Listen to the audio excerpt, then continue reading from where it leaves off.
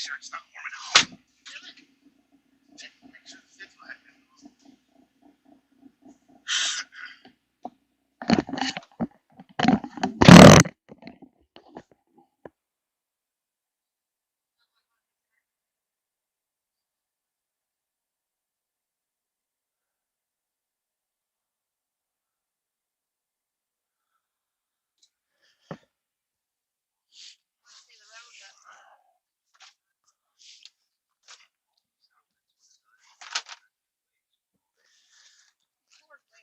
Yeah.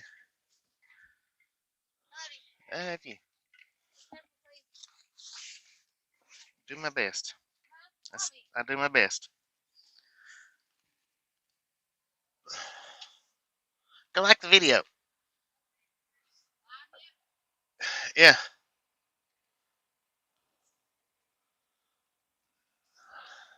All right. We are here in Wright City, Missouri. Good morning, everybody. We're fixing to pull out. Huh? Okay. Hopefully we can make it out of the parking lot here. It's pretty thick.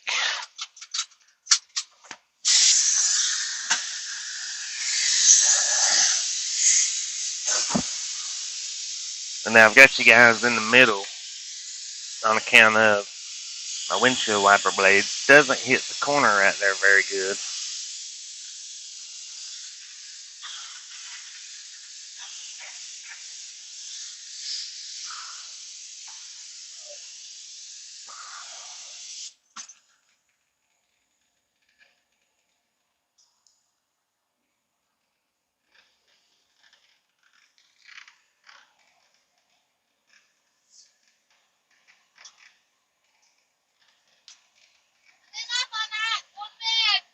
Yeah, Tasha's been up all night, so she's going to sleep sometime here soon.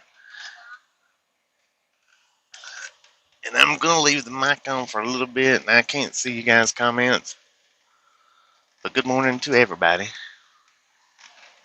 It's a little too dangerous right now to be reading comments. As Tasha says, sheesh. I think as long as we can get out of this spot right here, we should be alright.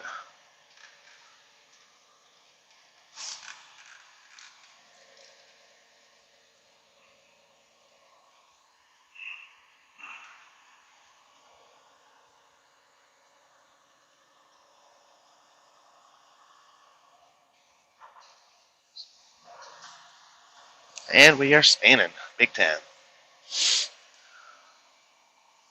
That was pretty rough right there. But, see, the thing is now, remember, we are extremely light.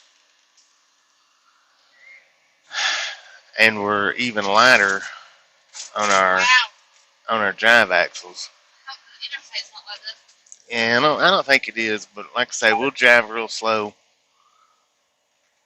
Maybe we'll come out of it before too awful long.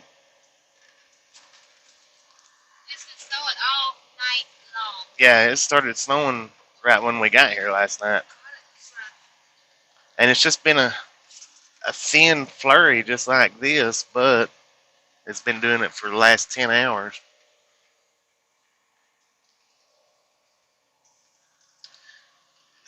That dude, this is why you're not supposed to park on the ramps.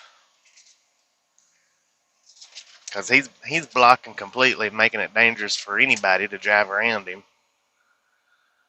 He could have pulled down there. He could have pulled down there where we was at, because he's not been there all night, I don't think. But he's just sitting there in his driver's seat, making it dangerous for everybody.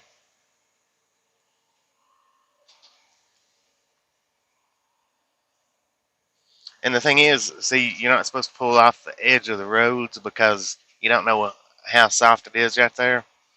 And that's what he done, was he just didn't pull off the edge of the road. But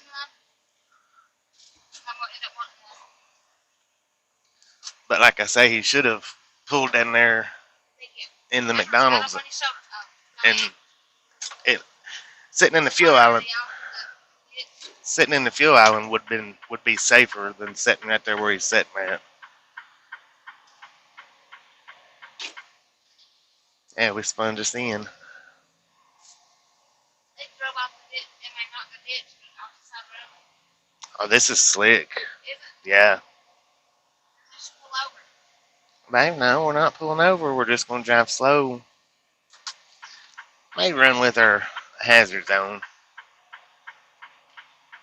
Because right now we're doing a cool 20 miles an hour. Come on, Hammer, get the camera in. Careful, I love you. I love you.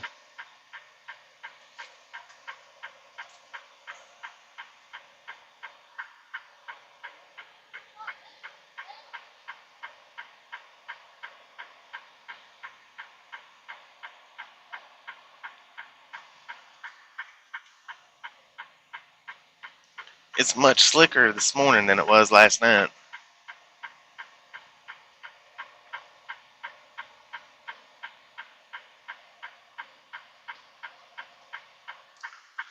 So we may have us a very, very long day ahead of us today.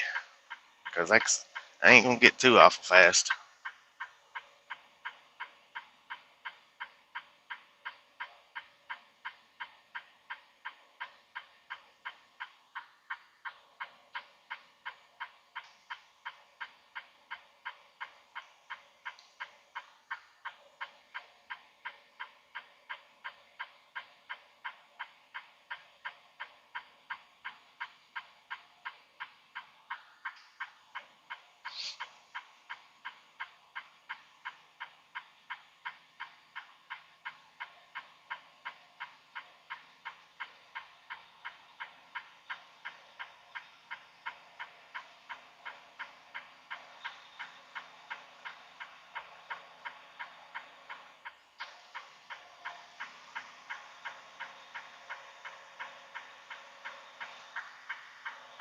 Alright, I am going to cut the microphone off though because I am going to pay attention to the road and let you guys watch.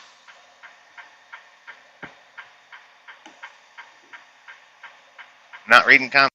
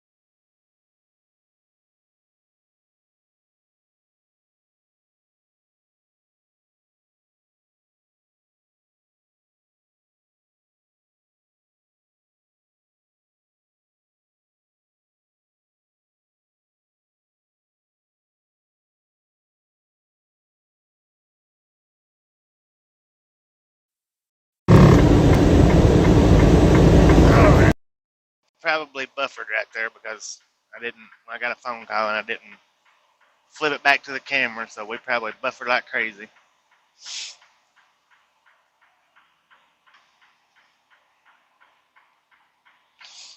Road is somewhat slick, and it don't help that we're as light as we are. That don't help nothing.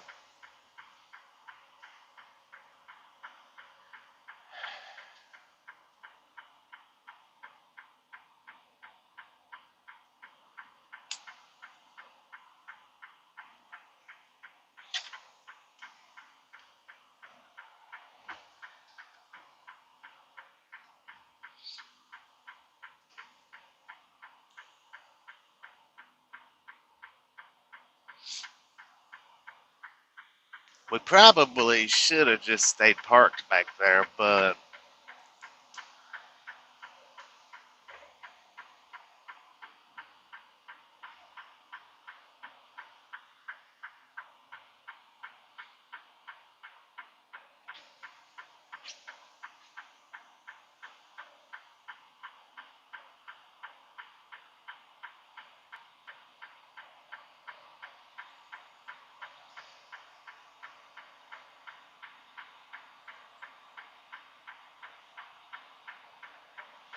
we didn't, and we're riding, so I guess we'll just be in a slipper slide for a little while.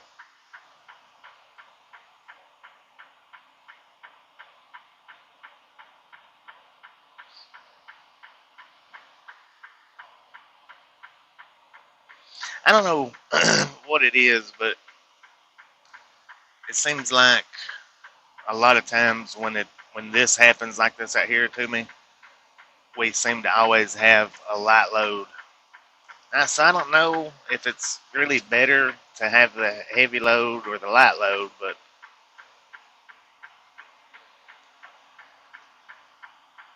I've always been told it's better to have the heavier load.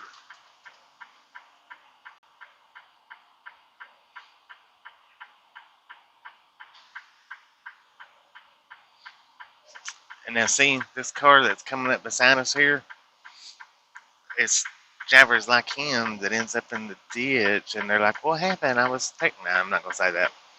He might be actually doing pretty good in that soft pack side.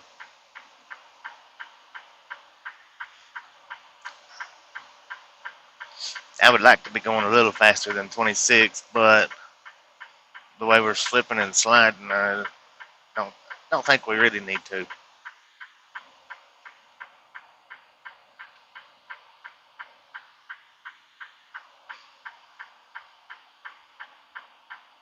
But I would like to try to keep a little bit of distance between us and that front truck. I don't like getting right up on them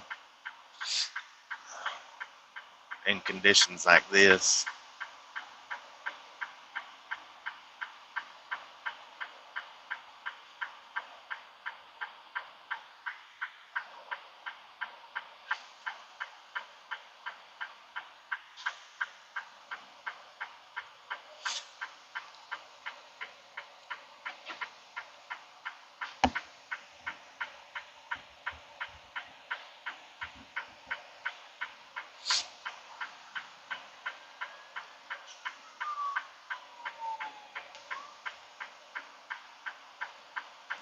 Disco lights with the sirens.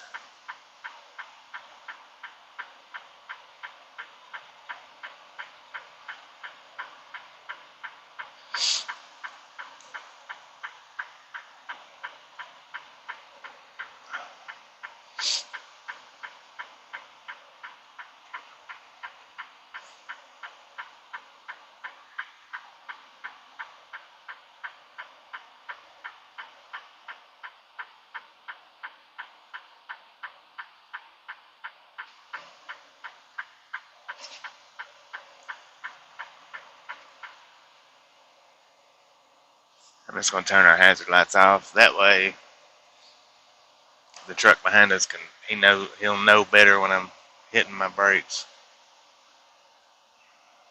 Because he's close enough, he sees us, so it's not like there's any danger in him not seeing us right now.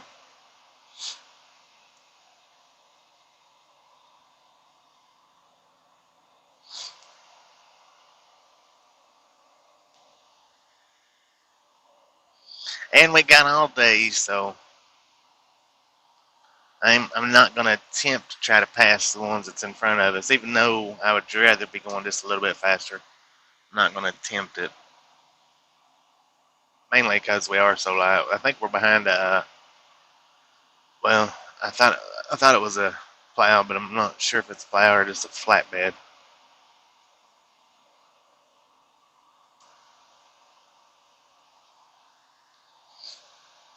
It's about 4 trucks ahead of us up there.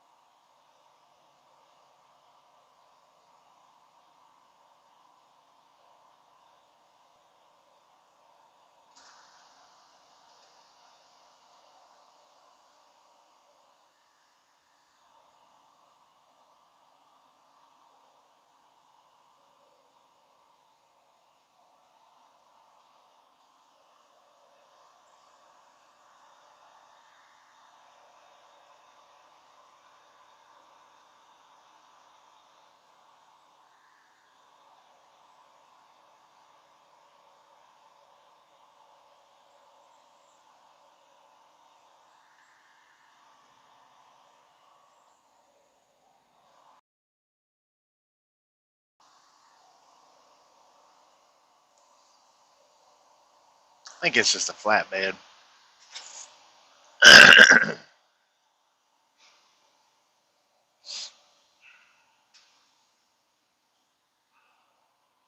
Yeah, I would indeed like to get around him though, but not on a hill.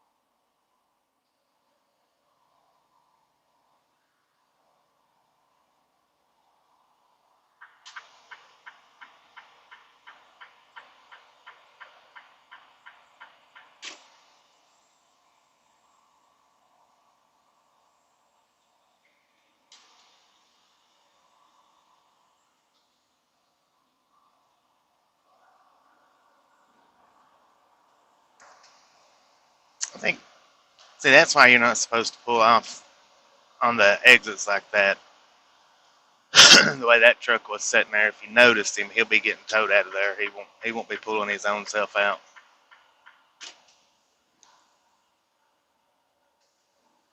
Because he went off the pavement, which was what the guy back there that I was complaining about, that's what he was doing, was avoiding going off the pavement. But still, it was making it unsafe for the ones coming on to falling off the pavement on the left-hand side.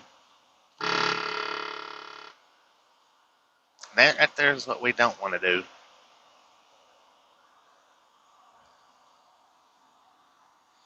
But the pickup truck that we passed, for me, he was going unsafely slow. I mean, we're just doing 40, which I guess for some people that might be unsafely fast, but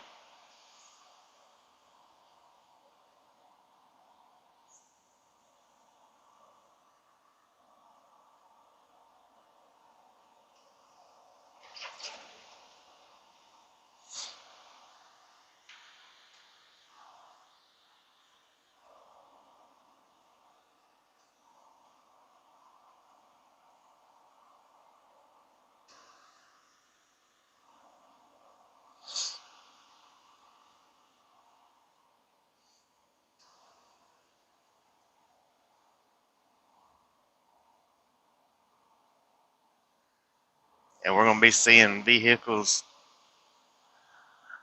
all up and down through here off the road. As long as we don't see ours off the road, we'll be okay.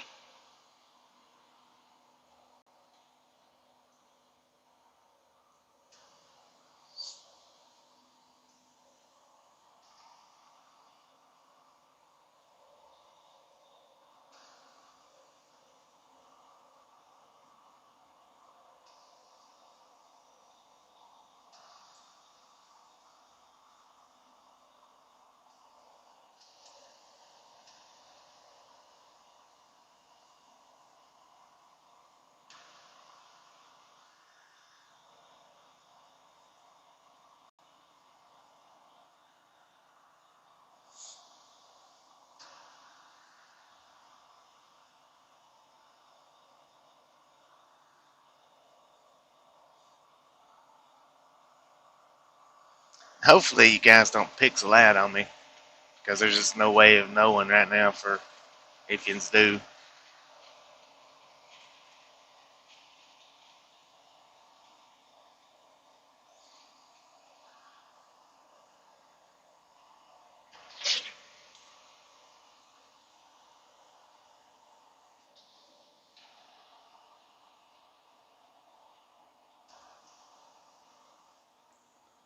Nor would it be safe or wise for me to try to fix the pixels. So hopefully they don't pixel. It don't pixel out.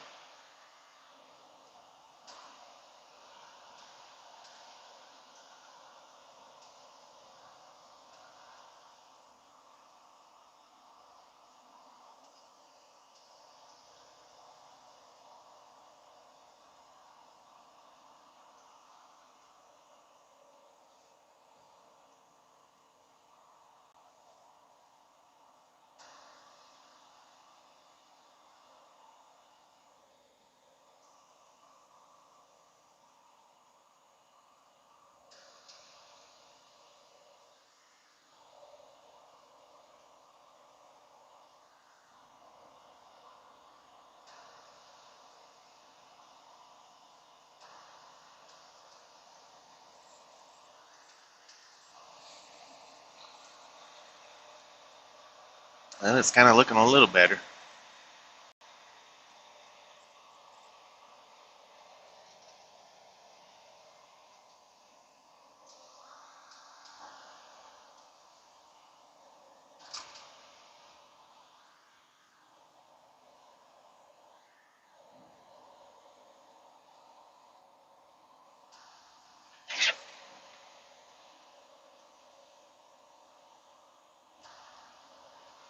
And I'm starting to think that southern route might not have been a bad idea.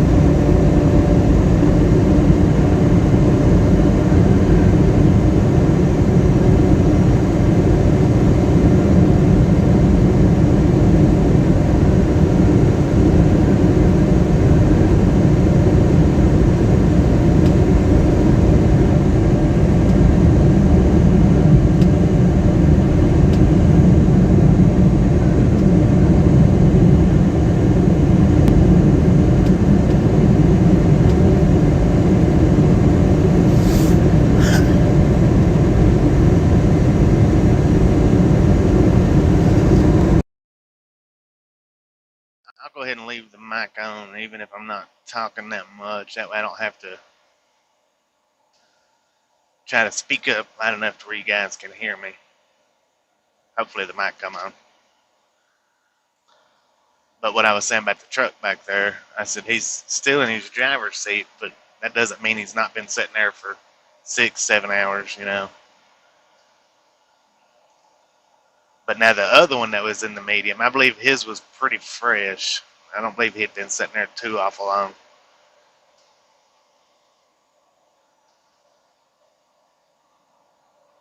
But there was a snowplow back there at the last get off ramp. I don't know if you guys seen it or not, but it was over in the ditch. Not good if a snowplow's off.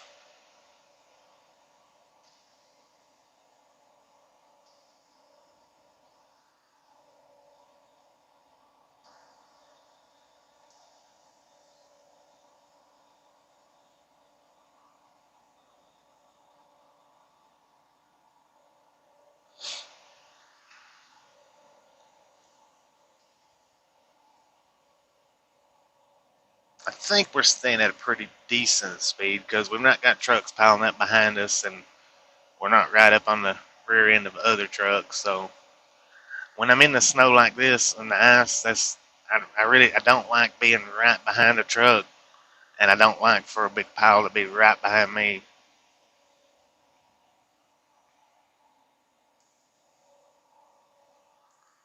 Which they're catching up back there, but they'll just have to catch up. I'm not gonna speed up no more. I believe this will be our cruising speed for a while.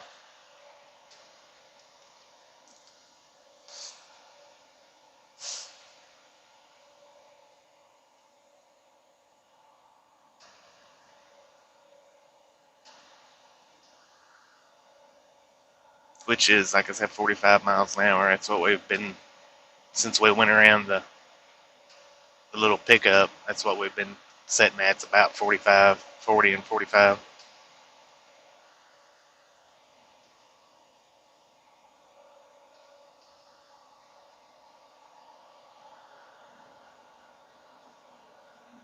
I guess he's comfortable though with about 50 or 55.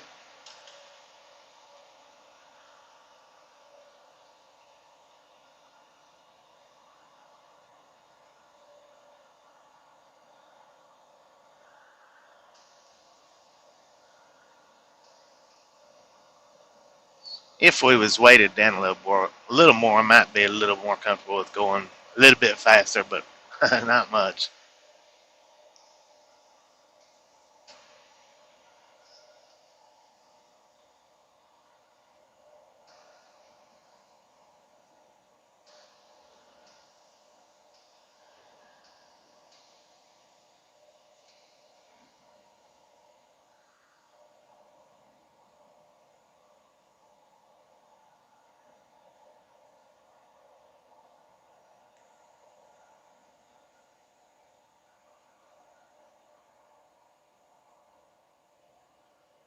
There's FedEx. It's another FedEx. That's what the first one was.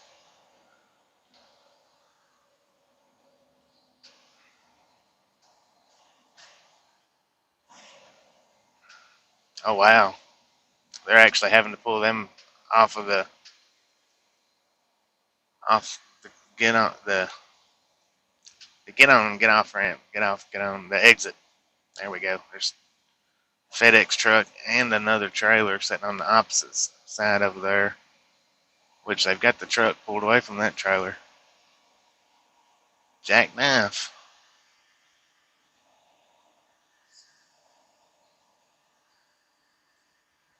I guess them two trucks out there probably witnessed that.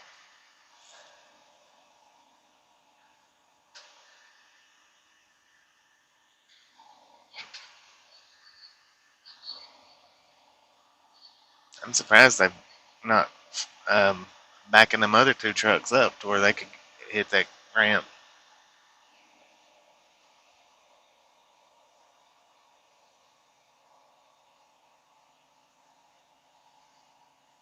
We was somewhere in Missouri a few years ago, and a flatbed hit an S curve too hard, and he rolled over, and we ended up.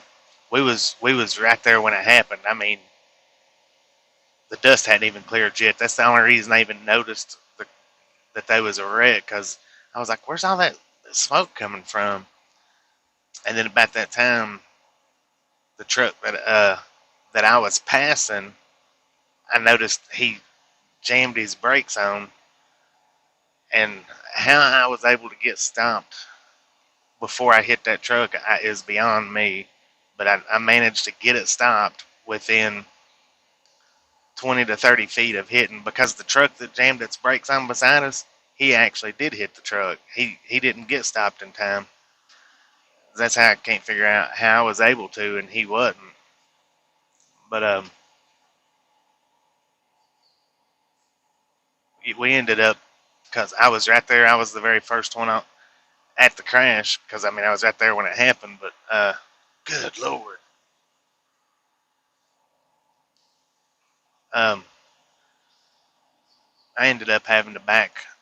They backed us up. I think it was like about a mile.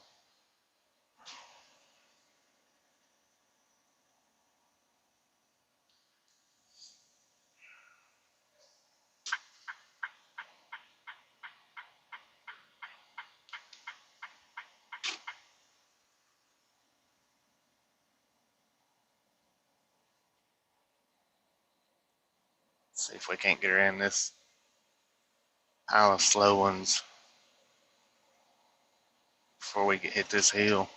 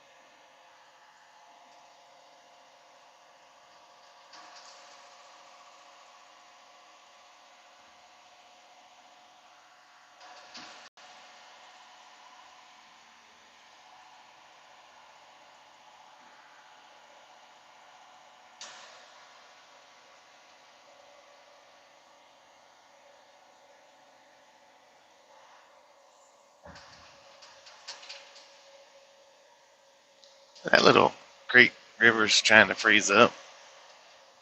According to the truck, we got 17 degrees out here.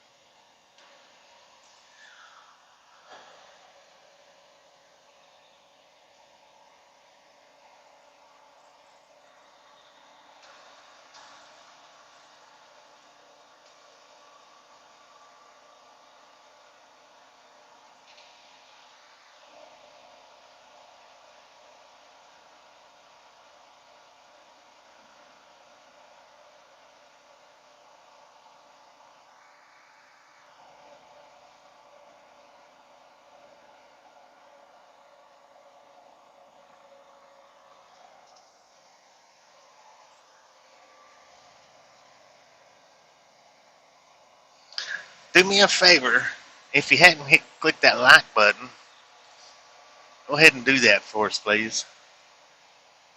Really would appreciate that. That does help us out a great deal.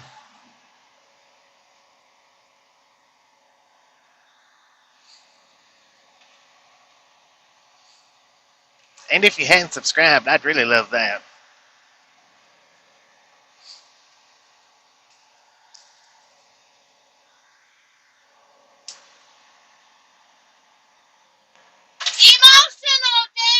Jesus Christ, don't do that.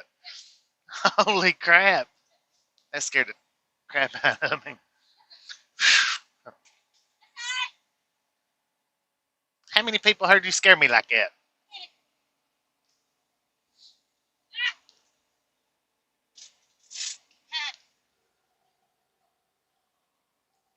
Huh? What? Look out here. I said, look out here.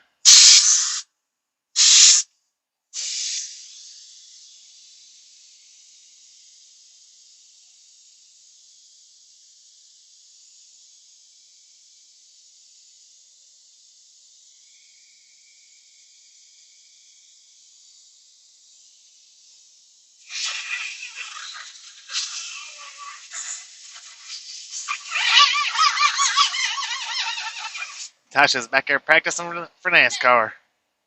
She wants her dreams is to be a part of the pit crew one day. All right, we are still we're down to 36 miles an hour right now. The roads actually look and feel a little bit better than they was, or I don't know about looking, but they feel a little bit better than what they was. We're not sliding all over the place like we was right back there a few miles back. Hey, look at the live stream and see if it's pixely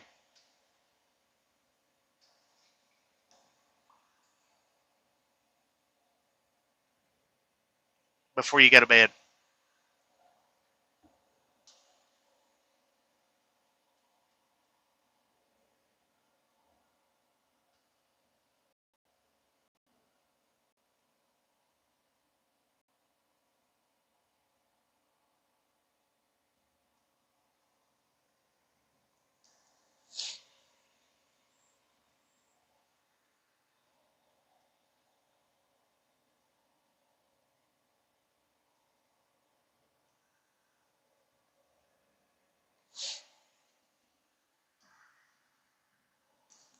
Have Tasha check out the live stream before she goes to sleep. Hopefully, she'll let me know if it's pixely or not.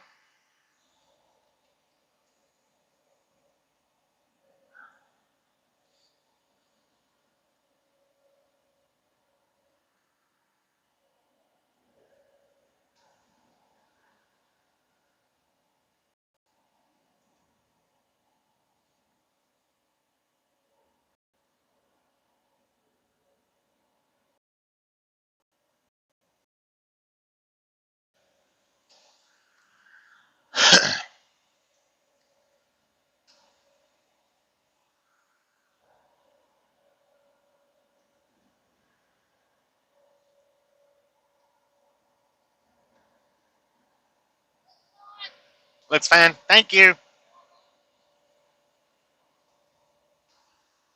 You're awesome, Sawsome.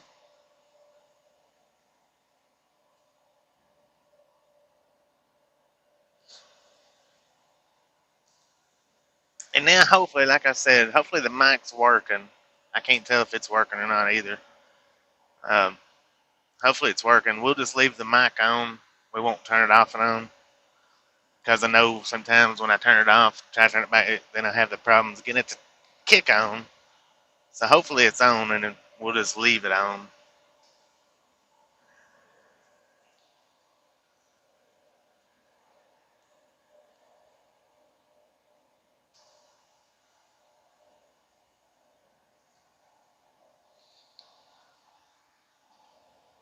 But now we're looking a lot better than we was.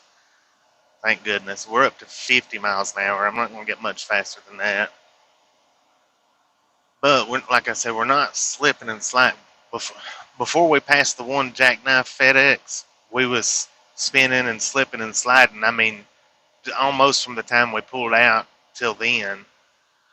And we're not slipping and losing traction as much as we was. But I don't want to get too fast, because if I get too fast, that causes me to catch up with the other slow drivers. And like I said earlier, I don't like being stuck right behind trucks and cars with the roads like this. I just don't like it. but I don't like passing them either. So we're coming up on them. Looks like pretty at a pretty good rate. So I'll drop it back down to about 40. Or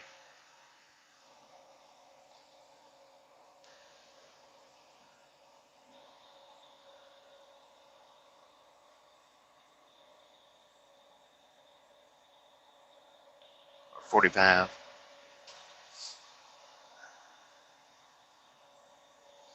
Welcome to Williamsburg. Now, I don't know how much farther of this nastiness we've got, but it has lightened up. But now the truck temperature has went down to 16. That's 1 degree. I don't know what it was when we left. I didn't look.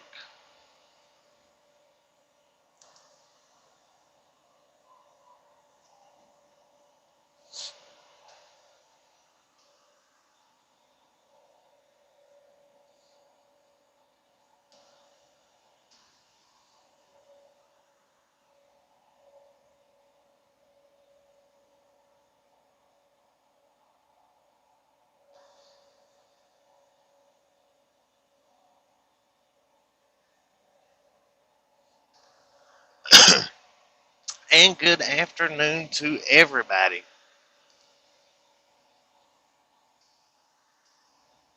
I hope we're all having a nice, warm, snuggly day sitting inside and not getting out and stuff like this if you've got it in your area.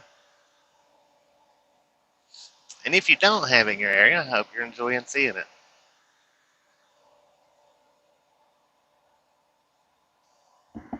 I'm not really enjoying being in it, but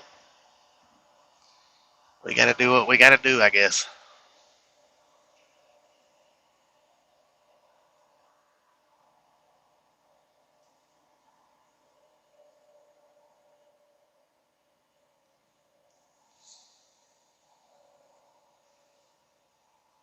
I wished we would have had enough time last night to have made it a little bit farther since we're driving the speed, having to drive the speeds that we're driving. I wish we could have at least made it to like St. Joseph last night, but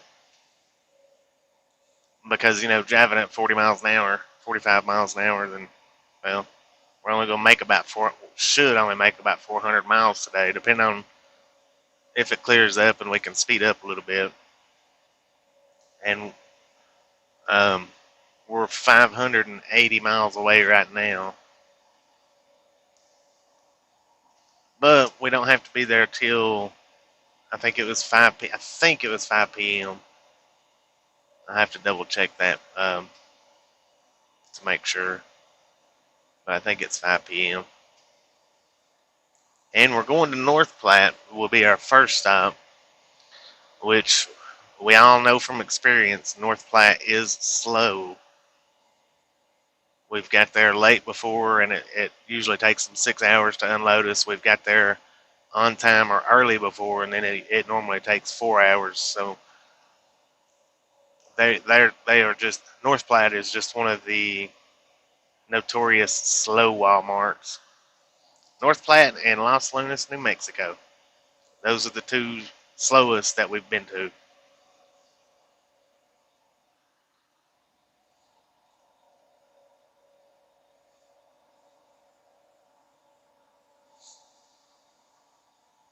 And I guess plus two, it depends on what you're taking in there to them.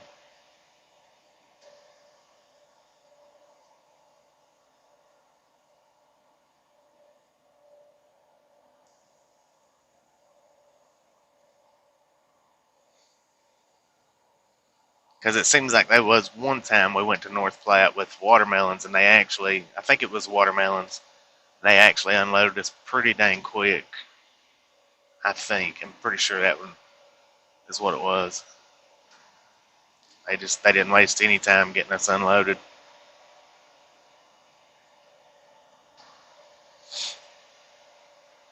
But now, really, I don't mind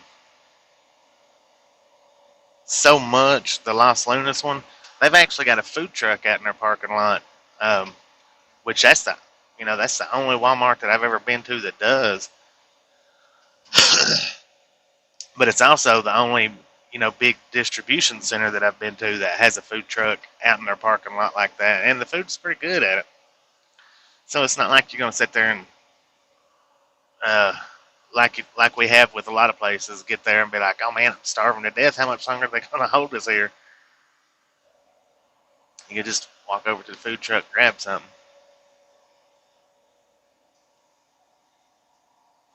I'm really, it's really kind of surprising that more of the big distribution centers don't have food trucks at in their parking lot somewhere.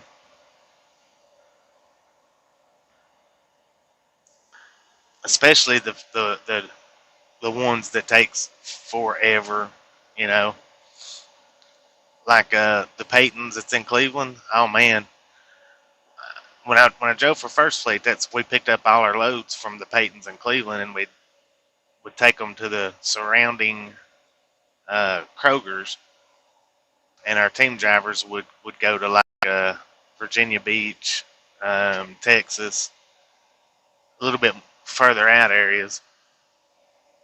But they was times, a bunch of times, a lot of days that I would go pick up my trailer. And I'm one of them that I like looking at the trucks on the dock doors, and um, just to see the different trucks that's there. But those have been lots of times that I've went and picked up my trailer, looked at the trucks, and when I come back 12 to 14 hours later with my unloaded trailer or finished route to drop off my empty trailer, them same trucks would still be on the door. Not all of them, but I mean, one or two or three of them. And it was daily. It wasn't just once in a while or from time to time. It was a daily thing. Crazy how slow some places, literally how slow some places will be. But if you're there for 12, 12 hours at least you do get your 10-hour break in. Yeah. But if you get there not knowing it's going to take that long and you don't eat before you get there or don't get something to eat, we carry stuff, but I mean, we don't carry a big bunch of different food stuff, which we should. We should carry more than what we do.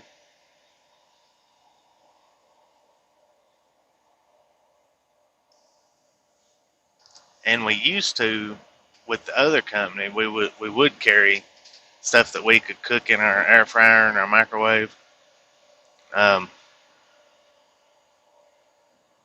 we did. We would go grocery shopping and carry stuff like that a lot more than we do now.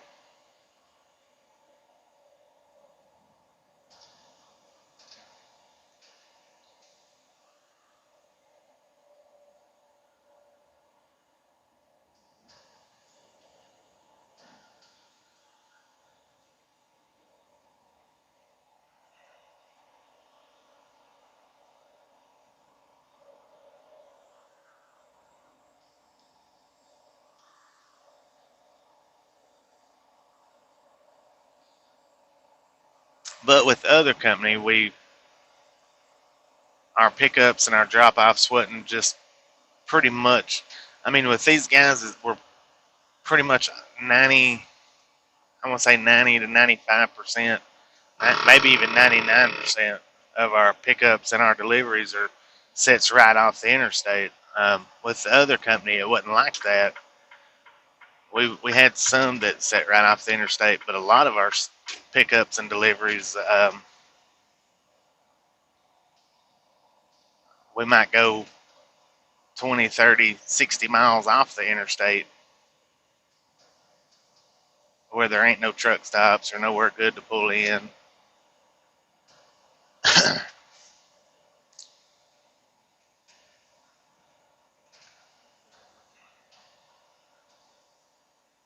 And we don't do that as much anymore. Which that's really, I think, what I missed the most about that company was all the various pickups and deliveries that we had. It wasn't all just big refrigerated storage places, which tend to pretty much all be along the sides of the interstate.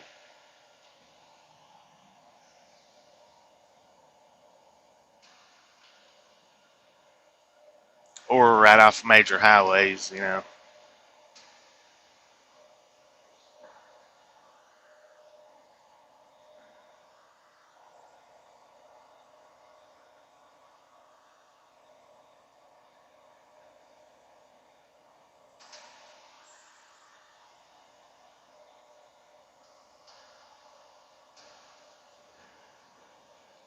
But the last company, I mean, it wasn't a reefer company neither, so we didn't mess with food at all. It was various stuff.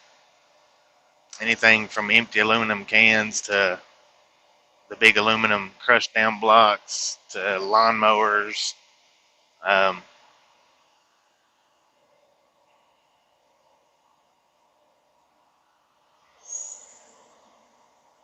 jacuzzis, paper rolls. Sometimes I miss hauling them paper rolls. Sometimes we picked up one paper load that where the actual paper roll looked like when I was back there closing the doors. It looked like a huge, ginormous roll of toilet paper. Is what it looked like. Most of the paper rolls it's got a paper wrap around it, like the cardboard type paper, or whatever, wrap around it. So you don't even actually see the actual paper. But that particular one, it actually looked it was like either a big toilet paper roll or a big paper towel roll. One or the other. It looked more like toilet paper to me though. And light, man, that load was extremely light because it was. I mean, I think that's what it actually was big rolls of toilet paper or paper towels. I'm not sure. It's been a while. Actually, I got a picture of it on Google Maps, but I don't know where it was at to go look on Google Maps to go look at it. Oh yeah, and we've hauled football turf for the high school football fields. Picked that up in Georgia and took it to somewhere in upstate New York.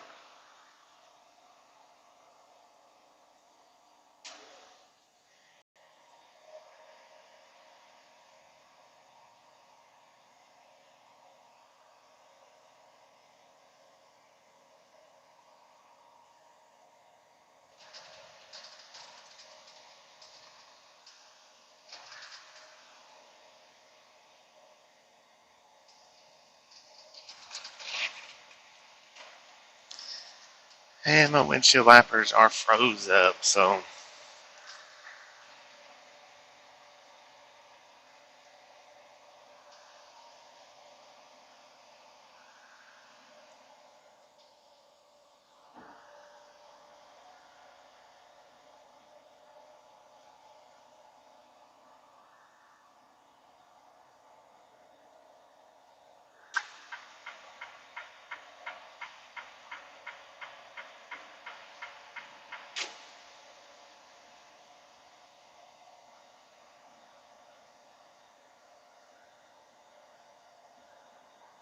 there's another truck off the side over there to the left. Looks like he was actually trying to get to the ramps. What it looks like, but I don't know.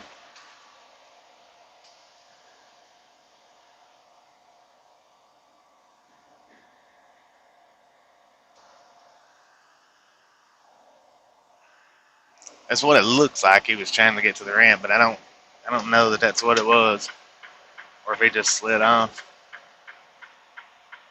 to the exit ramp.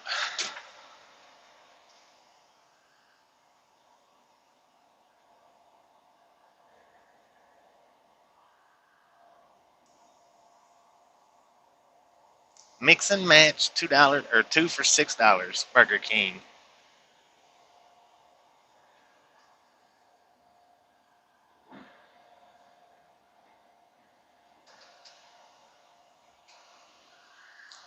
It's a nice one. It's all pretty much solid black, but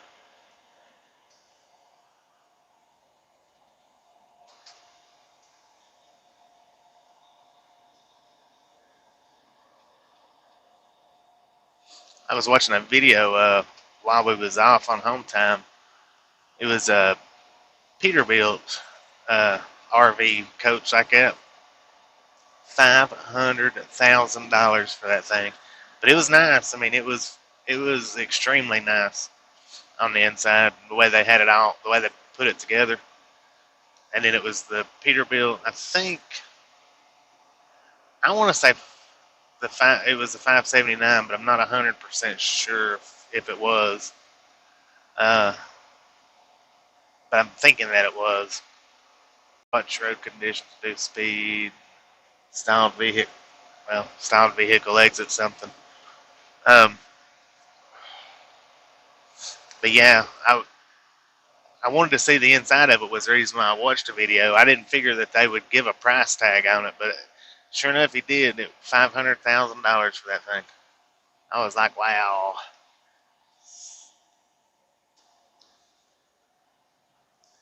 Our tow pass is about to fall off our window. I need to get some more Velcro for that. Tape it back up because it falls off too much now. I'm surprised it didn't fall off while we was on home time. Usually when we sit for uh, like 2 days, it usually falls off. And usually almost anytime we go in on home time, by the time we come back out on the road, it has dropped off the window. For some odd reason or other, when we're driving down the road, though, I can put it back up there. And when we're driving down the road, it'll stay up there. But when we park for any length of time, then it drops off. Now, I got me a sausage biscuit right before we left. I just made it before they completely done away with breakfast, so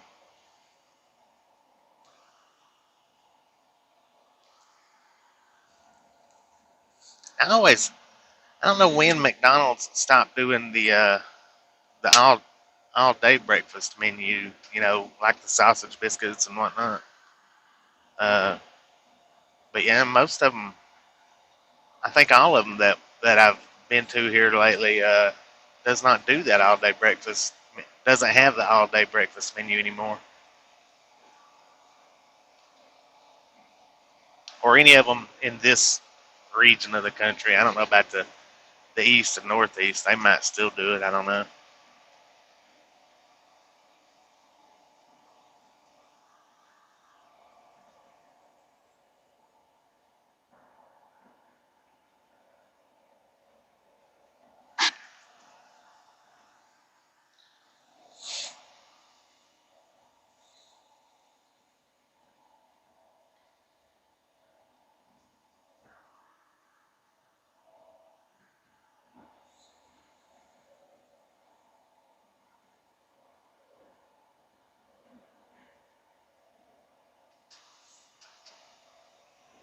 And I don't know if I mentioned it or not, but my ELD messed up again like it did before.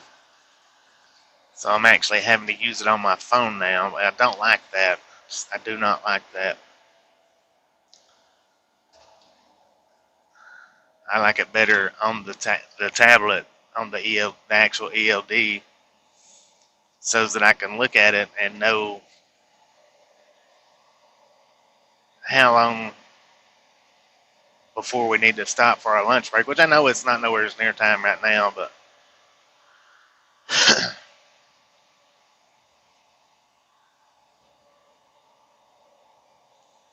the roads has gotten bad again. I know it's not nowhere near time right now, but it's just not. There it went, right in the garbage can. That was my toll pass. But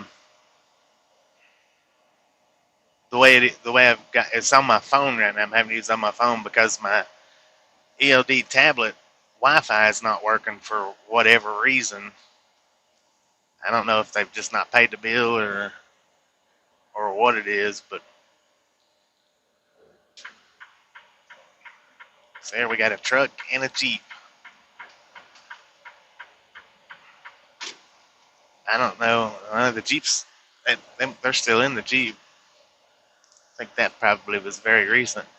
But I don't know if they've just not paid the bill or what the deal is with that. I don't like using it on my phone though.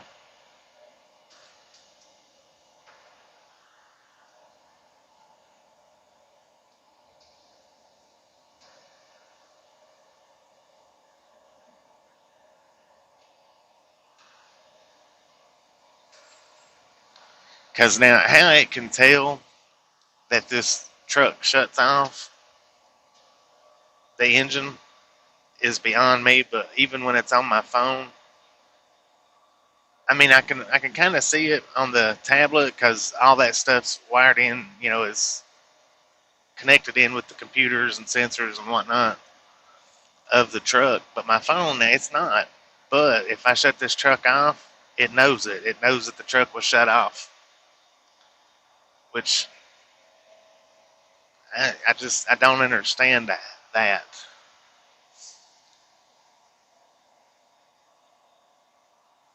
And what I'm talking about is like, see, I can be on personal convenience. We get a few miles every day of personal convenience that we can drive where it doesn't count against our drive time. Okay, now say I had it on personal convenience right now, and I pull into this next exit. We'll pretend a Flying J's there. I don't know that there is or isn't, but we'll pretend that there's a Flying J there. Okay, now if I pull up on personal convenience, hop out, leave the engine running, go in, grab me a Monster Nitro, come back out, hop back in, and go park it. Um, it'll stay in personal convenience. But now if I done the same thing, if I pulled up to the fuel island, shut the truck off, go in, get a Monster Nitro, come back out, start the truck back up, and go to take off, it'll kick me out of the personal convenience because the engine shut off. And it will also do that on my phone. And I don't know how my phone knows that the engine shut off because I can sit there parked for 30 minutes, 40 minutes, come back, get in, and that's either hooked to the phone or the ELD, not shut the truck off, and then hop in and take right off, and it's fine. But if I shut the truck off, I have to take it out of personal convenience and then put it back in personal convenience just to move and go park. Because if I don't, it'll automatically kick me onto the drive line, which I don't do the personal convenience a whole lot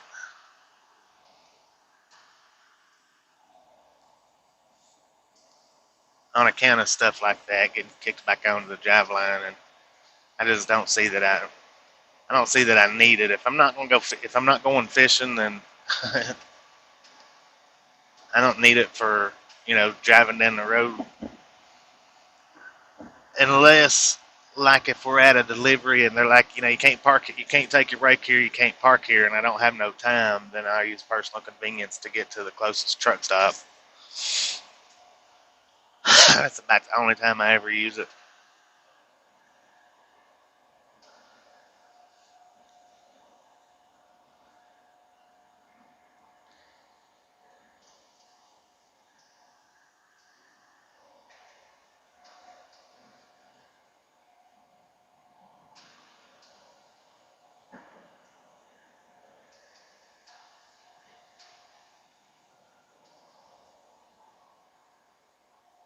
Stanton, Missouri?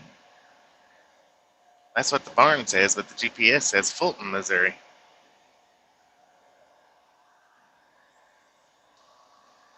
I don't know which one to trust more, the barn or the GPS.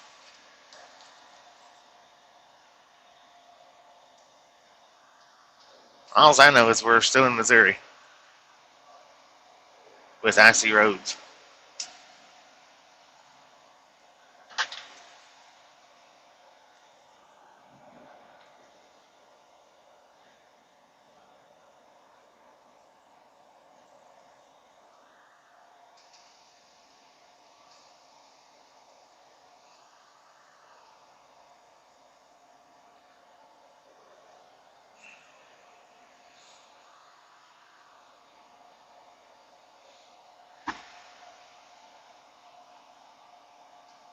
There's a tractor on a stick.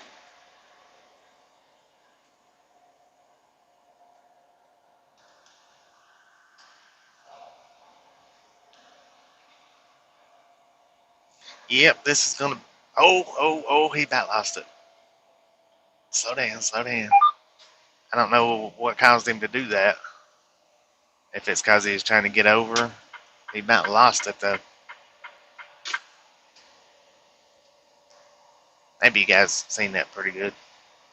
It was kind of close, so I don't know if it was from where he was getting back over, or if he seen this truck up here and was trying to. I think that's what he done is he was getting in the lane. He seen the truck and was going to try to get back over real quick. I think that's what caused him to do that. I think because he didn't hit his brakes. I mean, I didn't see him touch his brakes at all.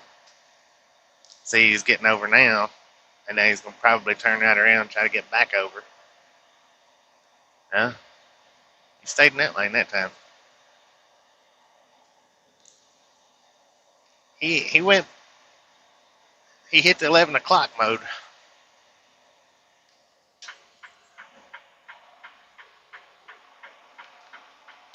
Or maybe 10:30.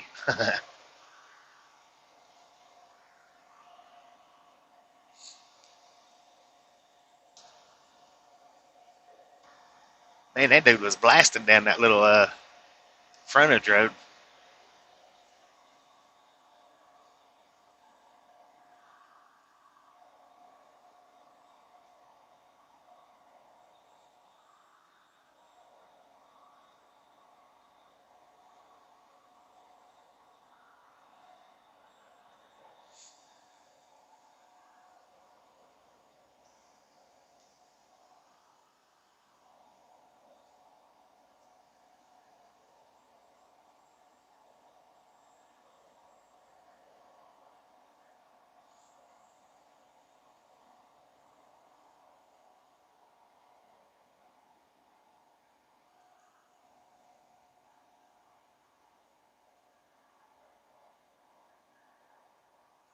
And I guess that one's been there for a while. It had yellow tape on it.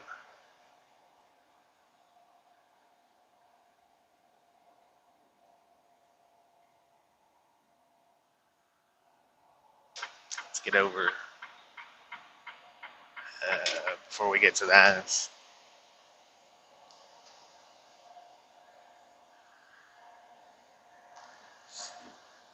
There's no,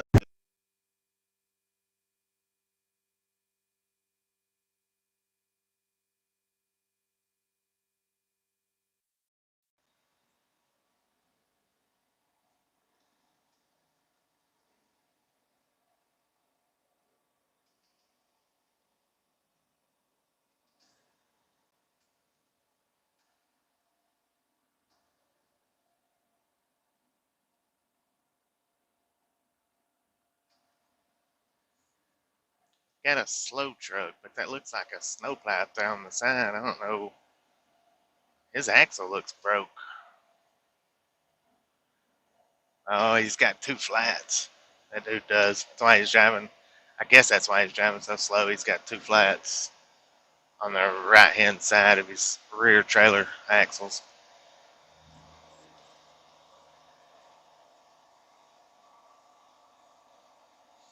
Probably what happened was maybe, I mean, I don't know for sure. Maybe what happened was his trailer brakes was froze up and he's went pulling them down the road and popped them. That's kind of what it looked to me like. Don't know for sure, but I think I'm gonna stay on this side. Somebody wants to pass, they can get over in the ice and do it.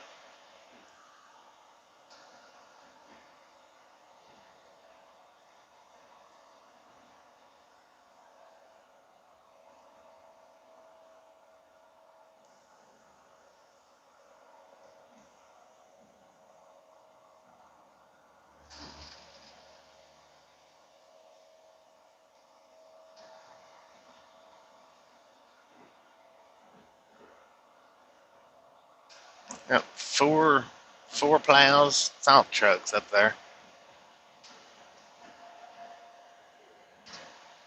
No, might be taking them a break. I don't know what they're doing when they get on the side like that in a game.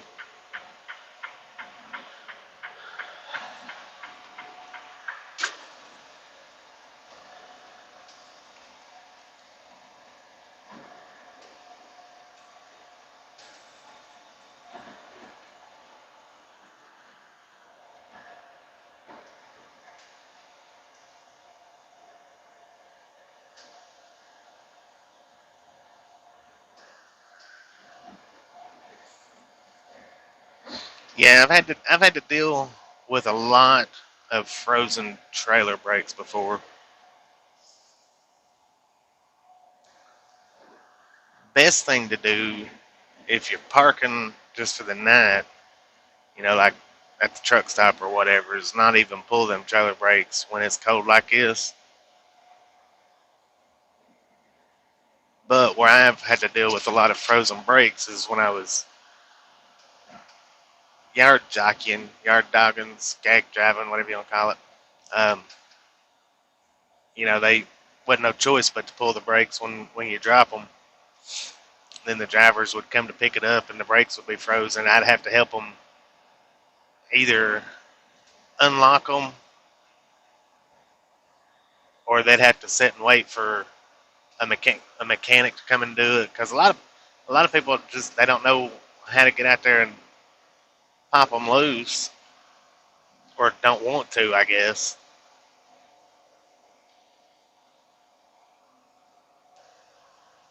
And that's the thing about the M&M in Cleveland, which I think all the M&M Mars factories are like that. They don't let you sit on their lot. It's come in, pick up your trailer, leave. Kind of like how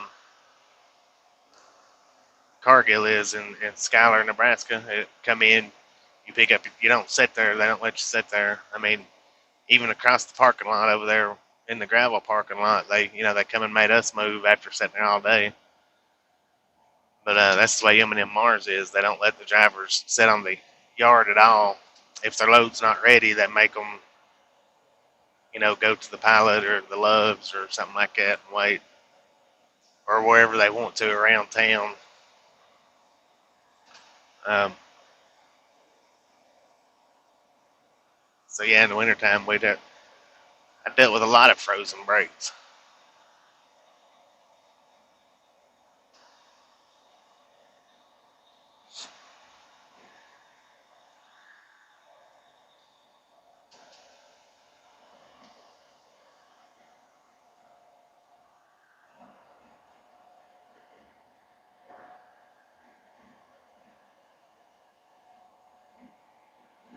And all you have to do is get out there and tap it with a hammer. That's it.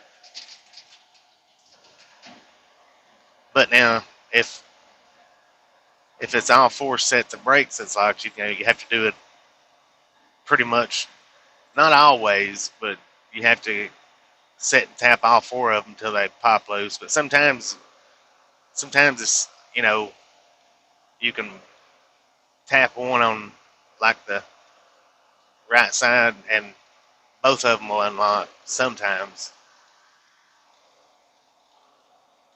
which means you'd have to tap them, on the left side and then once on the right side.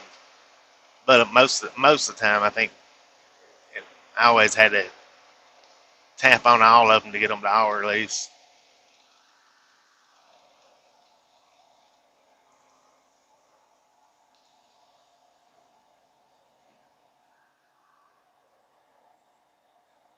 And some of them, it's more like you needed to stand up and get a great deal of force behind it, but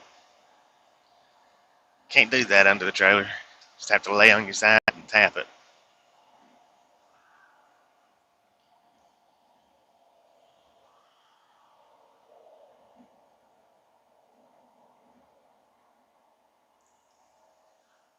It's like he's having to clean his window. He's the one that just passed us here not too long ago.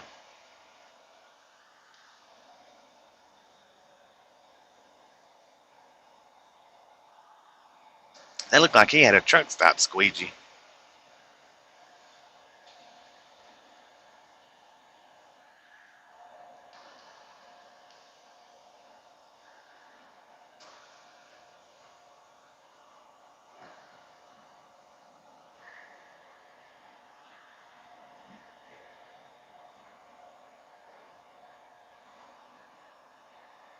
Alright, we have increased our speed a little bit.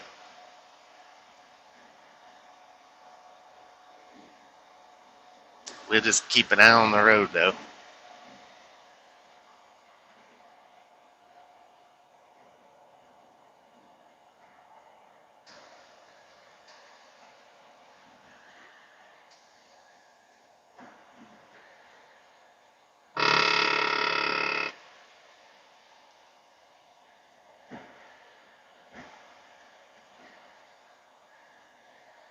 There's another truck off in the middle. He's got his four-way zone, so he's probably still sitting in the driver's seat too.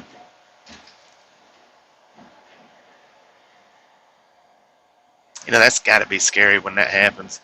Well, there's yellow tape around it. No, he's not in his driver's seat, but the four-ways are still on. Well, matter of fact, his hood and windshield's covered with snow. There's a pickup truck to the right.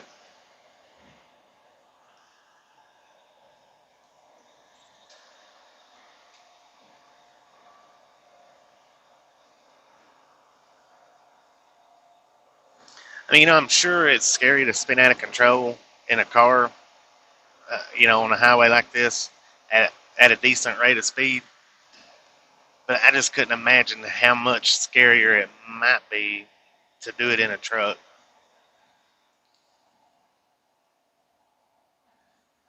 Because when you spin out in the car, I mean, it just seems like it would be quick.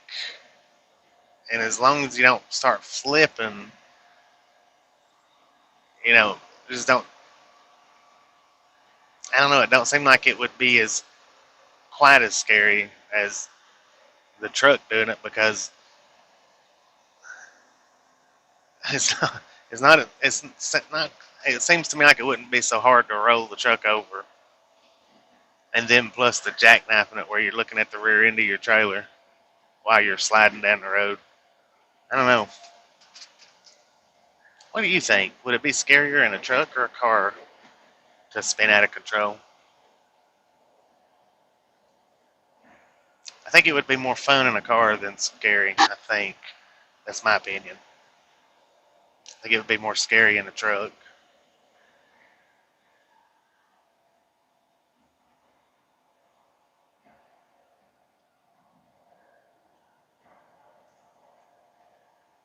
And I think it would be scary either way, really. I'm just messing with you. But I seriously don't think it would be as scary in a car. I don't think.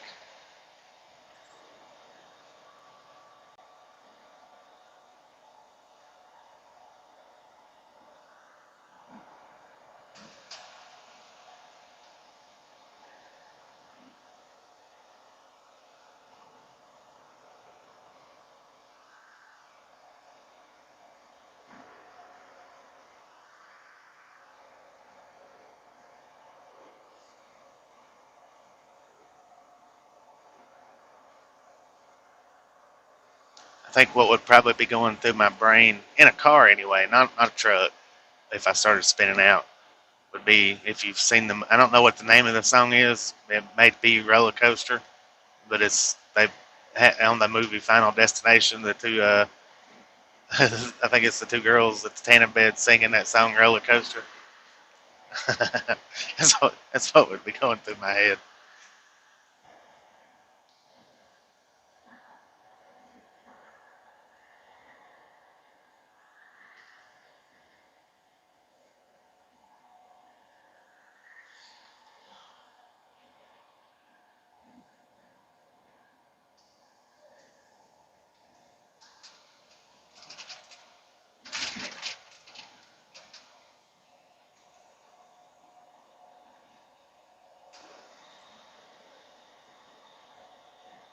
We are 120 miles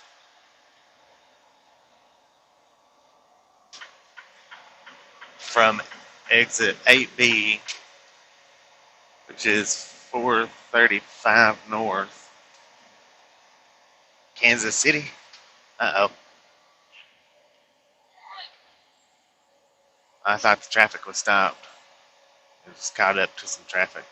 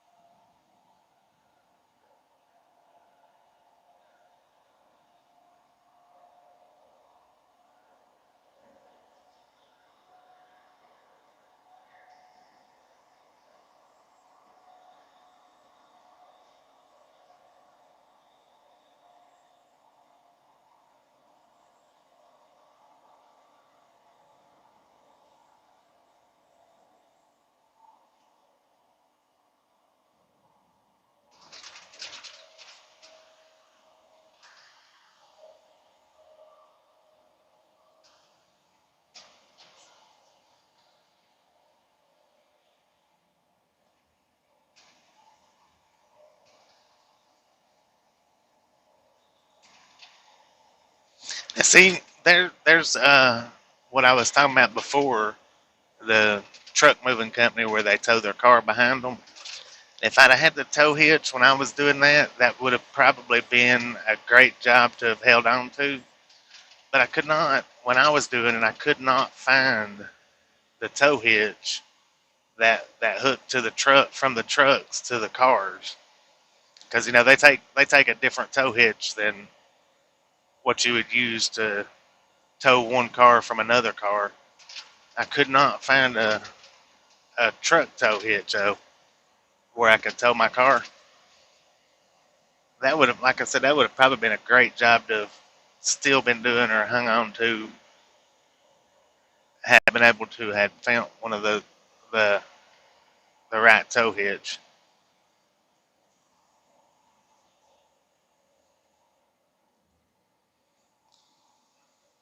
Because it costed just a lot of money to get Ubers and taxis from a drop to a pickup or to rent a car.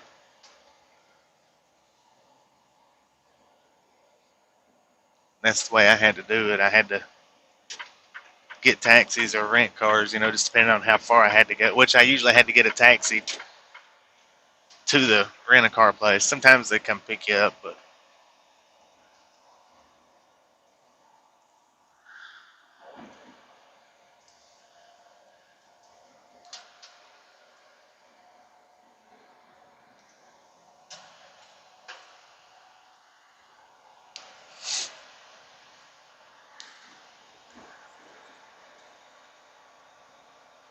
I have given some thought to going back to doing that, but I need to. Well, I don't have a car now. I forgot. I don't even have a car. I have to get a car first. I usually don't keep cars when I'm out on the road like this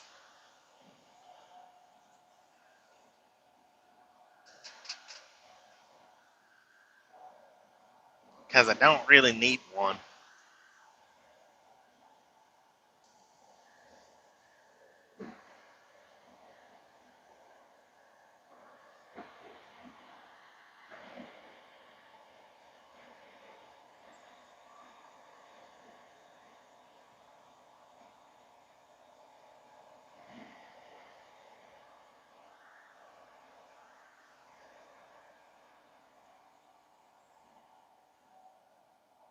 When I stay out on the road, what I mean by like this is when I stay out on the road for like a month or 2 months, a month and a half, or whatever.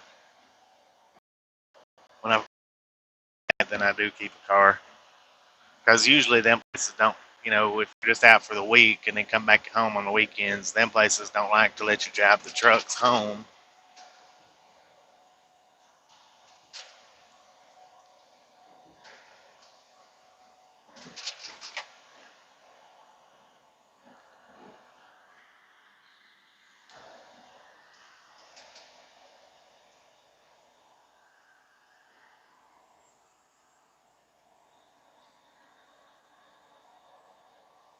And I would clean our windshields, but it's frozen. Well, my side's frozen. Our side's not. The blades are frozen, and my side with the water is frozen. And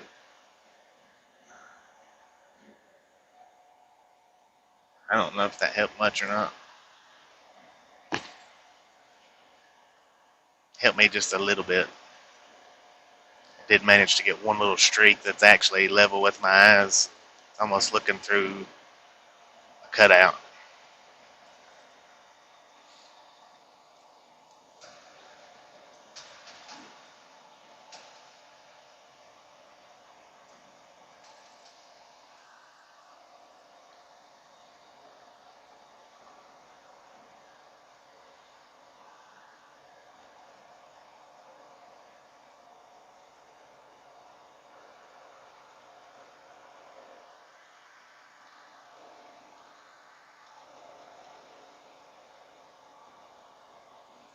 There's a pickup truck off in the middle, and a Penske truck. It's like I don't know if you guys have noticed or not, but it's like it's not been usually just one. Usually it's two to three. It's multiples whenever we do pass them.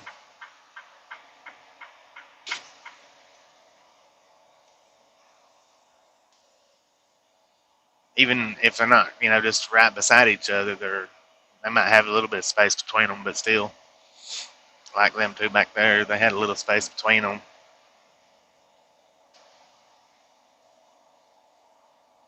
It's like one of them's looking at the other one, I guess, and kind of what I feel like the truck was looking at the Penske truck and lost control, or the Penske was looking at the pickup truck. I don't know.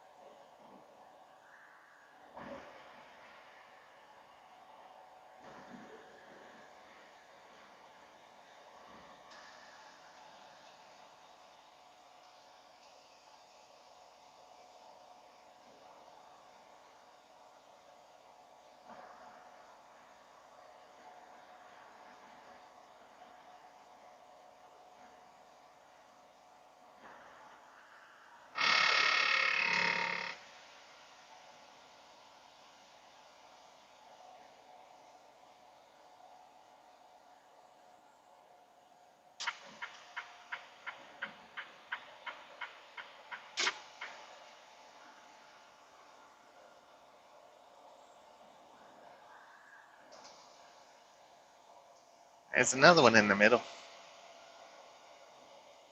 I think that happened last night.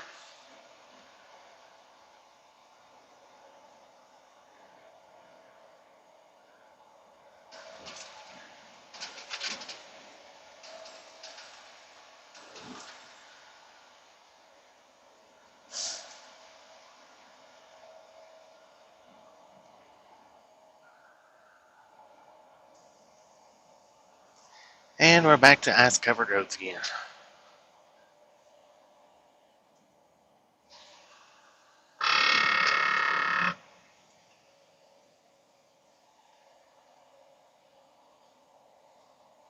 Narrow lanes, 2 miles ahead.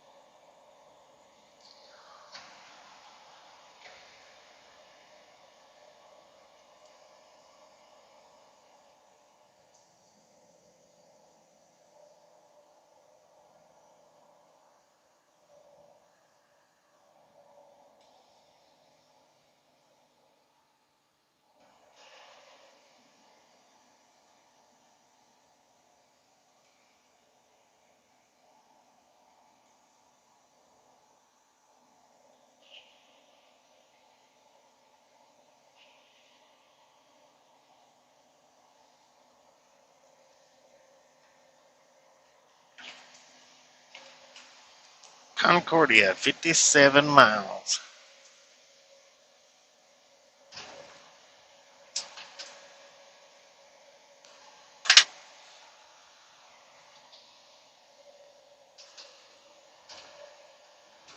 Crossing over the Missouri River. It's not froze up. You know, I've noticed the Missouri River does a lot more freezing than the Mississippi does. Or in places where I've crossed over it anyway.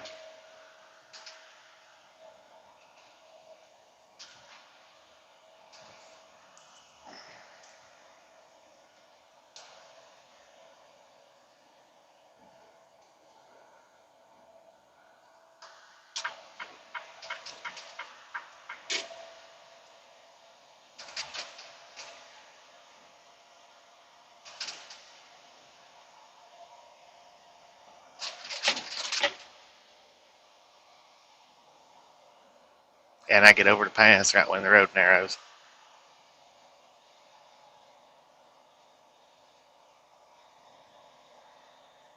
Oh man. Oh, pickup truck. See that big snow pile on top of the pickup truck?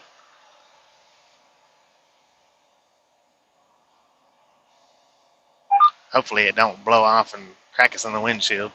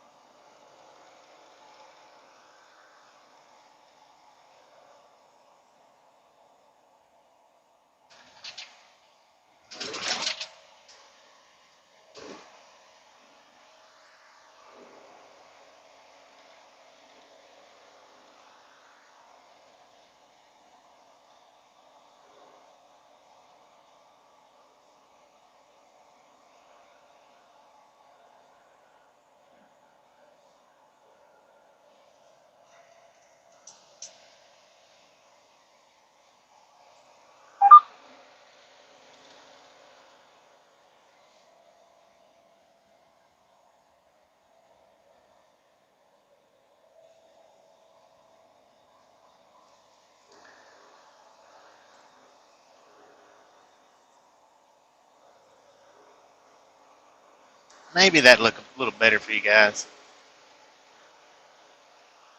I don't know why I didn't flip it out sooner.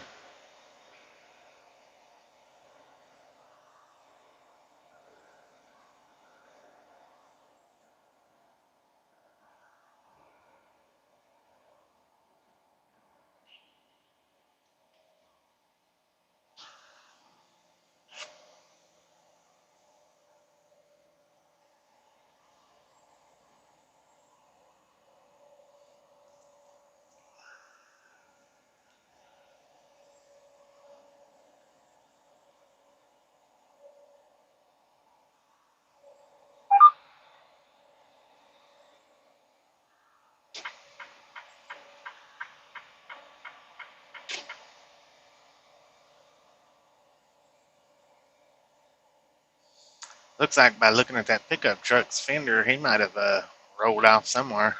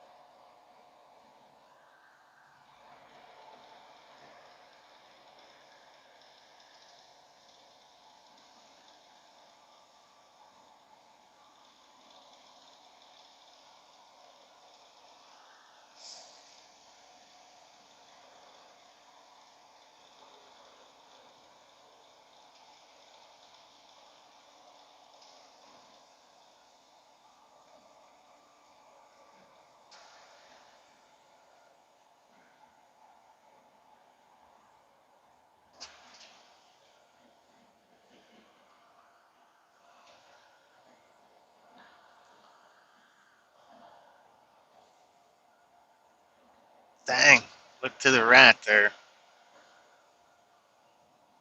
He went off the road big time. Looks like he's been there for a minute. Nice truck too, Mercer. But at least he didn't go off in that ravine or gorge or whatever you want to call it.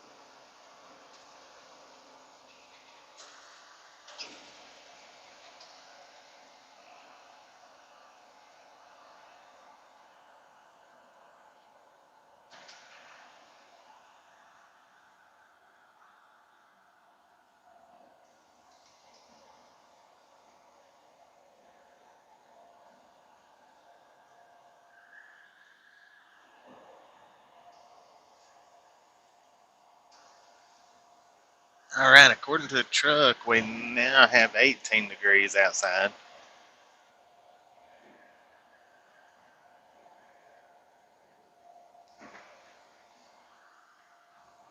We are cruising at about 55 miles an hour.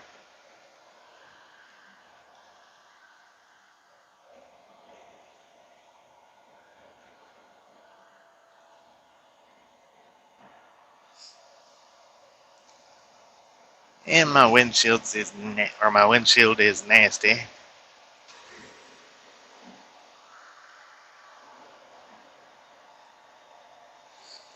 Oak Grove, 78 miles. We may, I don't know.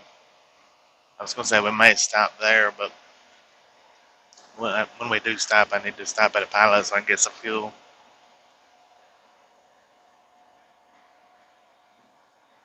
I have to stop and get something faxed to me, which won't take very long, but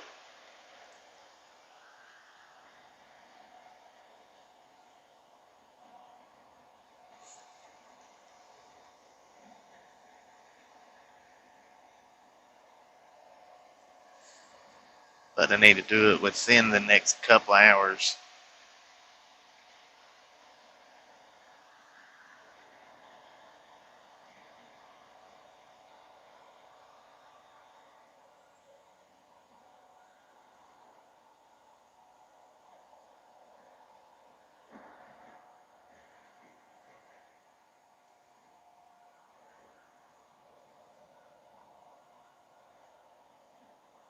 I thought that was trucks off the side right there, but I think they're in a rest area.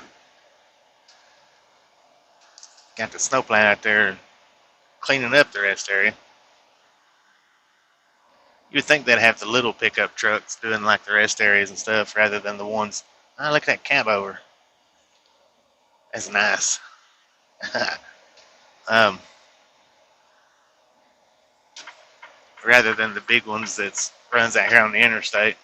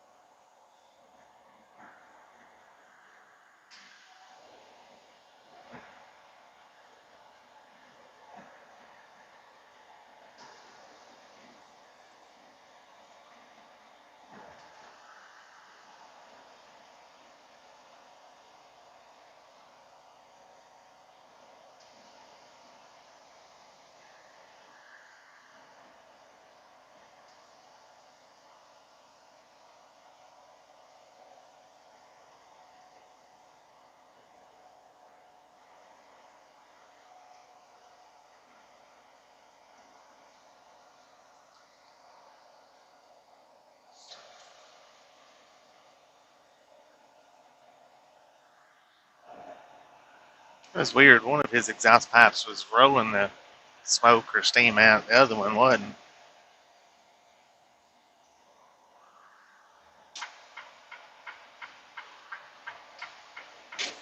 Seems like they both would been.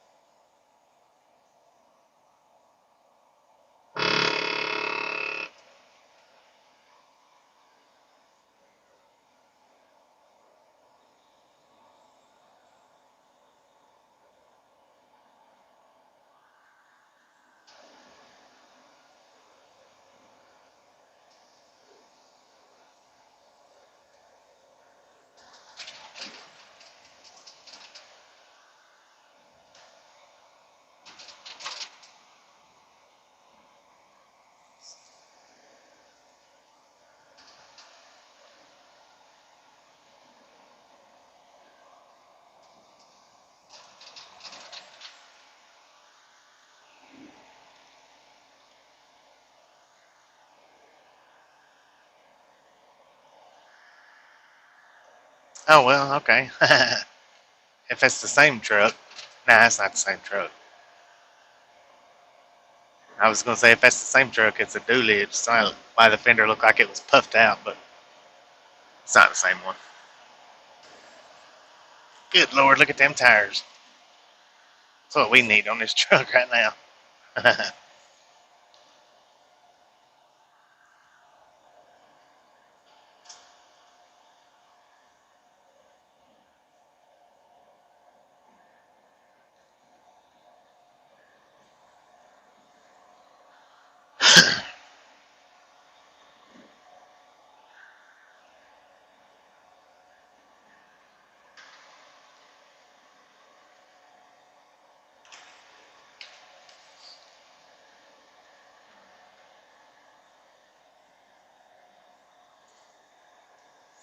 Hopefully, you guys, it's not pixelated. I'm thinking about restarting it, but I hate to restart it if it's not pixelated. Or not restarting it, but resetting it.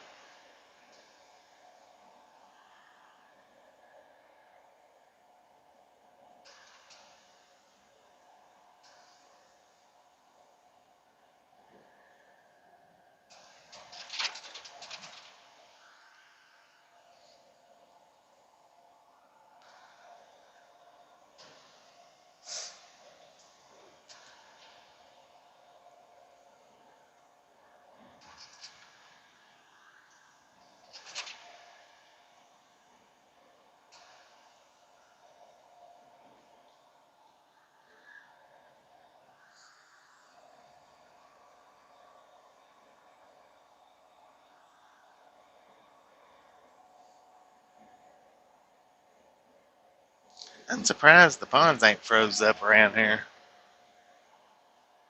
I mean, they are a little bit. Some of them are completely, but like that one we just passed to the right, just the outer edges of it was frozen. 95 miles to Kansas City.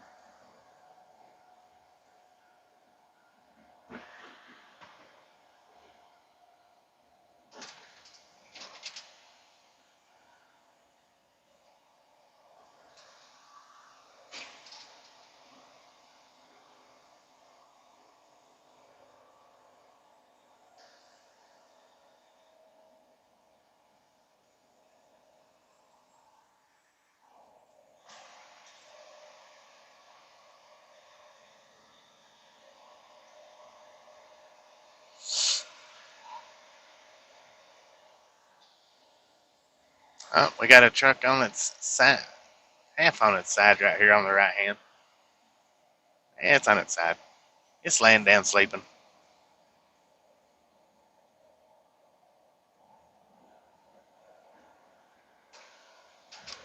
It decided to sleep through the rest of the snow, I guess. Take him a nap.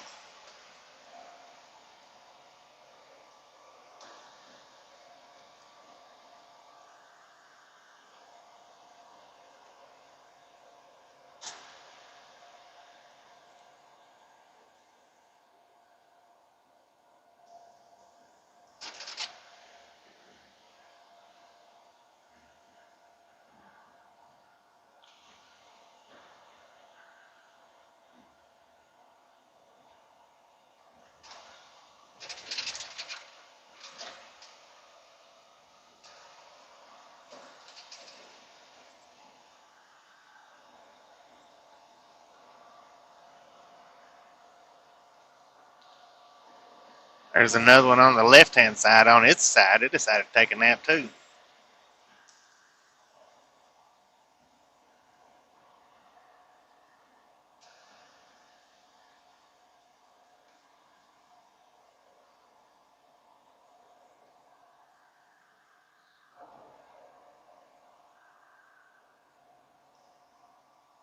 His window was down apparently where I guess where he climbed out of the truck. Guess it would be a little bit easier to roll the window down than it would be to open the door up on the side like that. On its side.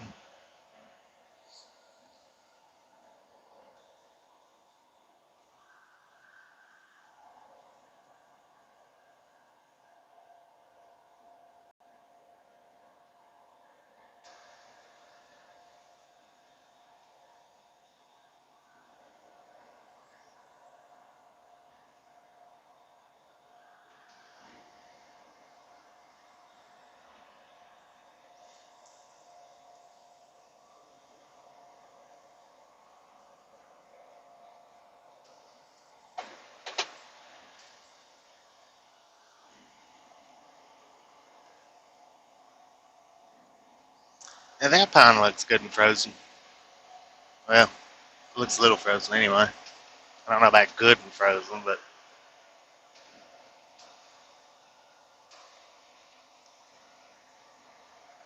it's a little wet looking in the around the center.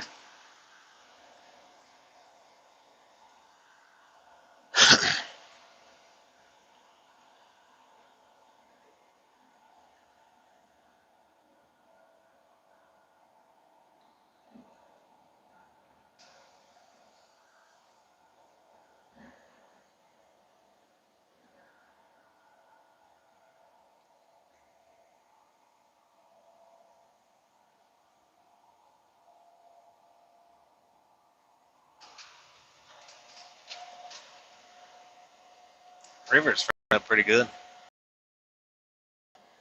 Now I can walk around, not that frozen.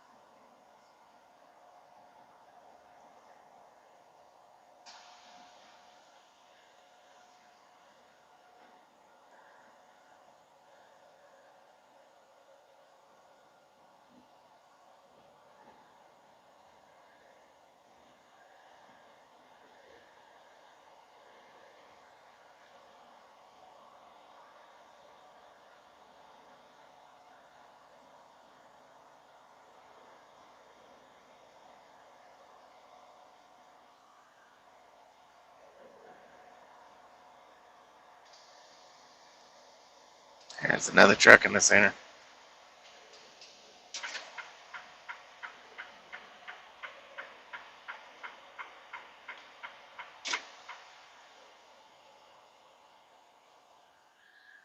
Looked like he was still sitting in his truck, but I'm not 100% sure. Had yellow tape around it though.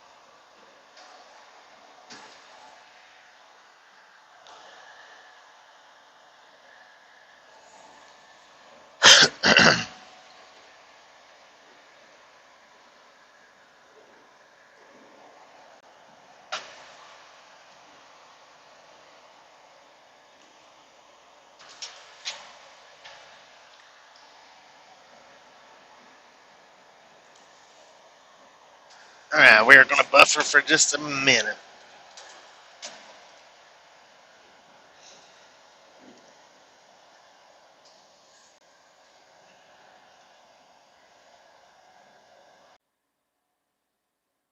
Welcome back, everybody that made it back. I did reset the stream.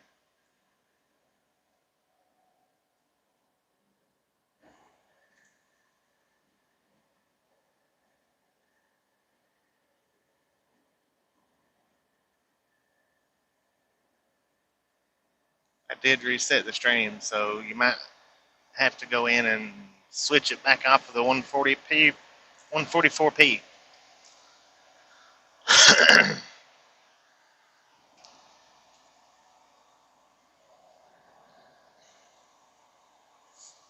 But while I was resetting the stream, there was a truck off on the side.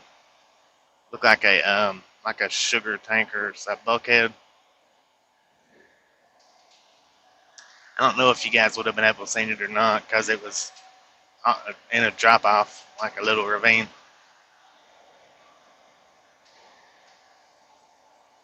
And he was camouflaged in the snow pretty good.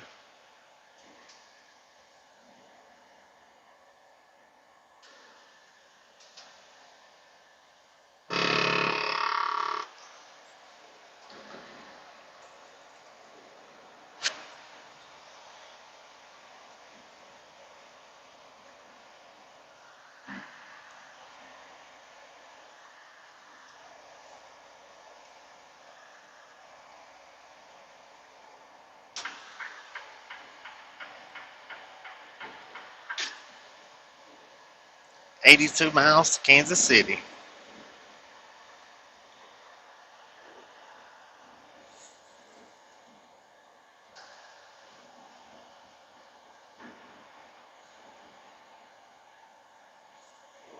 I guess that dude had a blowout.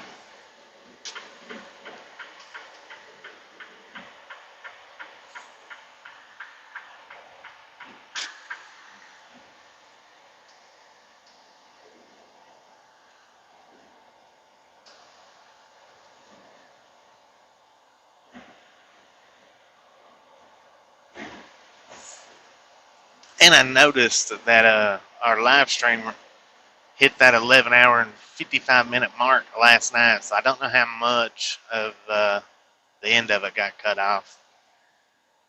But when it says 11 hours and 55 minutes, that's the max on my side that it'll do. So apparently we hit a cutoff there somewhere. I don't know where.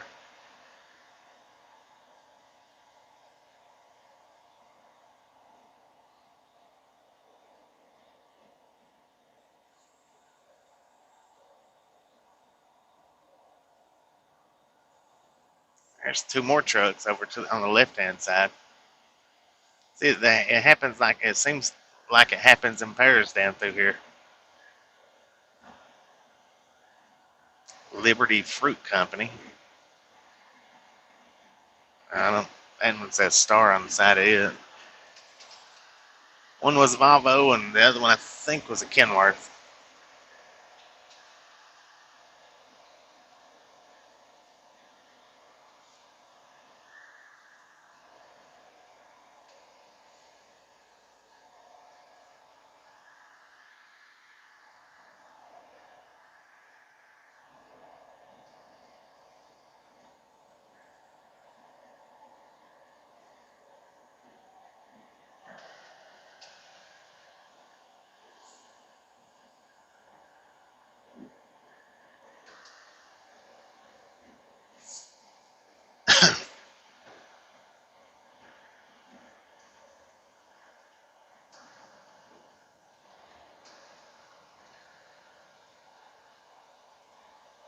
Ah, that's a Kenworth.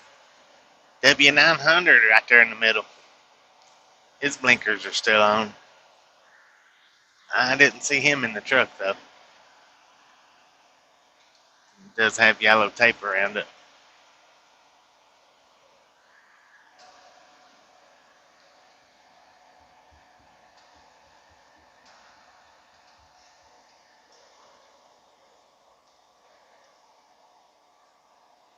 And here's another one in the center.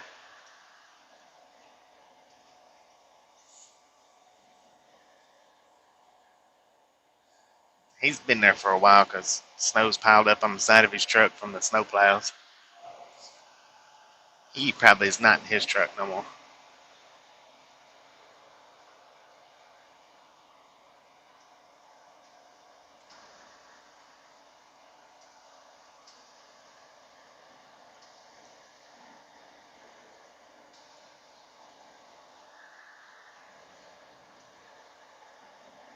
And here's another one in the center. This one is a CFI. Hopefully it's not riding with Dave. It's been there for a little bit though, because it had snow piled up on it.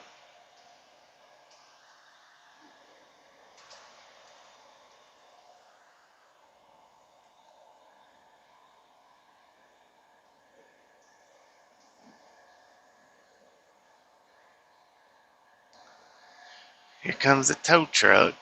He's got his lights on. He must be maybe going to grab one of them. I wonder which one he's headed to.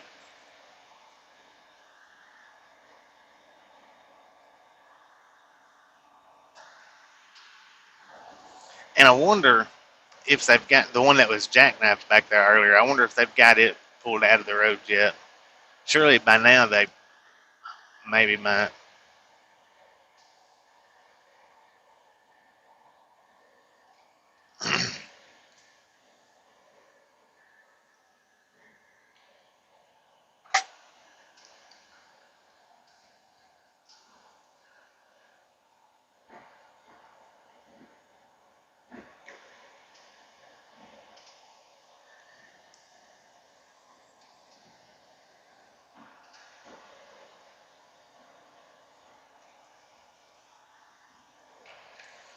Let's see. Trying to think what time we pulled out from back there. It was what, about 11 o'clock.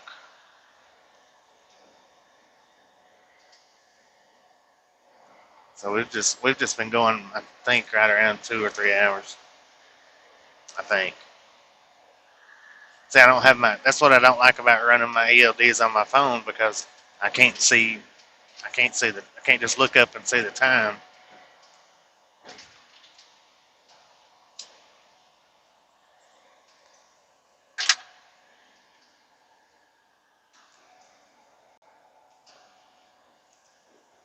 And actually, what I should do, I think, maybe, is take it back off of my phone and put it on Tasha's phone. But anytime she's asleep, that would be fine. But when she's awake, I would always have to remember to snatch her phone from her and fix my current duty status.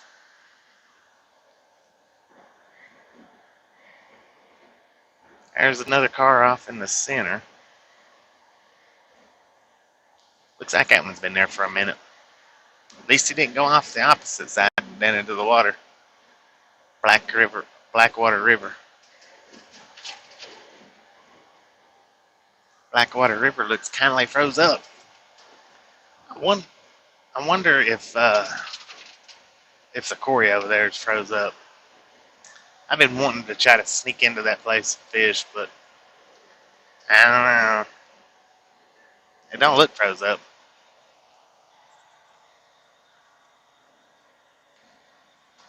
Okay, now if we're passing this quarry, Blackwater River, means we're coming up on a pilot pretty soon. We may stop there and get the fuel and wait for that fax, which it won't take them too awful long to fax us. These guys are pretty quick on it. That last company I worked with, oh my God, I hated for them to call me up and say, hey, we need to fax you something, because it would be hours on top of hours on top. It was worse than waiting for loads, waiting for them to fax something to me.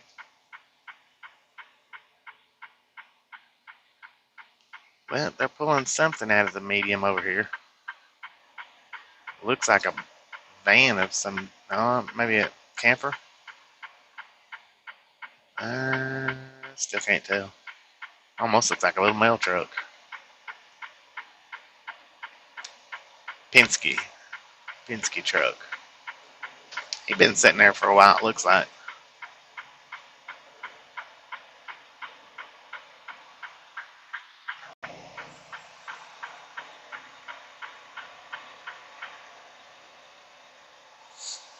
So we probably will go ahead and do that when we get up here to whatever exit number it is. It's not very far. I think it's about 20 miles up.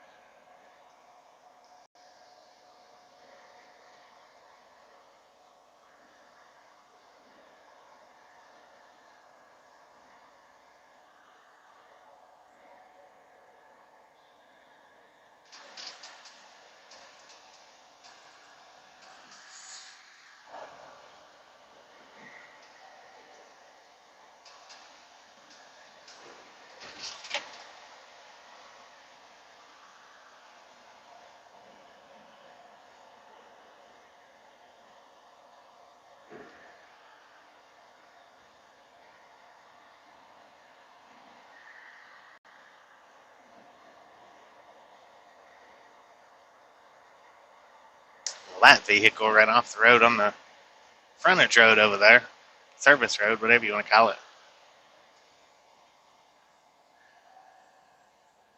They're not in their vehicle.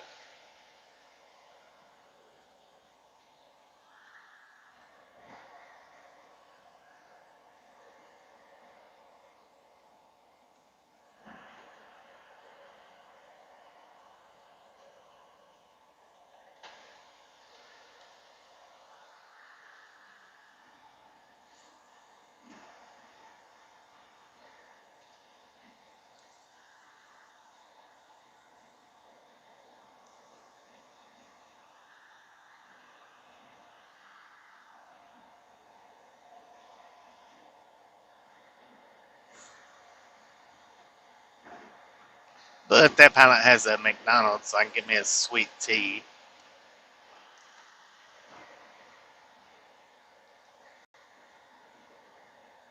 So, yeah, we'll probably stop at that one.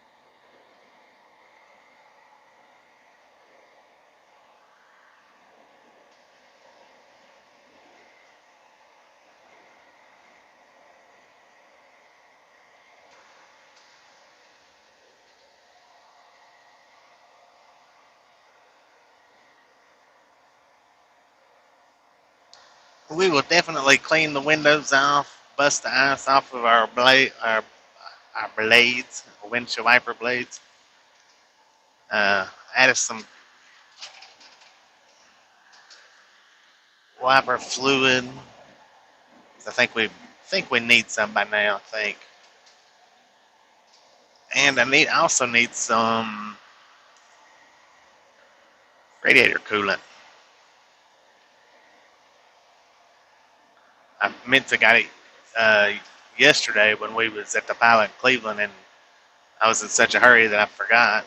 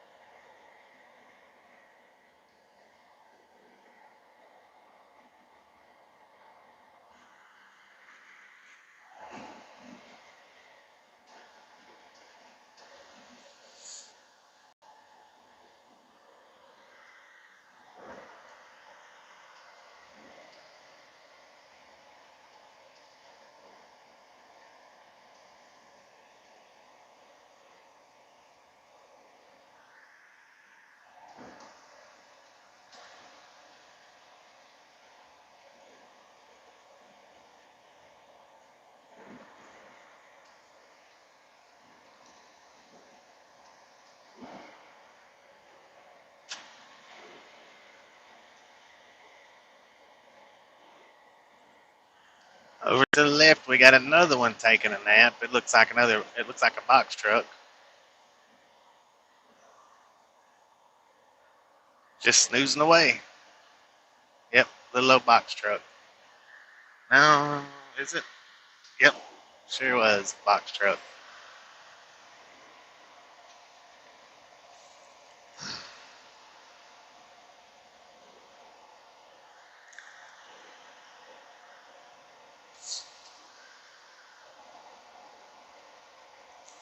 That might be where he's headed to right now. And we got another one up here in the center. He's not taking a nap though. It's like a big truck. It is a big truck. Now he's on the other side of the cables, but he's facing the direction that we're headed. So I wonder which way he slid out. He's got his hazard lights on. It's over the road truck. I think he was in his. I think he was in his cab. I do believe he had the orange tape dangling off his mirror though. But it looked like his arm. It might not have been, but it looked like his arm was up on the steering wheel.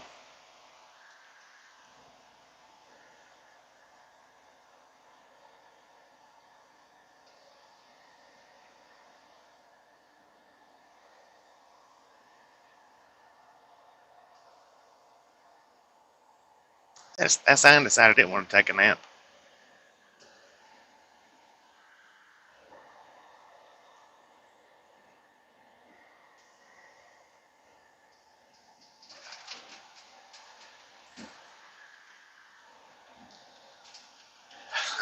There's another one. Box truck. That was one of them. What is it? Santa's, the uniform company. Santa's. I forget what they're called. It's the uniform company though. See, we delivered to some of those with that other the last company that I drove for. We delivered to some of them. Got a few times to the uniform people. The uniform company.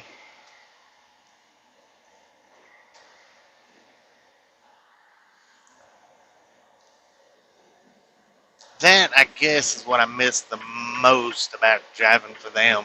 Like I said, was all the different various places that we did pick up and the various stuff that we did pick up and deliver.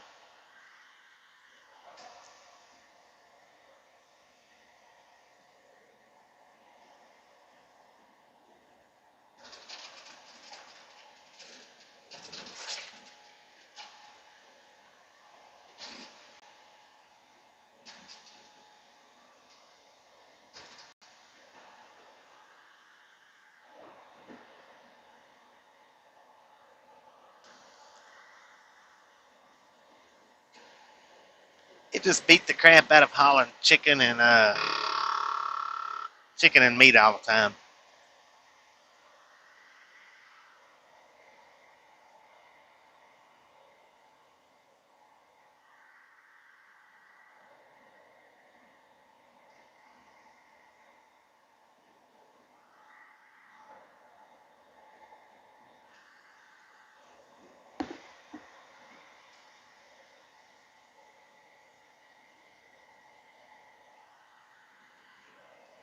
But we didn't run near the miles with them guys that we run with these guys.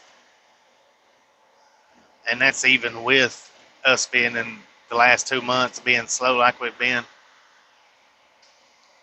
Even with that, because a big trip with the last company I was with was 800 miles. That was a huge trip with them guys.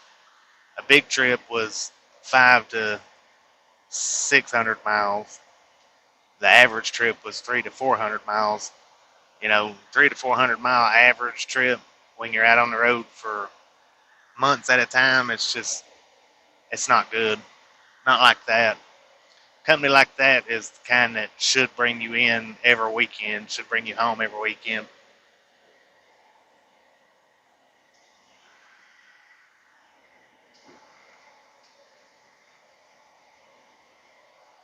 Because I mean, really, it's hard to make any kind of money as a company driver anyway. Now, as an owner operator, it might be a little different, but as a company driver, it's just hard to make any money with 3, 4, and 500 mile trips on it as an average, especially when it's not dropping hooks. If it's live loads and unloads like what we do, and that's what that was it was 90% drop or live loads. We had dropping hooks, but not a lot. Um, so when you're having to wait 2 and 3, 4 and 5, 6 hours to get loaded and unloaded, and the 3 and 4 and 500 mile trips just they murder a paycheck.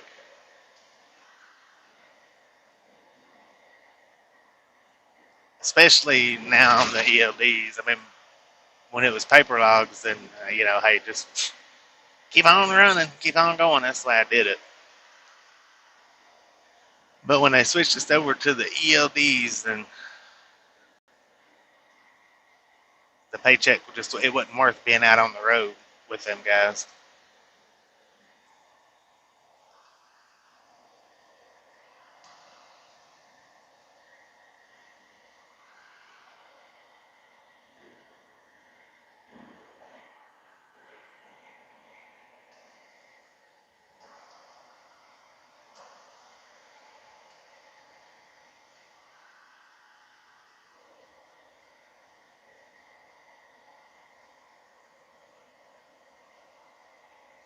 Our roads are looking pretty now.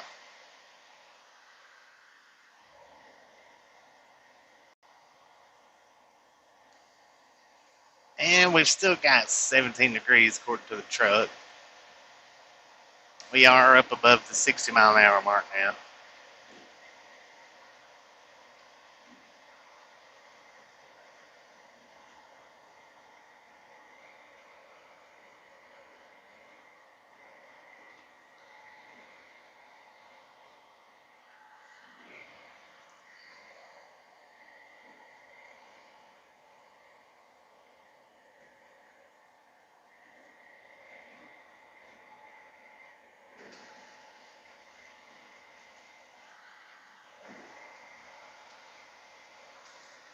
And what I'm going to do when we get up here to the pilot is I'm going to hop straight out and go in and get get their fax number and then come back out, which we'll stop at the fuel island. But I'm going to hop out, run in and get their fax number, and then call the office and give it to them. That way they can be faxing it while while we're getting fuel and walking Haber and putting wiper fluid in and putting engine coolant, getting some engine coolant put in the truck because we are pretty low on that. I don't know how I managed to let it get that low.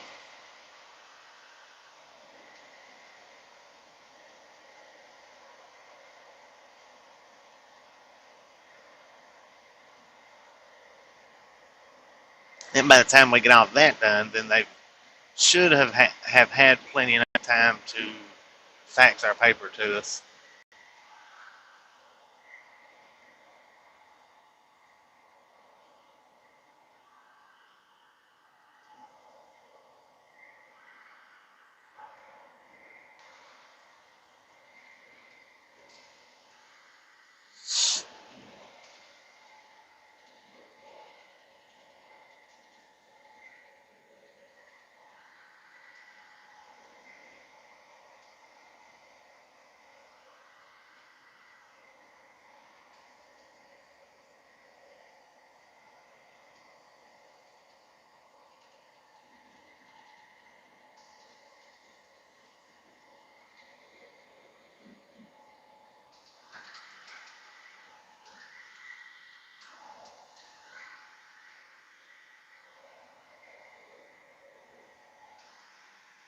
It's a closed down Sonic and a closed down Hardee's here in Concordia, Missouri.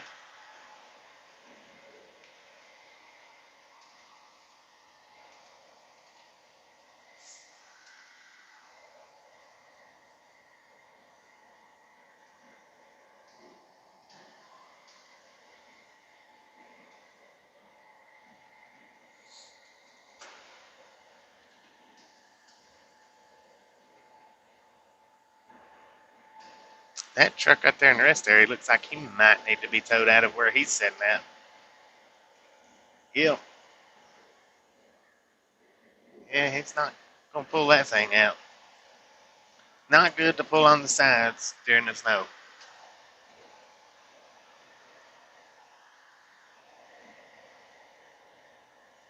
But he might have pulled it around the side before there was too much snow last night. Then when he woke up this morning, there was too much in front of his bumpers to push his way out. Possibly.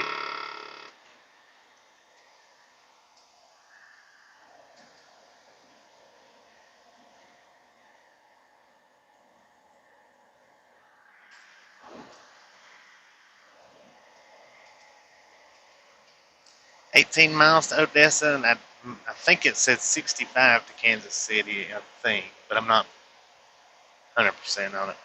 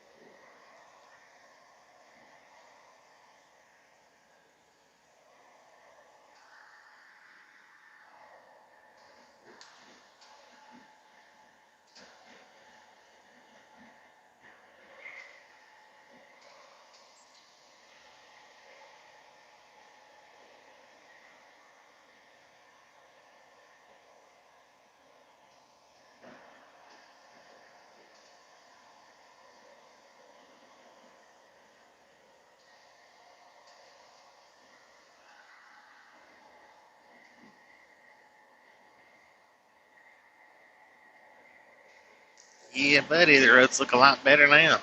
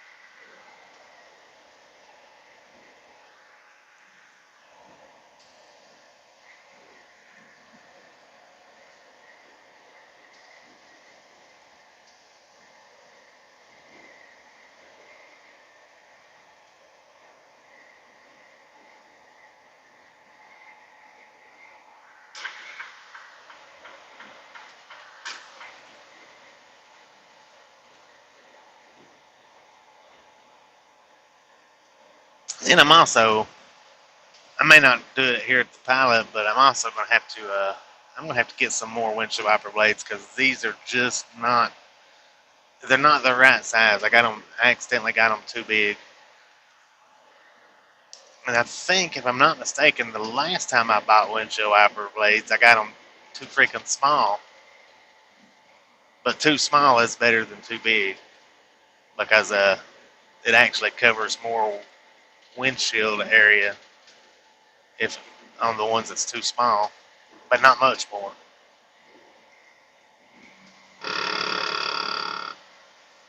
Because like 3/4 of the blade don't even touch the windshield on the passenger side,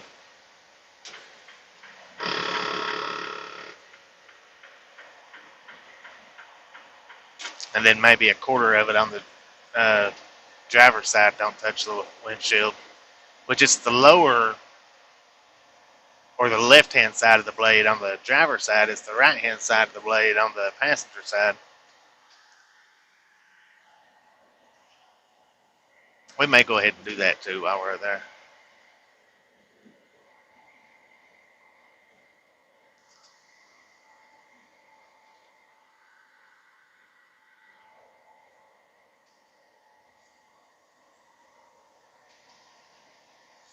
So we may be stopped at the pilot for 30, 40 minutes. Well, it'll probably be over 30 minutes because it'll take 15 minutes probably to do the fuel, but probably about 45 minutes to an hour, something like that. Change them windshield wiper blades, fill up the reservoirs. get our facts, get our fuel, maybe grab something to eat, and then be back out on our way.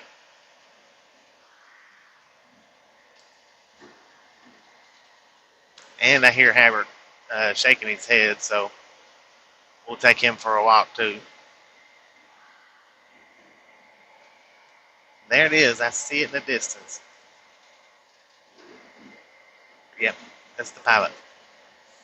So we'll be pulling in here on this exit 49, and we'll probably be here for right around 45 minutes to an hour, getting everything adjusted out, back on track, and then we'll be back on the road.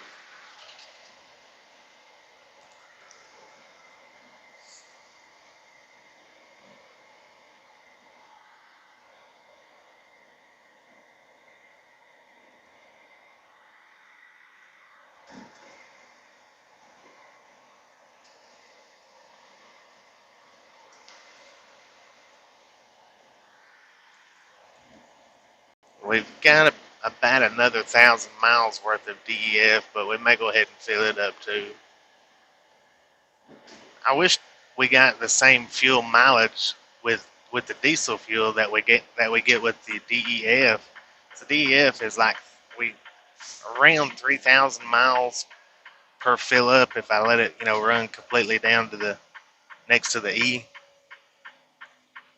and I think it's about a 20-ish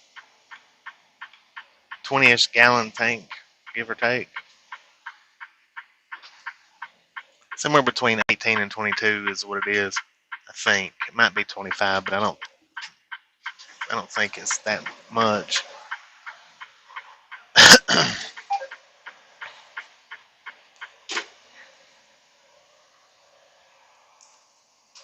Yeah, if we got fuel mileage like we do DEF mileage, that would be nice. But you know what the prices of fuel would be if you got that kind of fuel mileage? Wow. It would be jacked up there, I think, after to the moon and back anyway.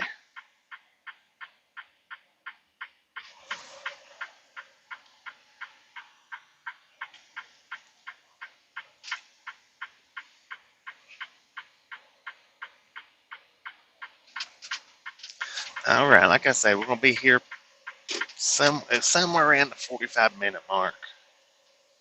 Maybe a little longer, maybe a little less, but I don't think it'll be much less.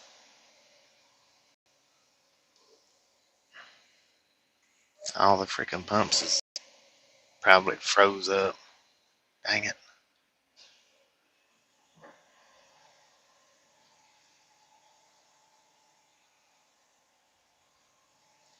Okay, well, so what I'm gonna do is while we're waiting for these two trucks to move, I'm gonna go ahead and go in there and get the fax number.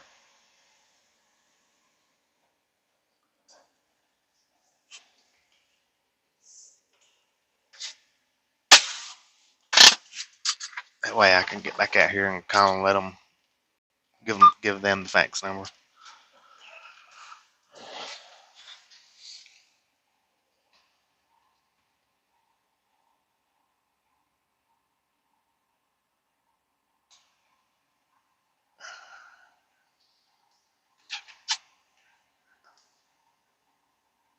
All right.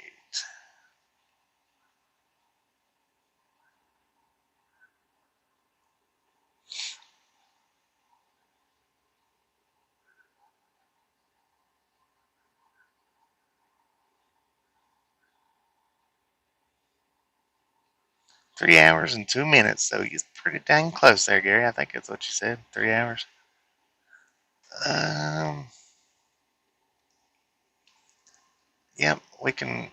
We'll get the 30-minute break because the break even counts on the on time um, now. So yeah, we will definitely get our lunch finished. Oh, and by the way, we ran 681 miles yesterday. That was with a load, 681. That's pretty dang good.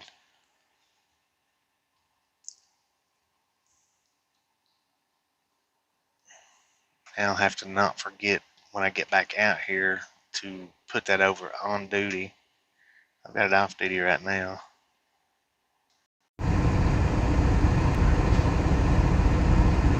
Everything off the menu, tip from man.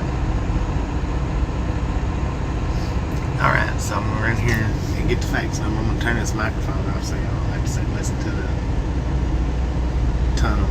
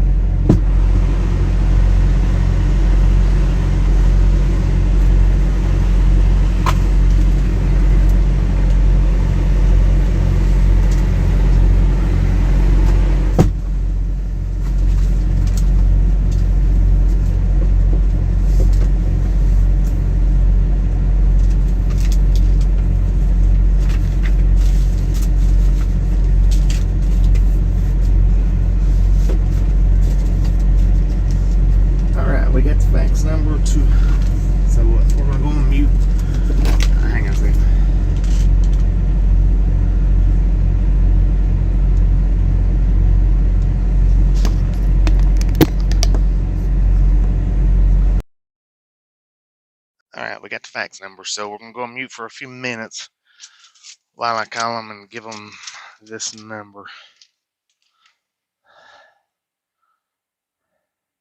Sheesh.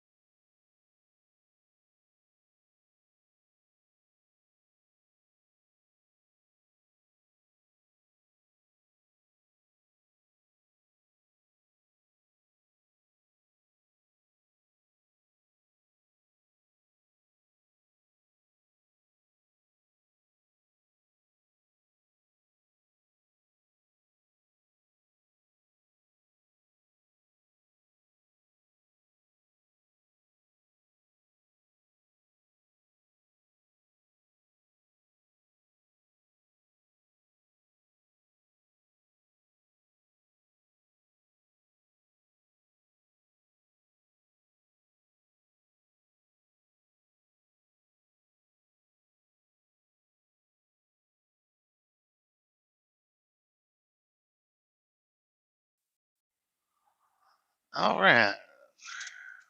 We are back with sound, I think. And dang it. I got the coolant already. Now I've got to get the wiper blades because I am going to change these out here. They're going to fax us our paper.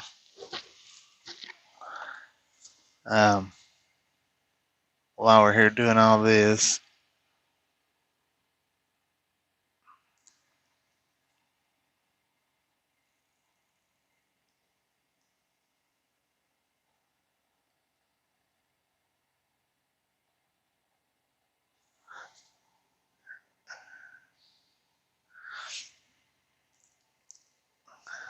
Hang on a second. Tasha's asleep.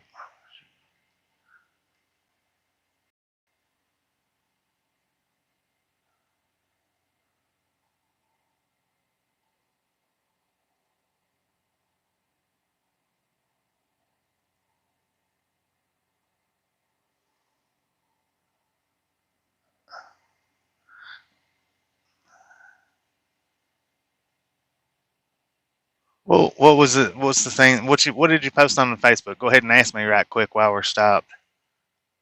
Because I'm able to look at the chat right now. I mean, you can still post it. It's fine in the Facebook, but go ahead and ask me right quick.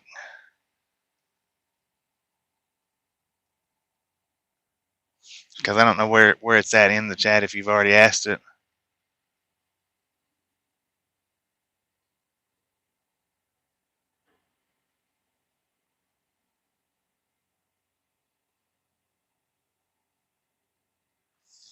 Nah, well, I mean, I hadn't put my email in it because I rarely ever look at my emails.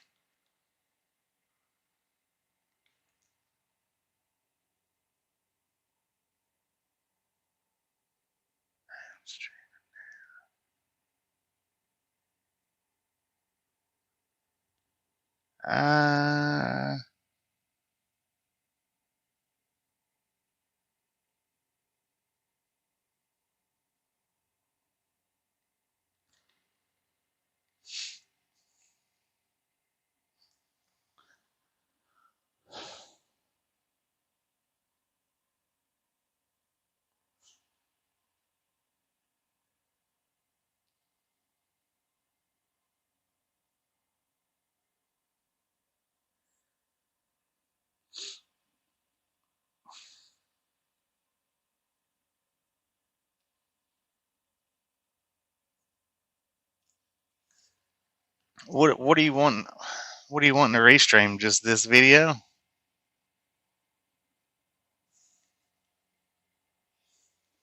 Hang on a second. I'll get back to you here in just a bit on it before we take off. Bobby, you could open the AC. Sorry. I'm done. Looking for this.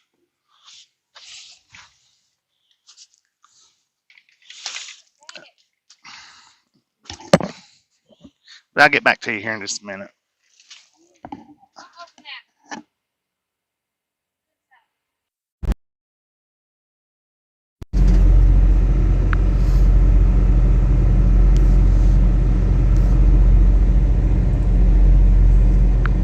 What are we doing? Getting fuel and stuff, babe.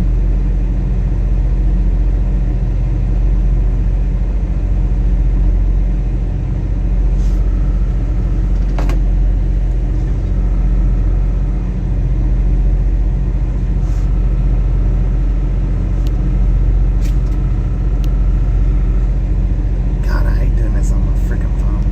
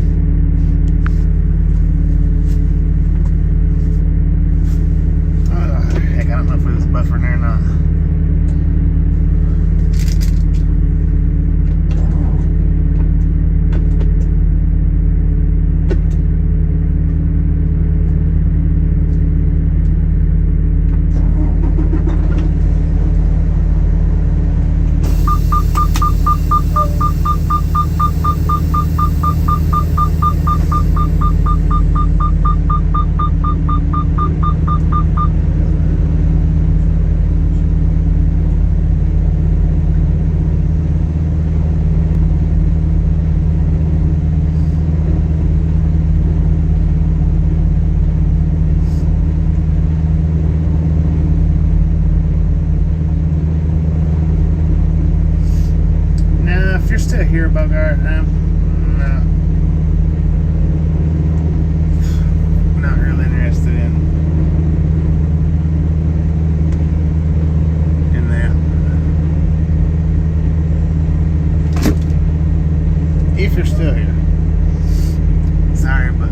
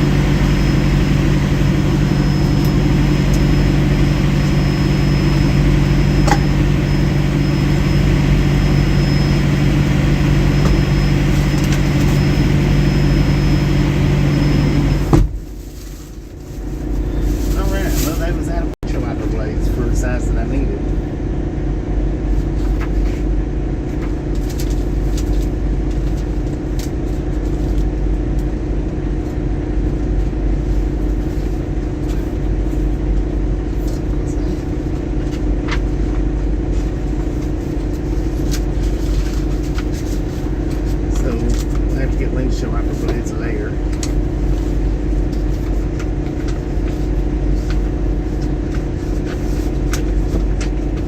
Got our facts.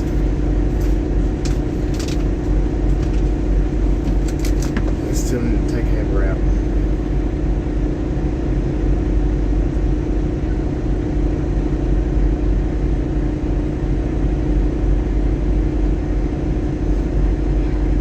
We are 28,000 views away from 1 million views.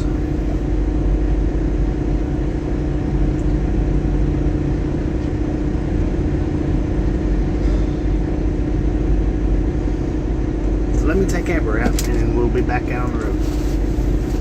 But let me latch his hood first.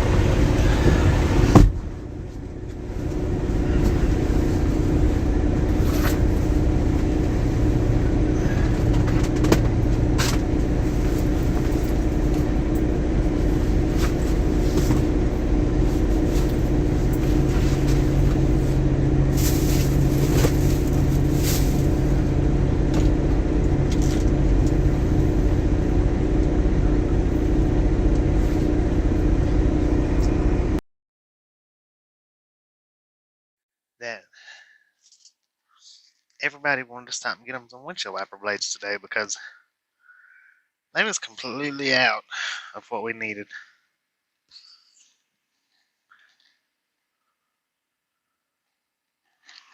So we're finished here. Let's mosey on down the road.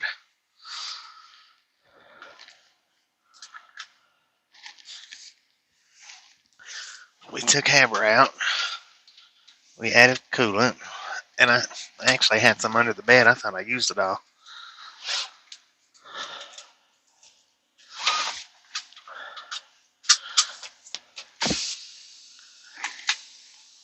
But man, the windshield wiper blades in there was freaking expensive. They had an $8 set that they was out of. And see, that's the problem with the blades that I've got. They're too big. You know, if they hadn't have been too big, then I might really not need them. But the size that I needed was 24, and they was completely out of 24s. But I was looking, they had their blades ranged from $8 a piece to $25 per blade. I'm not even gonna tell you what I thought when I when I seen the price on them blades, but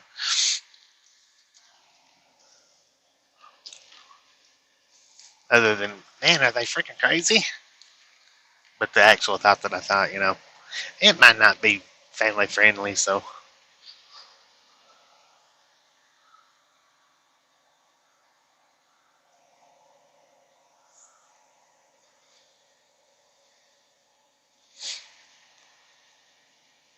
And we've been here long enough that, including the time that we was fueling, we've been here long enough we did get our lunch break in. And I got me a tuna sub from Subway, so I might be cutting the microphone off here in a few minutes and eating that. Or I might just pick the microphone up over my head. I don't know. Like I say, I don't want to be turning it off and on too much today.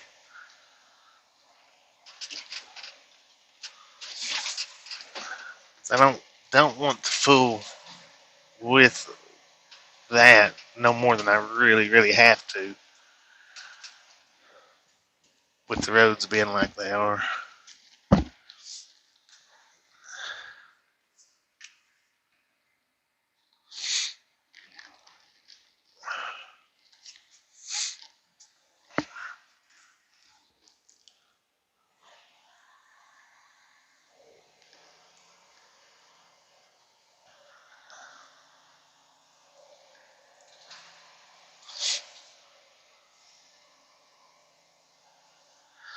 But if Bogart's still around, I don't think they are, but we're gonna go with a no on that. On the question that you asked.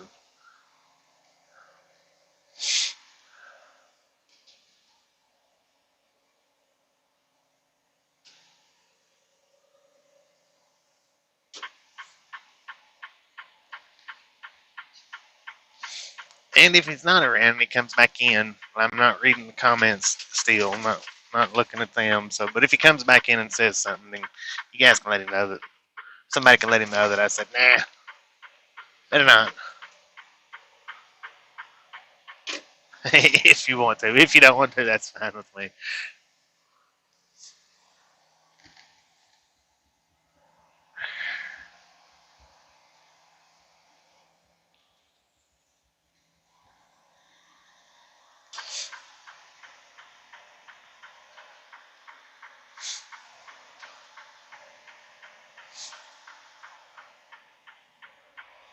Look at that. There's a big pink truck on a stick.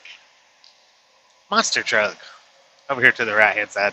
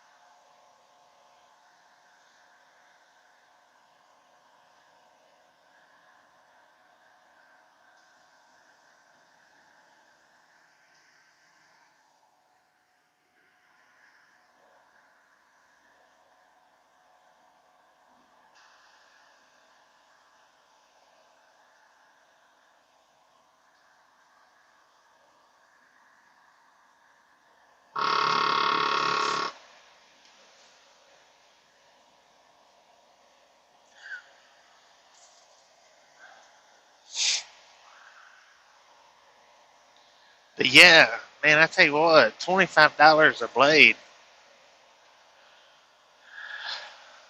With a blade like that, you shouldn't need washer fluid. You know what I mean?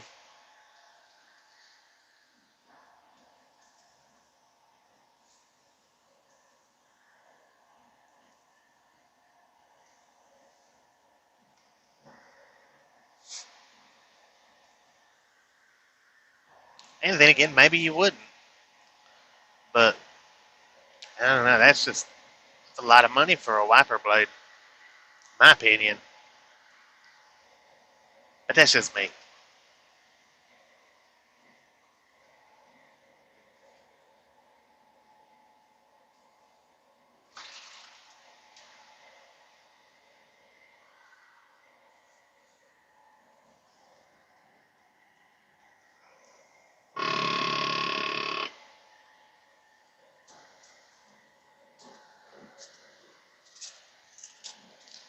Dang it.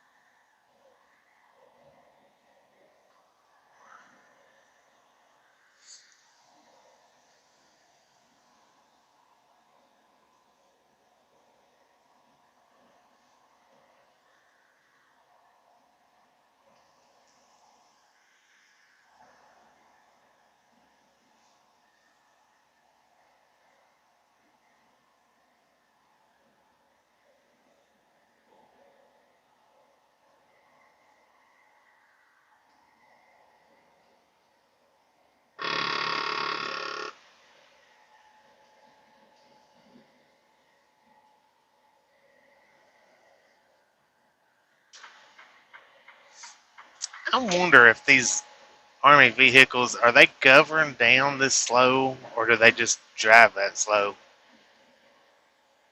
Because you never see any Army vehicles out here doing much over 50 or 55 miles an hour. I don't think, maybe 60 tops.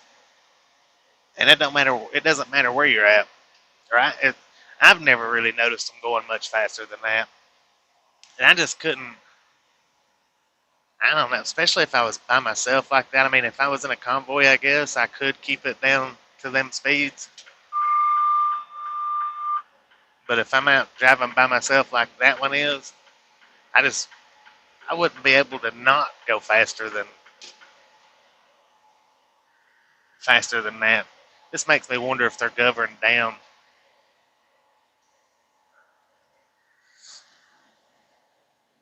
Got a way station coming up. Let's see. I believe it might be closed.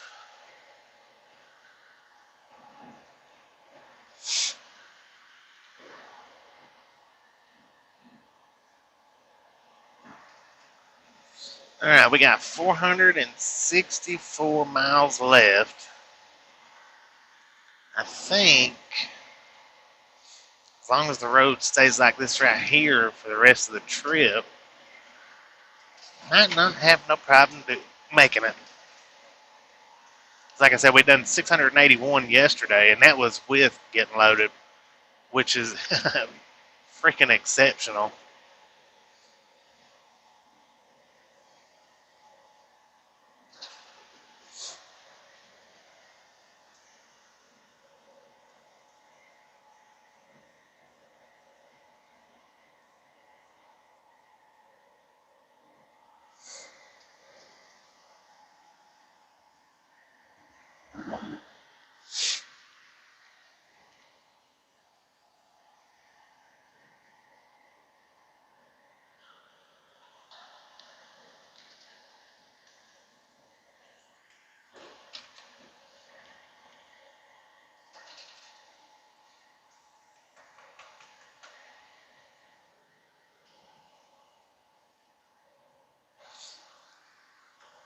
All right, I'm gonna leave the mic on. I'm gonna put it up above my head so that y'all don't have to hear me crunching my pickles and onions. Now, Maybe if I don't forget, I'll put it back down to where y'all can hear me talking once I start talking again.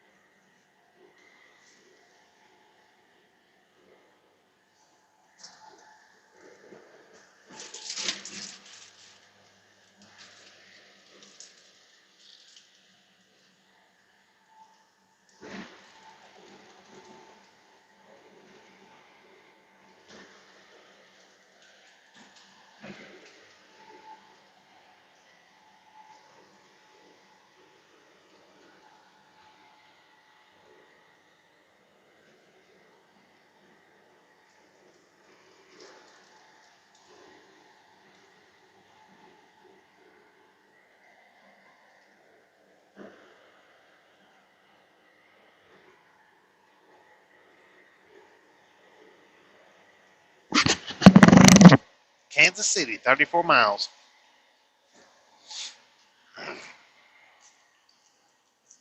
Come on, man.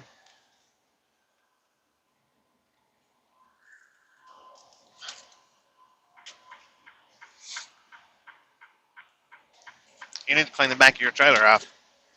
Can't even see your taillights. I checked mine, by the way, when we stopped back there to get fuel, just to make sure.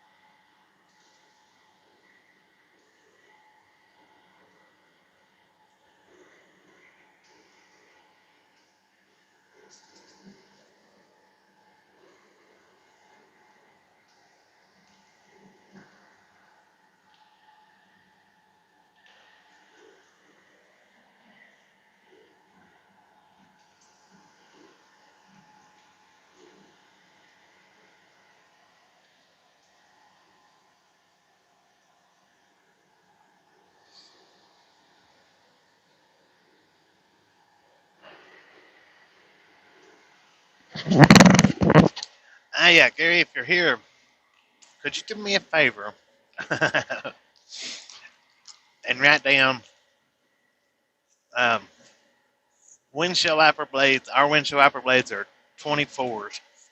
That's what size that we take. And I say I've bought blades for this truck twice. Um, both times that I bought blades for this truck has been the wrong size. So if you don't care and you're here, write that down for me so that we can remember later on in the future. Because we didn't get the blades anyway, I'm going to have to get them somewhere else.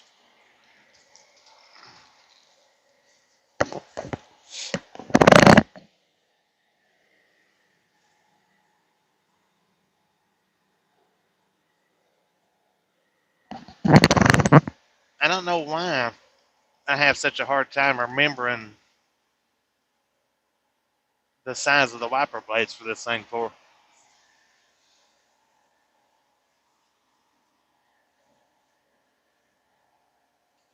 But the first time I looked it up, I Googled it, looked it up on Google. I think it was Google. I guess it was Google.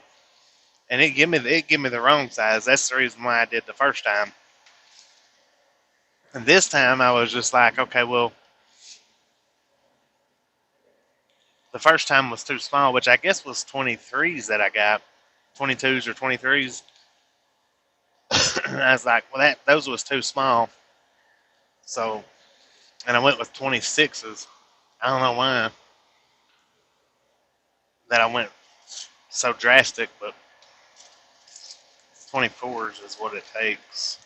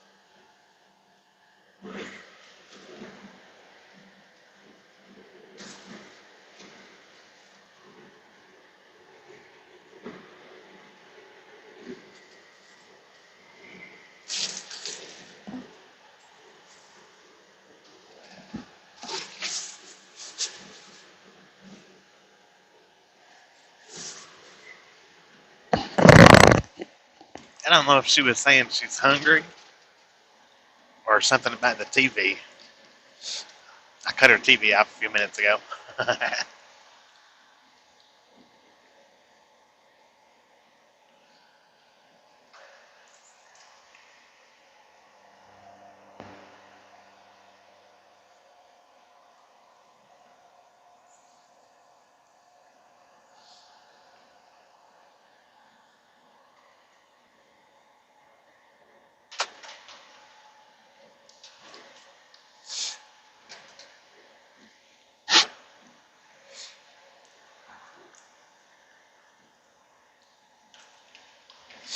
Oak Grove.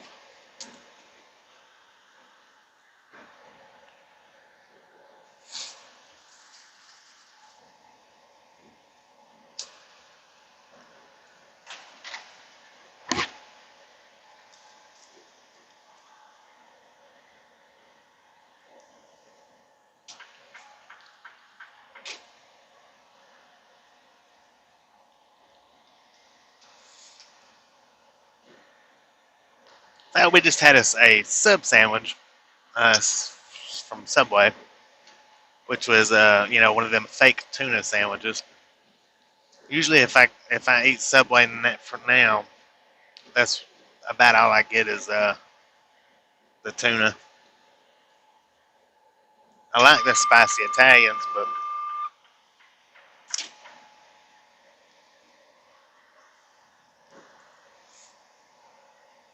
tuna is what I usually get. Onions, pickles, mayo, salt, and pepper. They always ask me what kind of cheese I want. I can't believe people eat cheese with tuna. That just don't sound appetizing to me.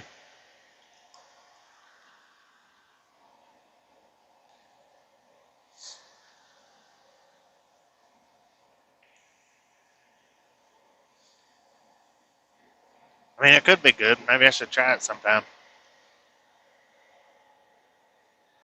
I believe that bird that we just passed back down the side of the road, it kind of looked like he had rabies.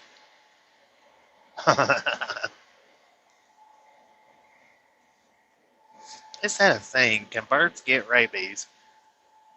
I've never heard of that.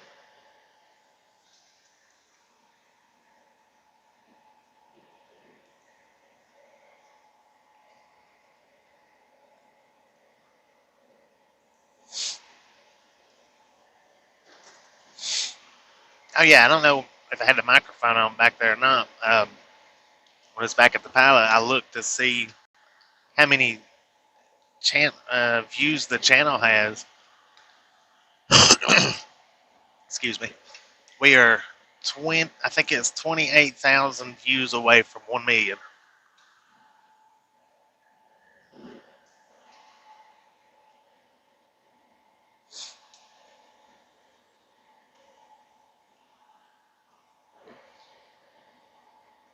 I think that's what it said. 28,000. Which ain't very far.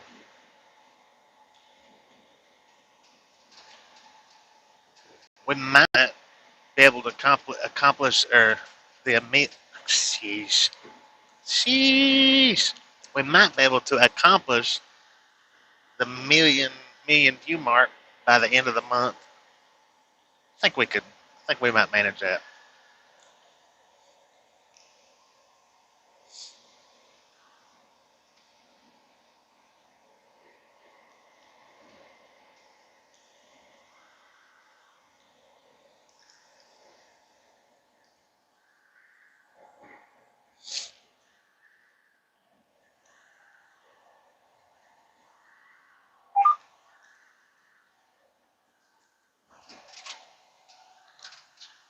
Diesel. People slow down when they get right beside you. Gets on my nerves.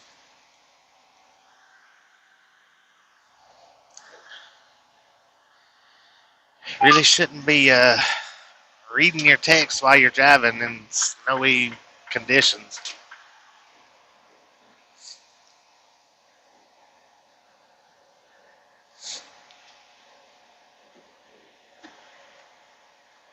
I mean, you probably shouldn't be doing it anytime, but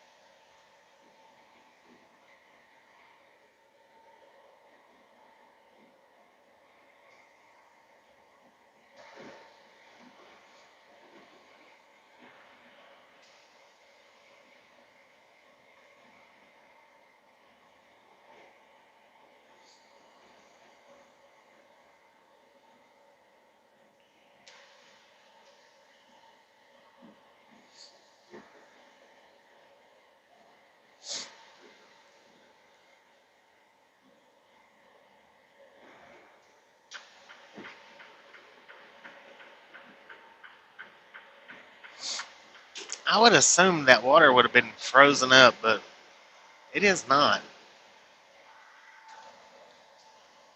Well, we're up to 24 degrees according to the truck. That sun is coming through the window pretty hot.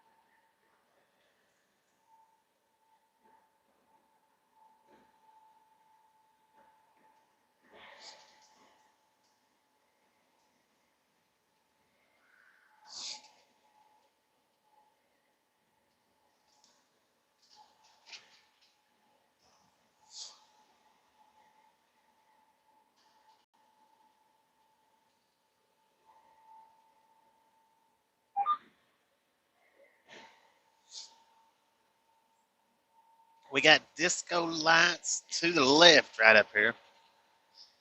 Looks like you might have it in my car. Four-wheeler. That's a nice Peterbilt. Another nice Peterbilt.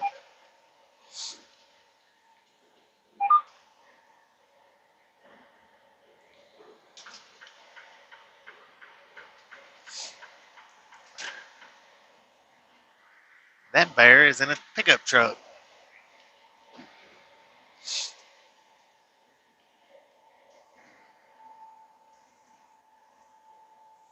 All right, we got 11 miles to exit 8B to put us on 435 north.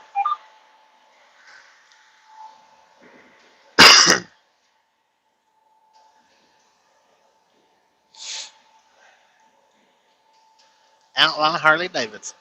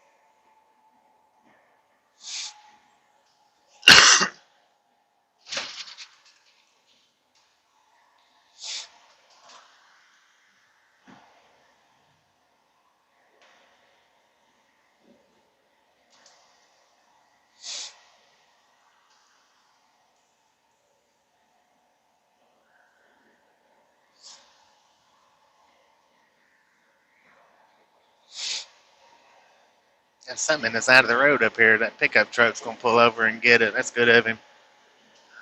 Wow, that was a entire package of paper towels somebody lost. It looks like looks like that other car was wanting to stop and get them too, but pickup truck was stopping to pick it up.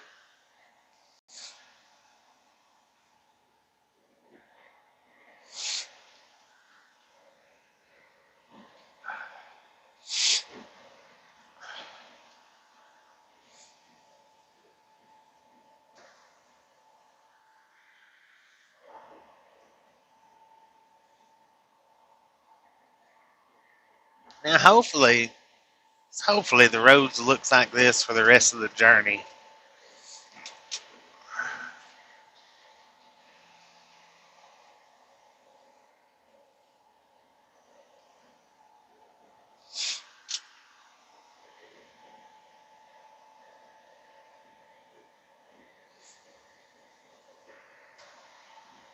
So we might be able to make it on to North Platte today. We may not. We've got 400 and which I'm not routed to the Walmart. I'm just routed to the I guess center of the city of North Platte because for some stupid reason or other my GPS just didn't want to find the address even though we've been there several times. Um, so it may be a little less, a little more, a little less on how many miles we've actually got, but 432 miles with I guess right around 7 or 7.5 hours of drive time because we had 8 hours when we left the pilot, or 7 hours and 57 minutes, I think. Cause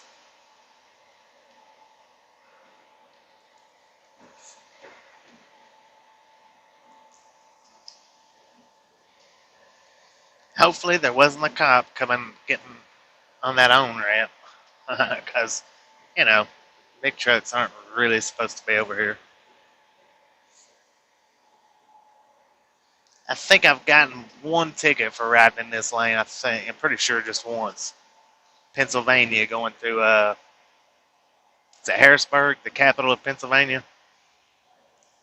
Was going through there, uh, or down the interstate, and I got over in the third lane.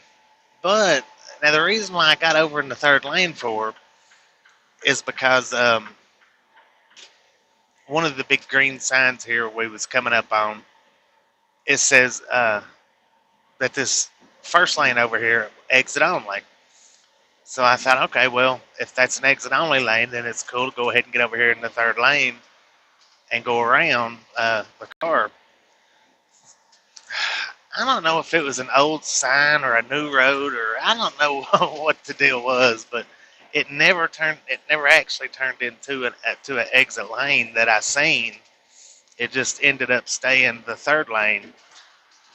And before I could get around the car and get back over in the center lane, we come up across the cop sitting there, and he pulls over, or he pulls out, pulls me over, and he says, there's nowhere in the state of Pennsylvania you can have these big trucks in the third lane. He said, I don't know if there's anywhere in America you can. He said, I don't know why you done that for. And I said, well, because the sign said that other one was the exit lane. No. He said, that's not right. And I said, well, it is right. That's what I've seen. But, I mean, obviously it never did turn into an exit lane from there. But, he gave me the ticket and I was on my way, though.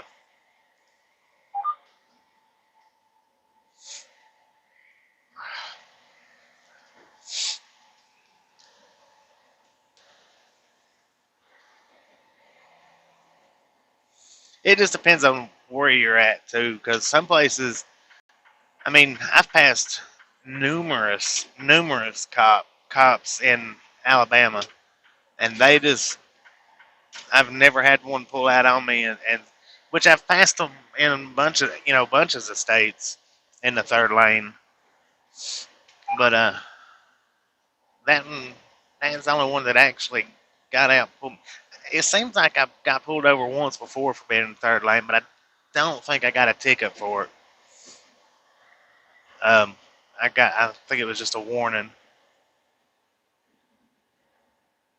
But now that one going through Harrisburg or coming out of Harrisburg, yeah, he definitely did give me a ticket. I was trying to think of how much it was.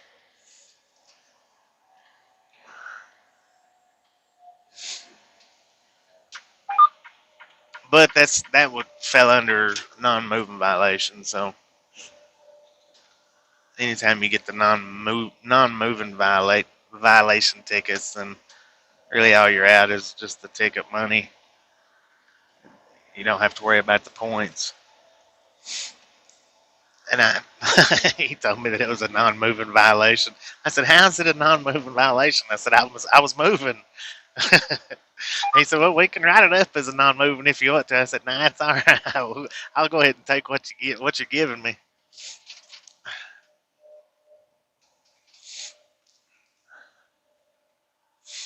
Some cops find my sense of humor weird. Some cops will actually laugh about it. That one in Virginia, he was a forest stranger. He didn't find no humor in my sense of humor at all, not a bit. He asked me if I had any warrants. I said, "Well, if I do, will you let me know about it?" He absolutely did not find that funny. The other, the actual cop that was with him, he did. He was laughing back there, but the forest stranger, he didn't find that funny at all. He said that led him to believe that I might have a warrant. I said, "Good Lord, really?" I said, "It was a joke." I said, "I was cutting up with you." "Well, you're trespassing and you this and you that. You're not in no position to be cutting up." "Well, yeah, I am. I can and I will if it makes you and me and the whole world stand still."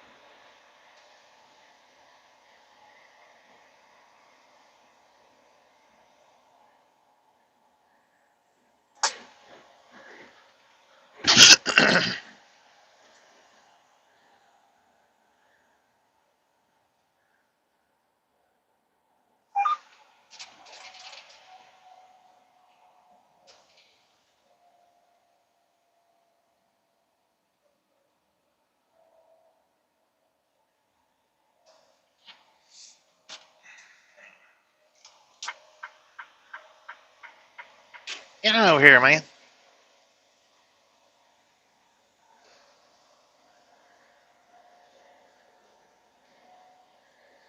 I believe he just forgot his signal light was on. Oh, it's not his signal lights, it's his hazard lights. I don't know why he's. Oh, that's cool. That train's elevated. Well, I mean, it's on a bridge, but it's like an elevation bridge rather than just a bridge over anything. But he's got his hazard lights on. He don't have his signal light on. His right trailer light though is apparently out. I don't know why he's got his hazard lights on for.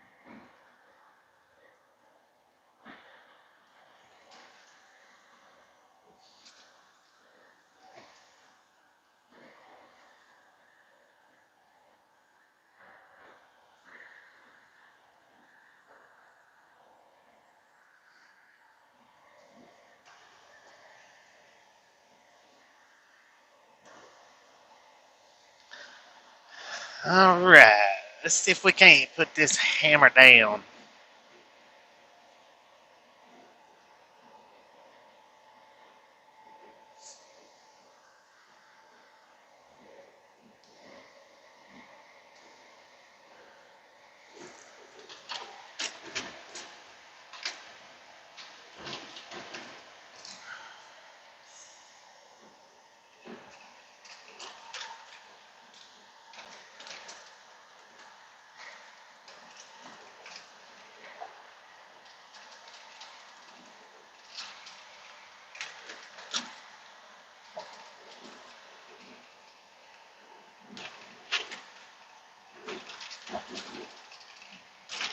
Um,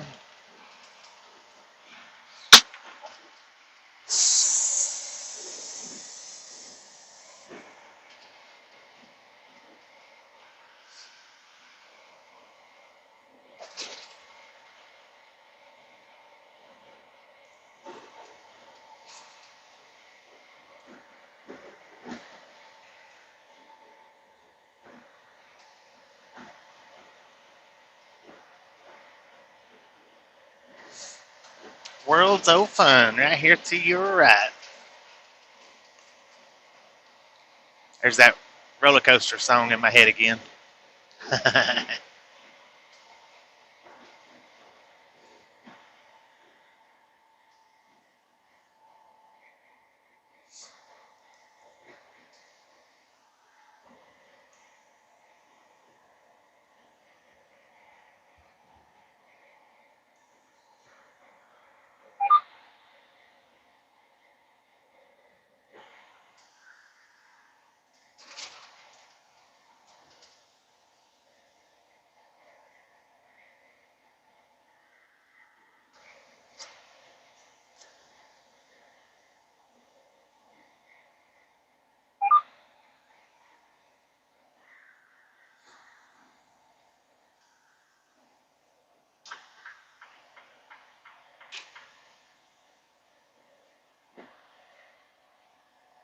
Worlds of fun, oceans of fun.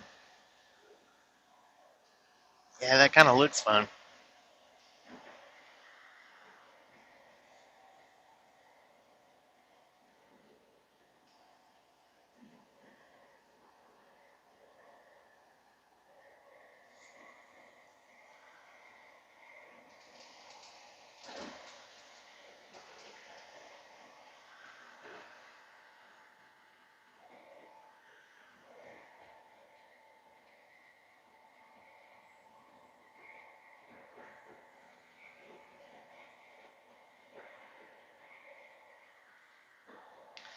That the icy ground must have been pretty cold on Haber's feet back there when we stopped.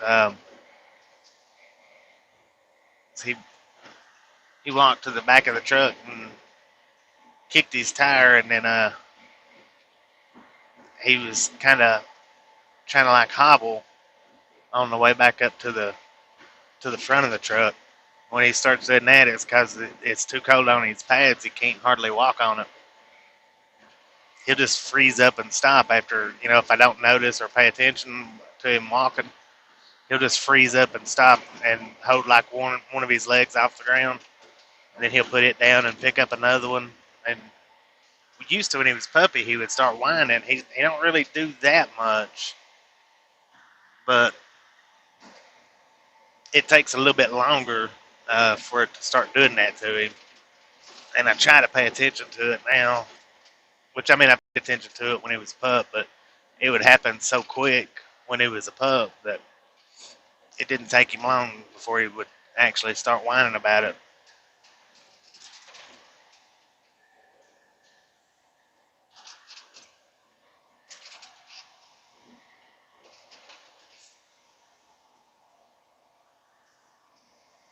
I'd like to get him some little boots, but I don't think. Put your foot on the gas, man. I don't think he would wear them too well. Kansas City population, 459,787.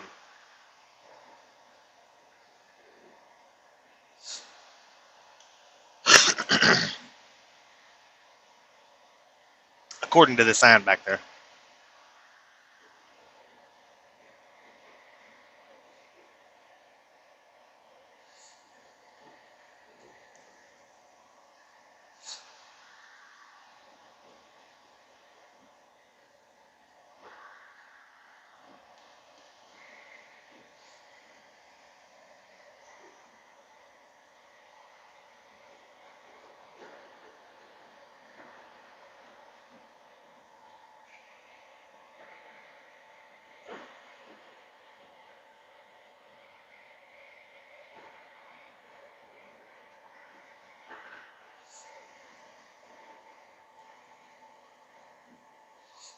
Yeah, and last night when we was coming through St. Louis, right about where the airport was at, I don't know if it said.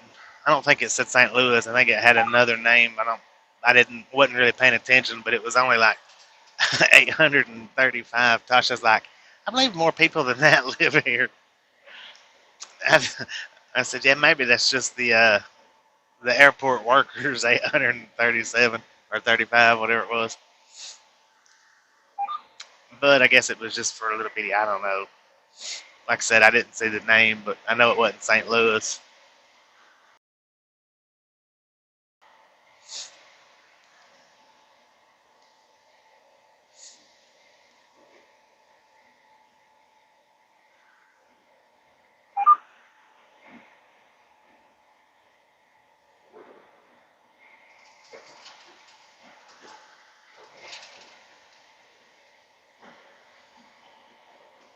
All right, we got 135 miles to Nebraska. I guess it's Nebraska too.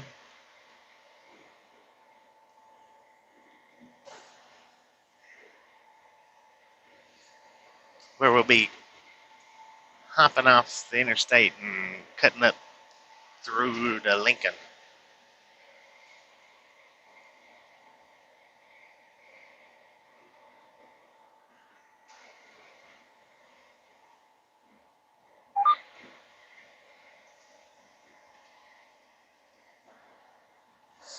Kansas City International Airport, 13 miles. I thought it was about. All right then.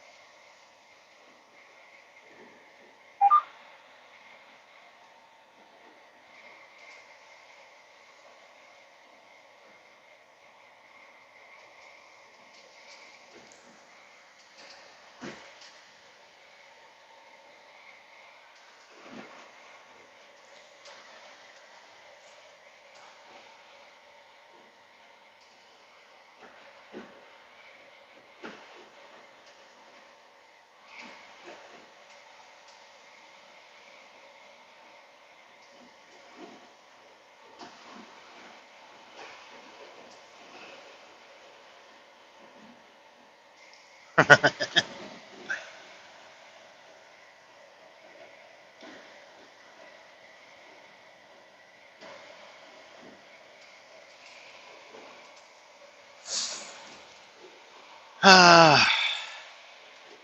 right. I am going to have to.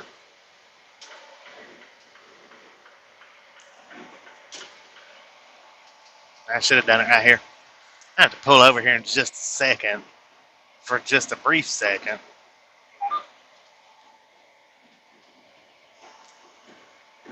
because I didn't realize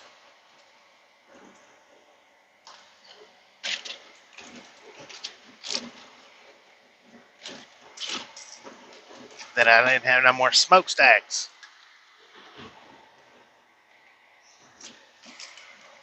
up here above my head. I thought I had another one.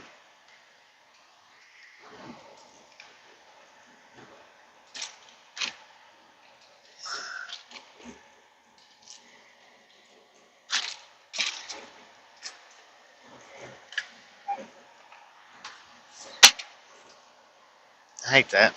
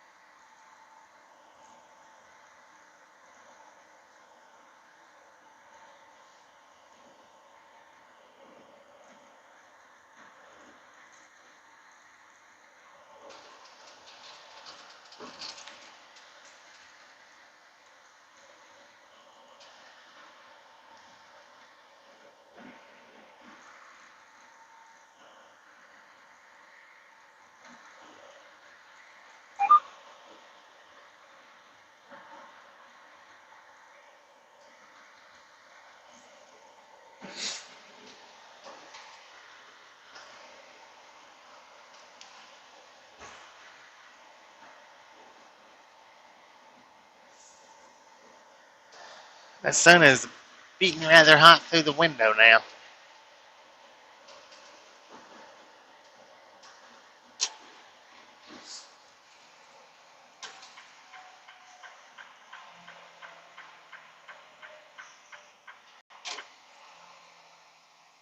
Alright, this is just for a second.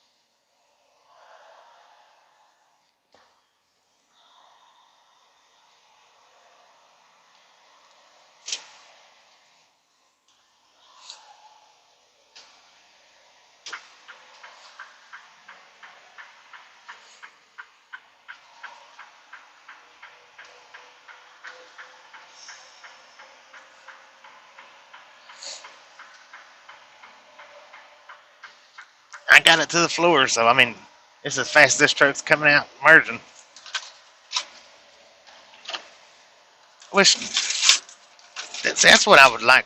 That's why I would like to drive a Tesla. I'd like to see what it's like to get a fully loaded truck up to 60 miles an hour in just a few seconds.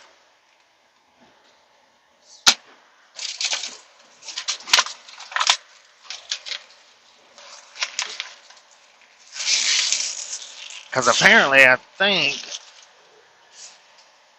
the Tesla truck is supposed to be like the fastest, one of the fastest, or the fastest accelerating truck on the market, or somewhat on the market, kind of on the market, on the road, I guess. Maybe a better way to say it.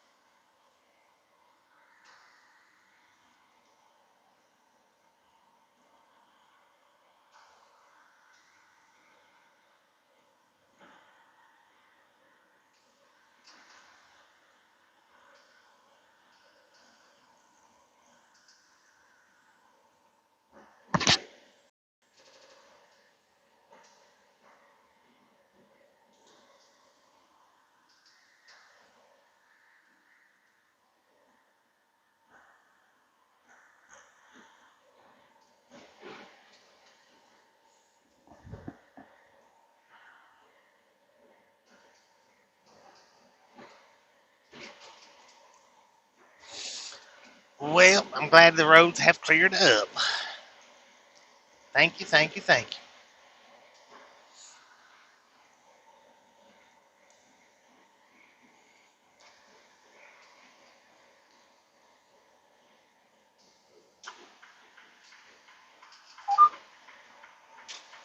As I'd much rather run 72 as 45. God, that airplane's going straight up.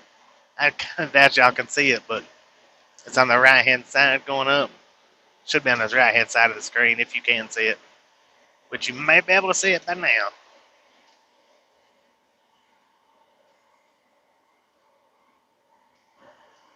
He looks like he's leveling out a little bit more compared to what he was when I first noticed it.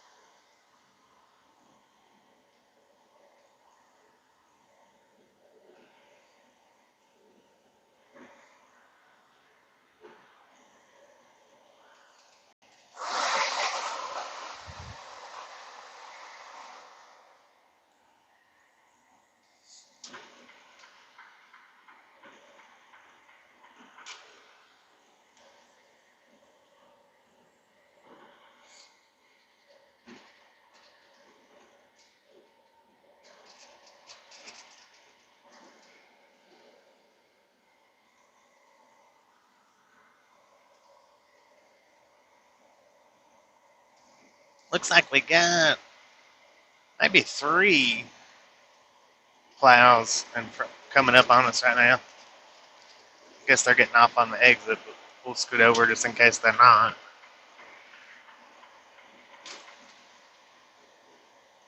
Yeah, 3 of them.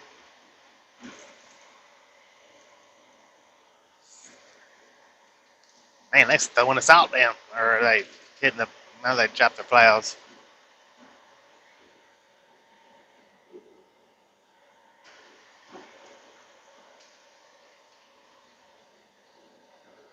Man, the sparks was flying off that one.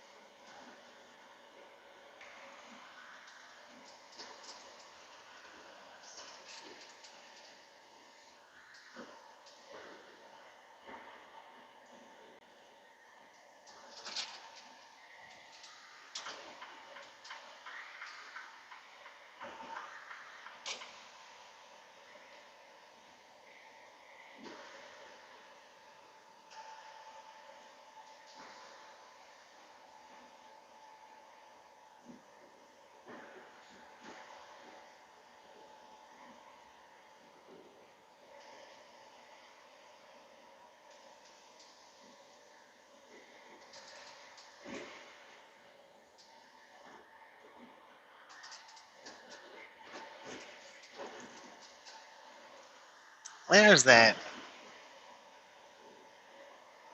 Kansas City International Airport. I don't know why I was thinking we done passed it for.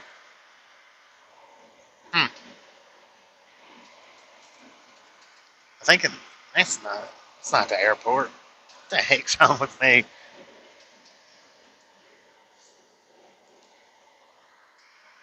Oh yeah, it is. Yeah, it is.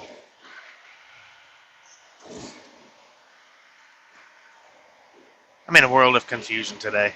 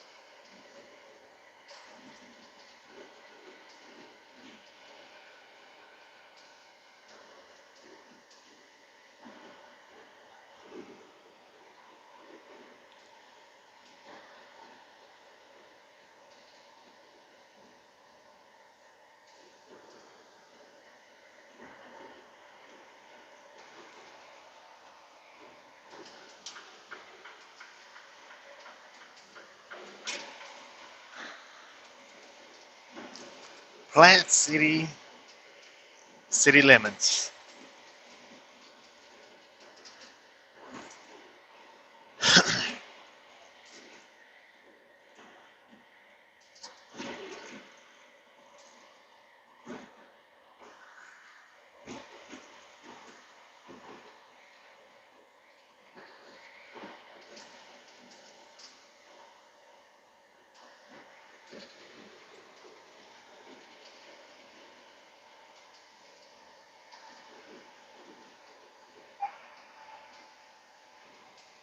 Oh yeah, we are up on Interstate 29 now.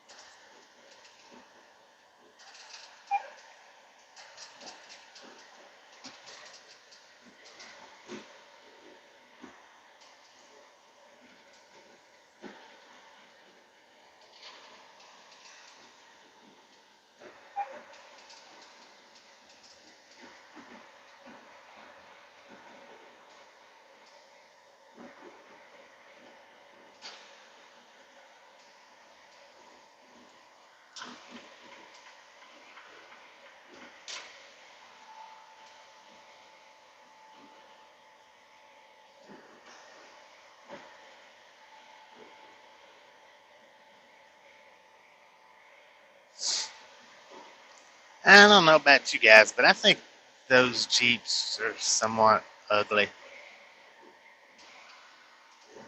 The Jeep trucks or whatever.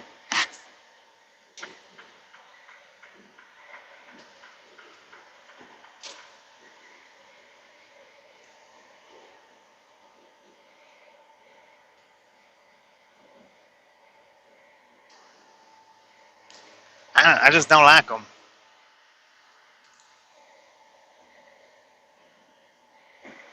I don't know though. It might be kind of nice, I guess.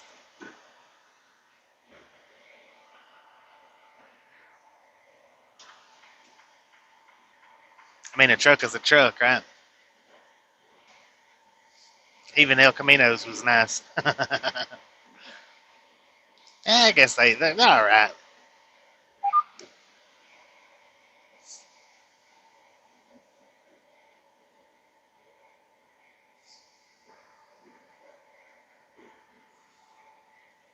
Maybe it's maybe it's just weird looking actually for me. Let's see, we got a weigh station coming up. I don't know if it's open or closed. We'll check it out.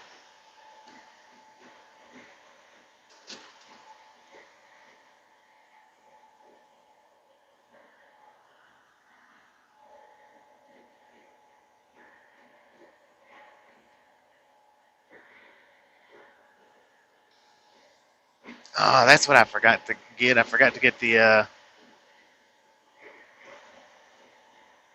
Velcro or the Velcro tape to put my tow pass back up in the window. I've got it sitting on a dashboard right now. I don't know if it would actually if it would read where it's the way it's sitting or not.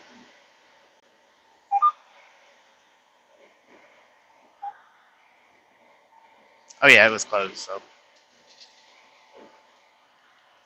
get to go on back.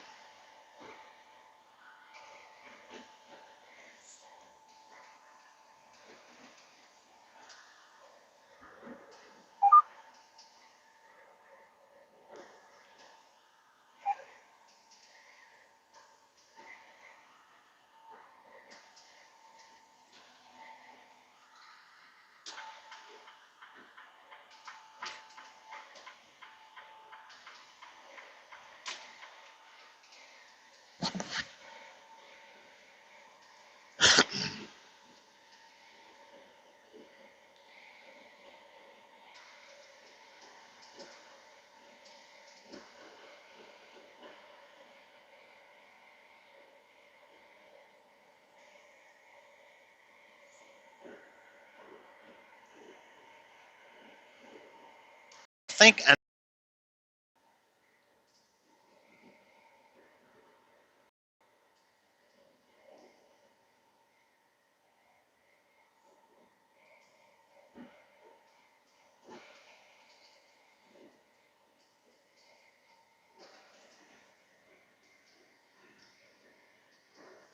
but what I was saying was I need to take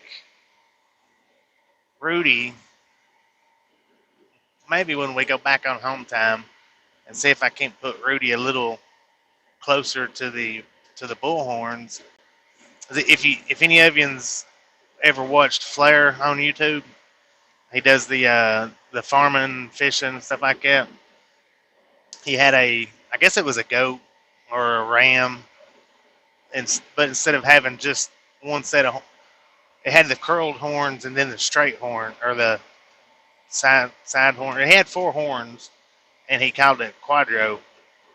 we need to we need to see if we can't fix Rudy up and turn Rudy into a quadro. I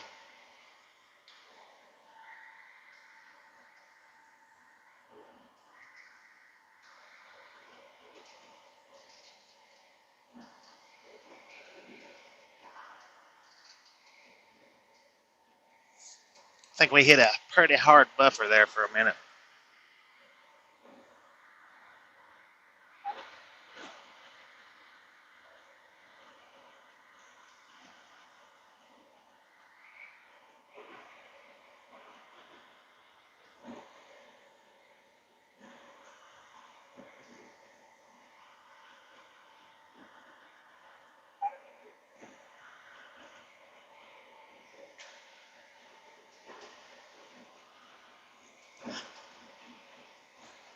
But I may do that when we go back. When we go back in on home time, see if I can't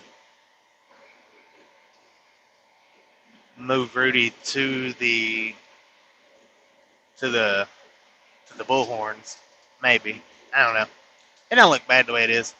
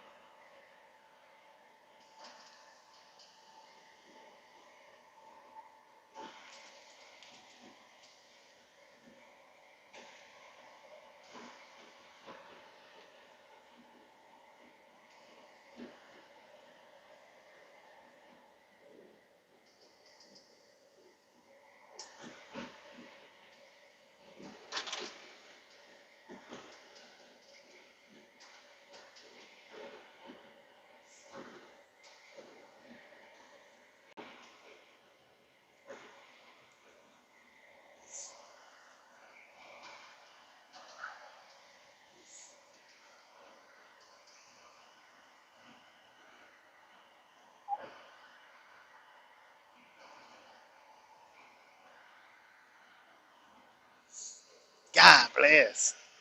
Is that birds or ducks or geese? Whatever it is, it's thousands of them.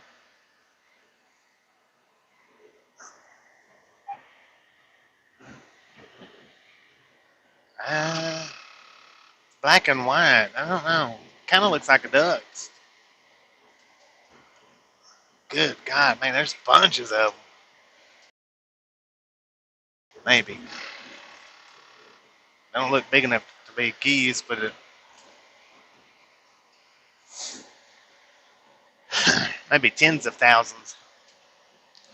That's like the most I've seen in a long time. The heck kind of pipe is that?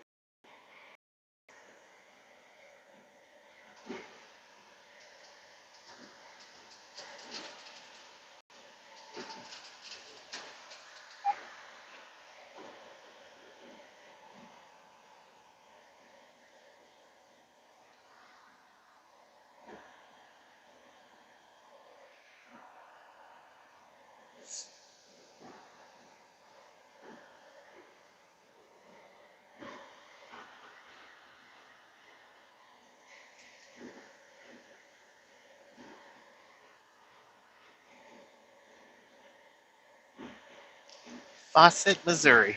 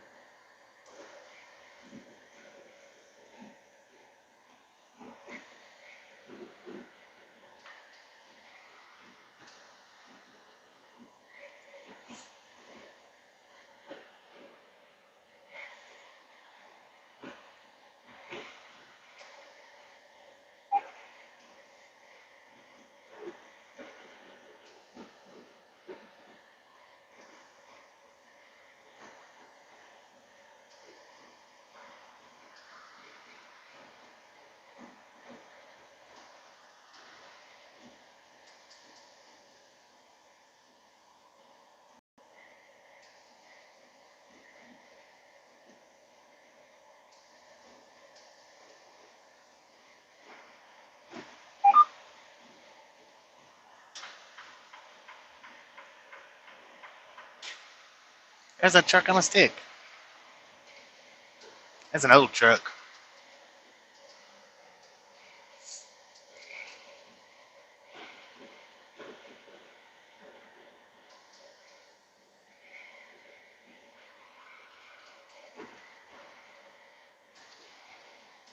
His signal light is dangling off the side of his trailer, flapping in the wind. I wonder if that's legal.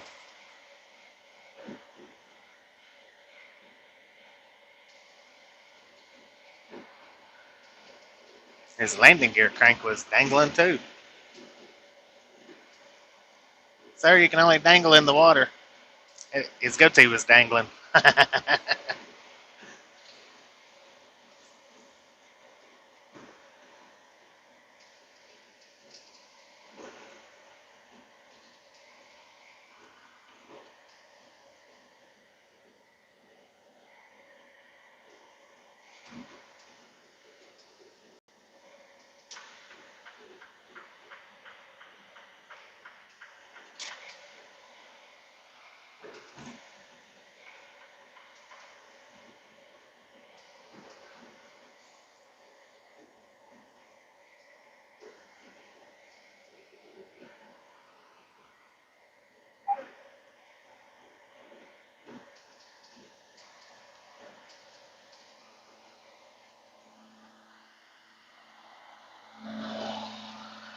Wow, look at the exhaust pipe on that thing.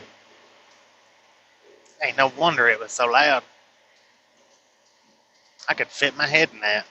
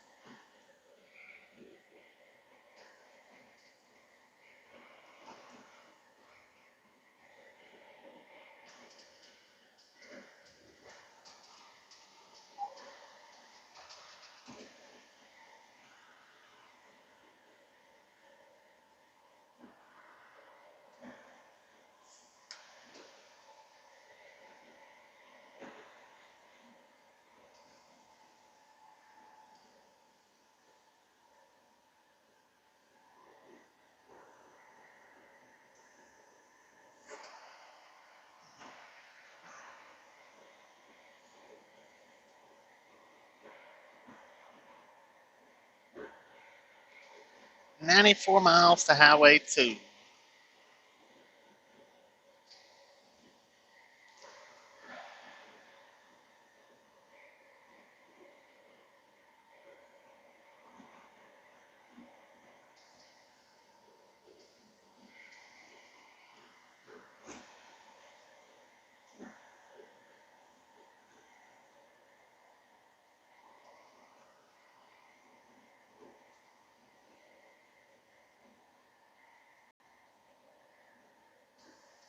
St. Joseph, next 7 exits. I didn't realize St. Joseph was that big. I mean, I think I noticed it last time we come through, but I may notice it every time we come through and just forget. I just think of it being a smaller town than that. Of course, it may not really be a big town, but that's a lot of exits for a small town.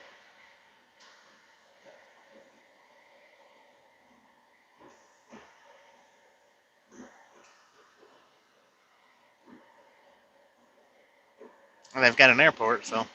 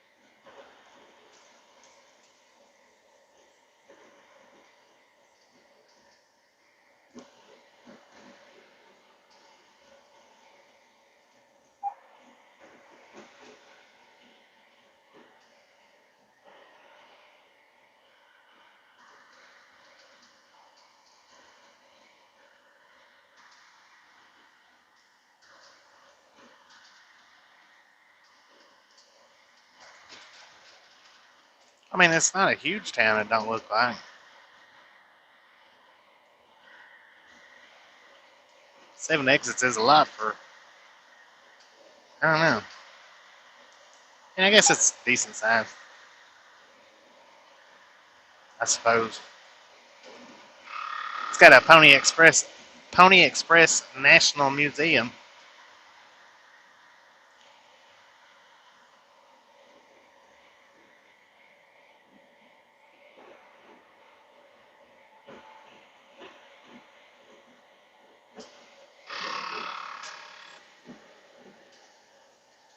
There's nothing in front of his truck.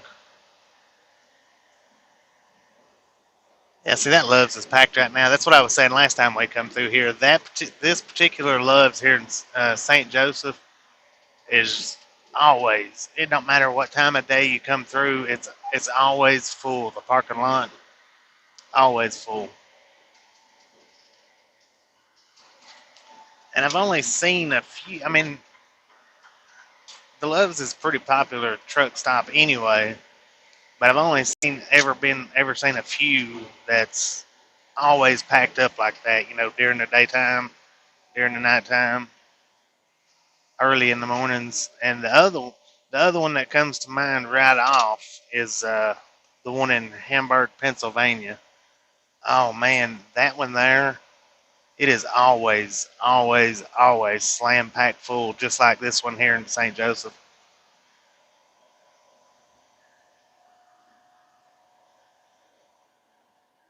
Hamburg, Pennsylvania. 'Cause we used to go through there a lot. I mean, that was a hot spot for us, going up and down that strip of road. And at the last company we worked for.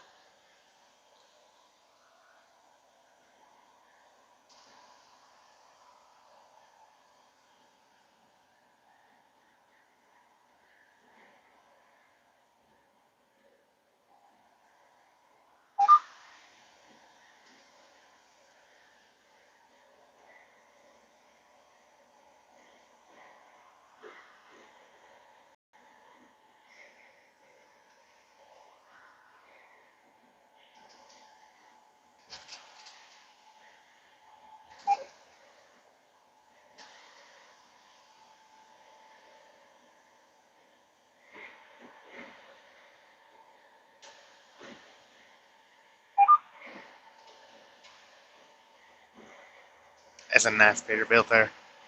Is it a Peterbilt? Yeah. And see them the horns I think would look good on a Peterbilt like that. The the second set of horns that we put on the truck. Just because of the width of the hood.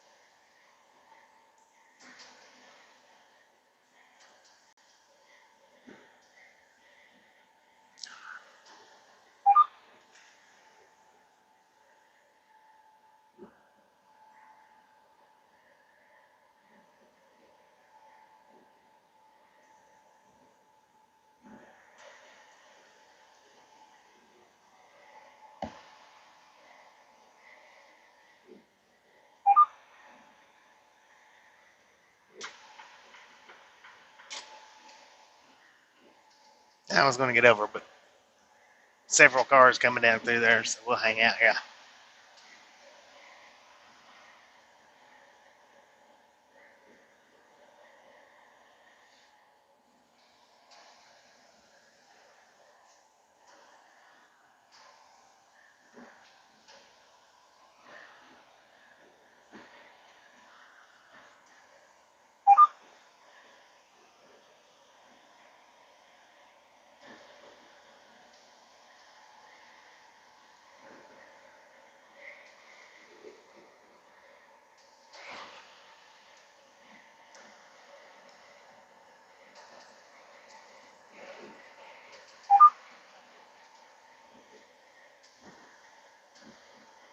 Council Bluffs, 122 miles.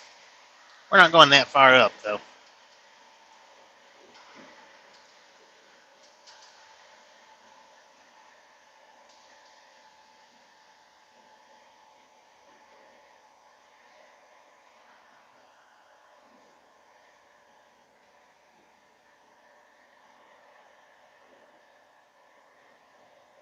Missouri, American Water.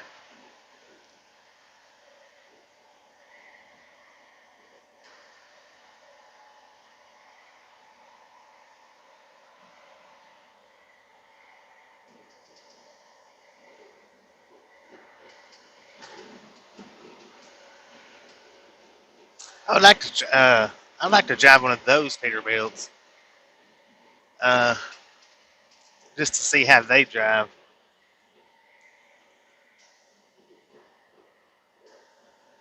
See how they, because those is kind of similar to the Kenworth 660s, which I've never drove a 660, but I have drove the 600s. The 660s are the newer model of the 600s, but that particular Peterbilt style is similar to the 660s and the 600s.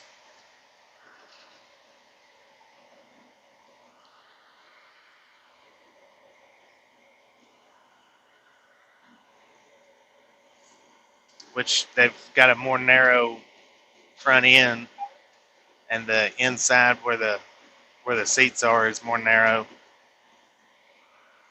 The T600 Kenworths, when I drove it, I could actually, while I was driving down the road, I could reach over and almost, well, I think I could reach over and lock the passenger side door. I mean, I had to lean some, but I could actually reach over and set something in the passenger seat. The T2000s, no, I can't do that. I can't. If I put something in the passenger seat and take off going down the road, there's no getting it unless I pull over. That's how wide the insides of those are. But the 600s, they're narrow. And that Peterbilt that we just passed, I don't know what the number is on it, but they're made that's similar.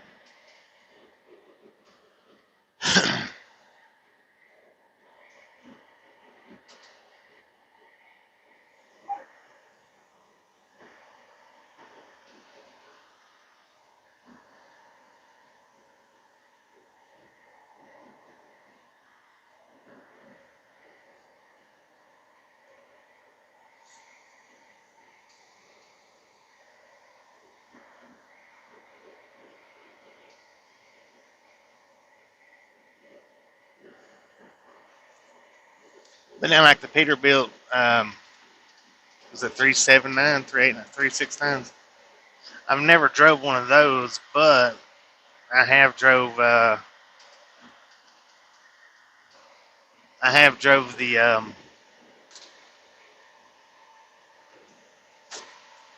Heck, I lost my train of thought. Oh yeah, I have drove the Freightliner Classics, which are very similar to those the big long nose Pete's. If the maneuverability that the Freightliner Classics do, then those wouldn't be bad trucks to drive. I've always heard that they're just not good maneuvering them. I don't know, but the sleeper in my T600 that I had, no, it was a big sleeper. I mean, the sleeper popped out on the side. It didn't pop out, but I mean it bulged out on the sides. It was actually bigger than what we got in the front of the sleeper to the back of the sleeper. That's all the studio sleepers are. They're not wider or nothing. They got like enough space to where behind your seat is a little extra closet space. Is what it is.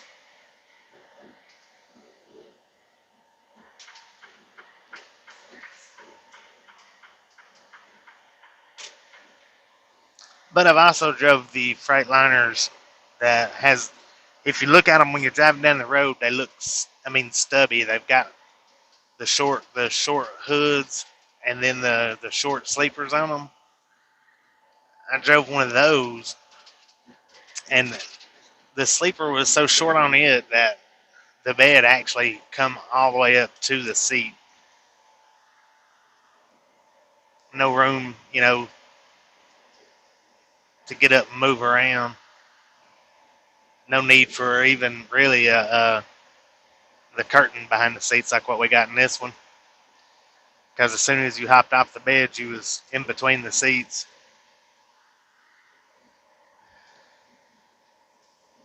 Which I would spend a week out in that one and then come back in on the weekends.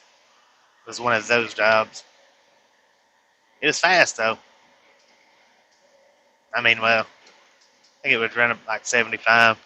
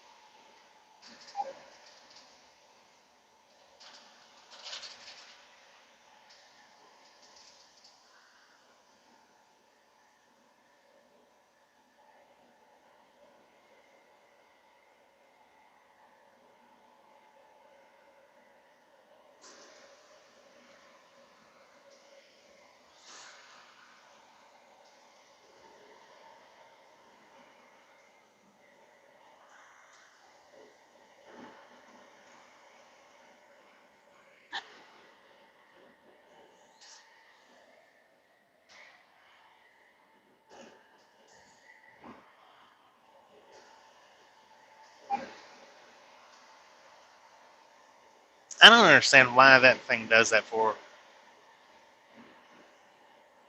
I don't get why it beeps when it does it. Anyway, what it is, that right there, that beep was my steering assistance shutting itself off. But see, it's already turned itself back on. I don't understand why it shuts itself off just for 1 second or 3 seconds and then turns itself back on. Why not just stay on all the time? Or stay off all the time? Which, don't get me wrong, I'd rather it be on. I like the steer assistance whenever we got the heavy winds.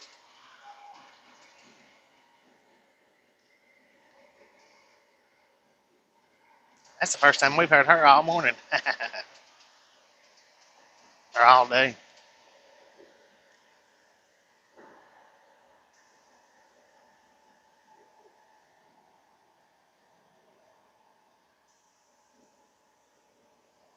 I have. I've driven internationals. Internationals. Driven a few of them. Not driven. The only trucks that I have not driven, um,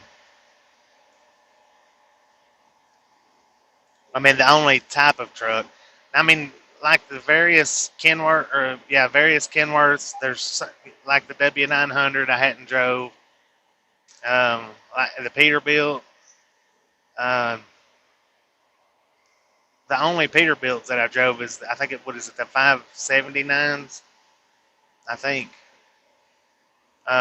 But the only brand truck that I can think of right offhand that I have not drove is a Western Star,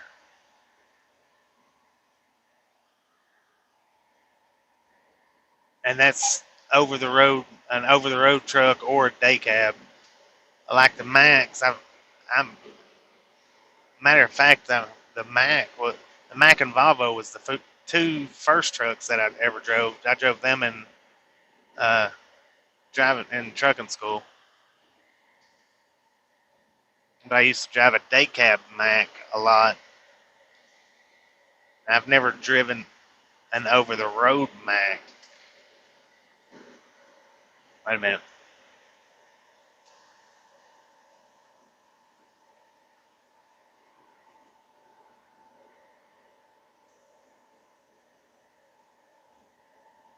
think it was just Volvos in trucking school.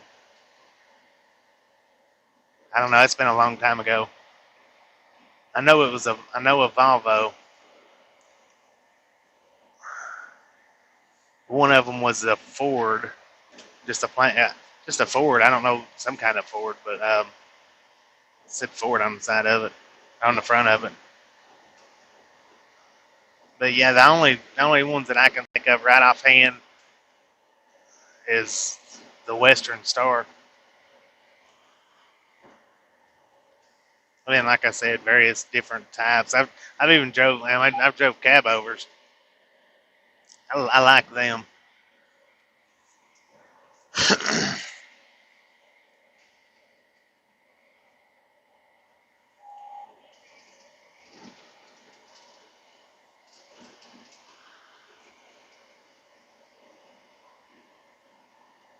The red one that just passed, though, that's the Peterbilt that I was talking about that I would like to drive. The red Peterbilt that was on the. I need to look the numbers up on them and see what it is.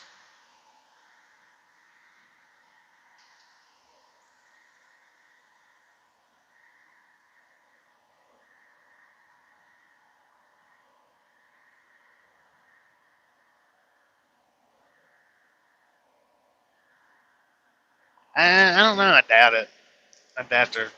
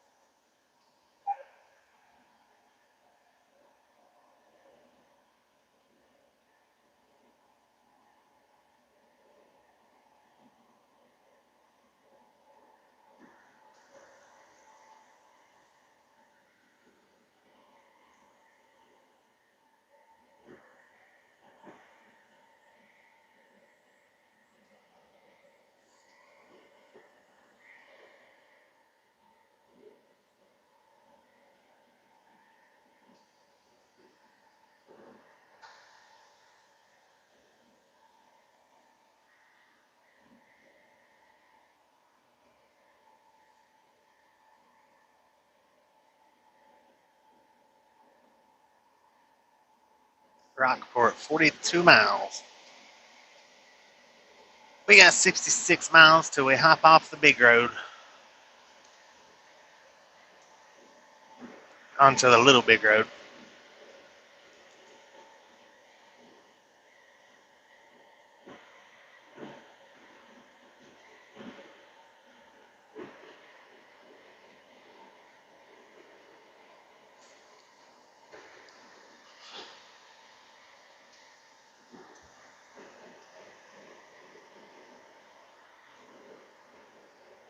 $340-ish miles to our destination.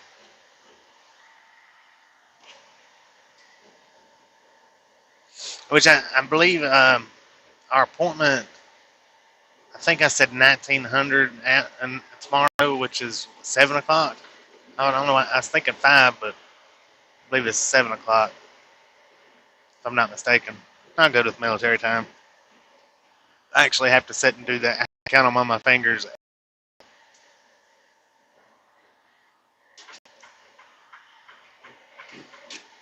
Even though I dealt with in trucking throughout my life, I'm still not good at it.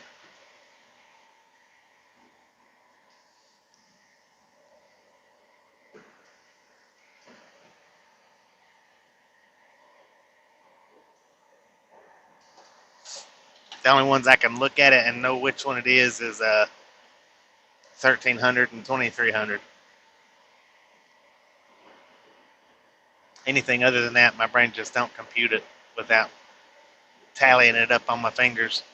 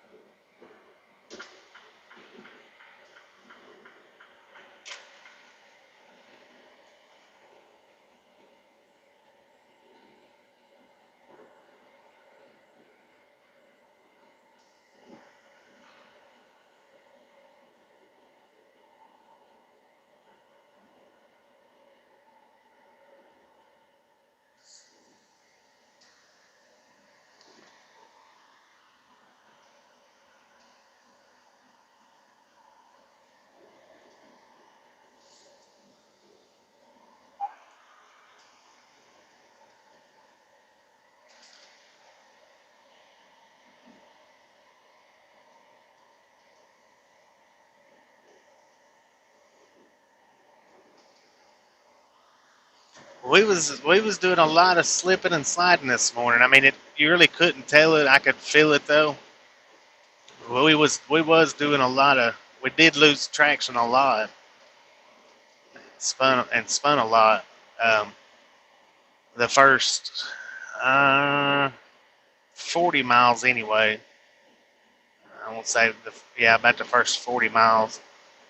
We did do a lot of spinning and slipping, and you could actually feel the rear of the tractor going sideways. Wasn't bad, I mean, but it just real slight. You could feel it like twist sideways a little bit. That I didn't feel a whole lot, maybe just a few times. But as far as just losing traction, we did lose traction quite a bit this morning. And I don't know if it's just that the tires is maybe ready to be changed. I don't think it's that. I think it was because we're as light as we are. I mean, we're extremely light, so I think that might be why we was slipping, losing the traction as much as we did. I mean, we didn't do any, maybe once when I hit the brakes, but I try not to hit the brakes much at all when we're on ice like that. I try to keep it to where I don't have, and then if I do have to touch the brakes, just barely tap them. I don't like hitting my brakes on the ice like that. I don't like swapping lanes.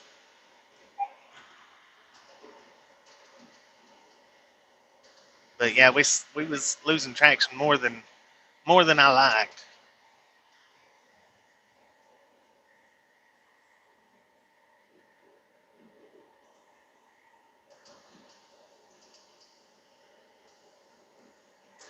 That one, that yeah, that was. I think it was a Peterbilt that come flying by us. Is what I'm thinking, and he was losing traction real bad going up through there. His the rear end of his truck. I mean, you could see it fishing out from under his trailer. Yeah, that worries me when trucks like that come around me driving like that because I figure.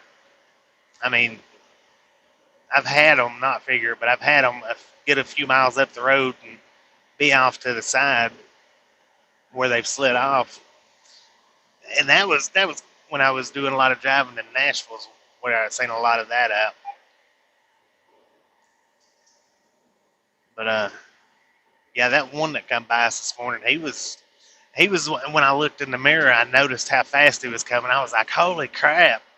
And then when he got up in front of us a little bit, you could see him actually twisting sideways. That's ridiculous. I mean, driving like that, that's dumb. Because there ain't no way. I mean, it's just not possible that he couldn't feel that.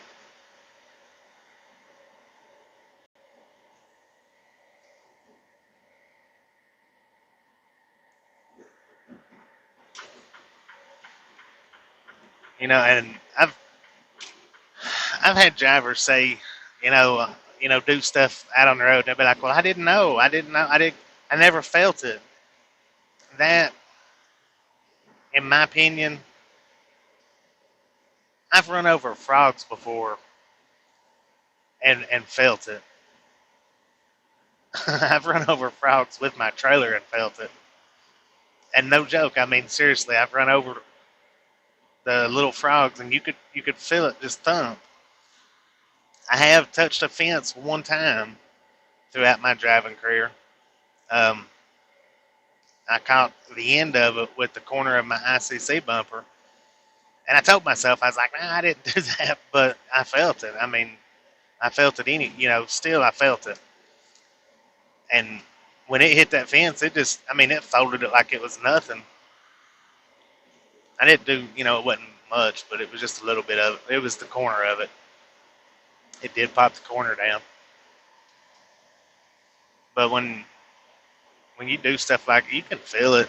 Drivers that says they didn't feel it, is the reason why they kept driving. Nah, see, I don't know. Okay, it was with the last company I was with. We had stopped at a TA in Indiana. I don't remember what town it was, but when we pulled up, we had just got there, sitting there maybe 5 minutes, and the truck beside us pulls out, and I mean, they hit our mirror hard. And luckily, it didn't crack it or nothing, but they just kept driving, just kept right on going. And there's no way that driver did not know that they knew it. They knew they hit that mirror. And the reason why I know that they know it is because, I mean, I've done stuff like that before. You can feel it, you can hear it. And then when they drove out, I was out of the truck. When they was sitting there, they stared at me the whole time as after they pulled out of the parking lot and was driving up the road. They stared at me the whole time. I tried to get them to stop, but nope, she wasn't having it. Which I got a picture because I had my phone in my hand. I got a picture of the truck. Then I went and looked at the mirror and everything down through there to make sure it didn't do nothing. And it didn't. I was surprised that it didn't, but it didn't do anything except rock the truck.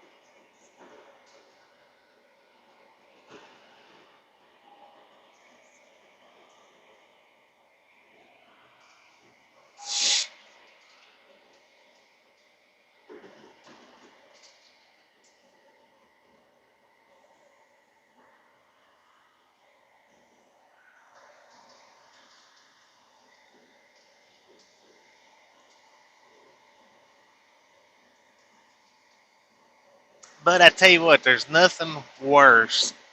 Hey, there's a cab over pulling them cars. That's pretty nice. There's nothing worse uh, than backing up and knocking a door off your trailer. Oh my god!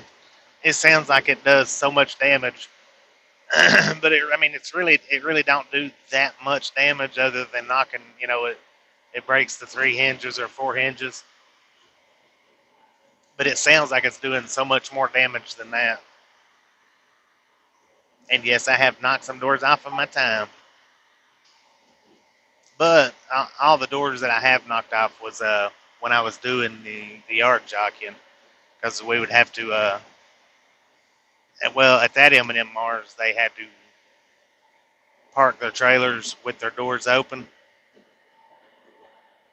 so it wasn't it wasn't hard to knock one off doing that job. A lot of people was like, "Well, How you gonna go and knock a door?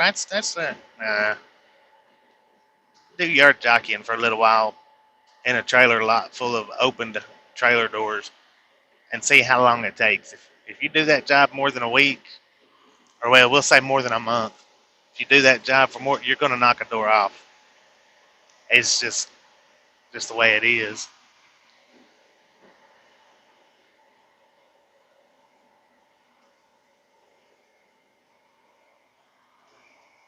Actually, this is like one of the guys that come and worked with us for a while. He he drove for like I guess 30 years. I don't know what it was, but he got his license suspended. Is what it was. The reason why he come and done that for speeding. he knocked it. He knocked the door off, and he's like, "I've never done anything in the whole 30 years I've been out on the road. I've never had an accident. Never." I said, "Well, when you're on a yard like this, it's a whole lot different. I mean, it's just well, the odds go up for one because you're moving 300 trailers a day, so the odds are going to go up. But I'm sure he probably tells everybody now that he's never, to this day, he's never had an accident.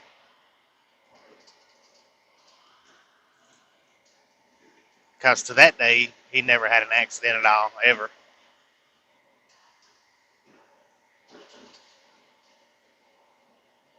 and and it ended up that he done something. He done not something, but he messed up so much within the. I think it was the 2 or 3 months that he was there. he ended, it tore him apart. He couldn't handle it. He quit. But I think he got his license back. I think they was just suspended for like 3 months. But he didn't stick around.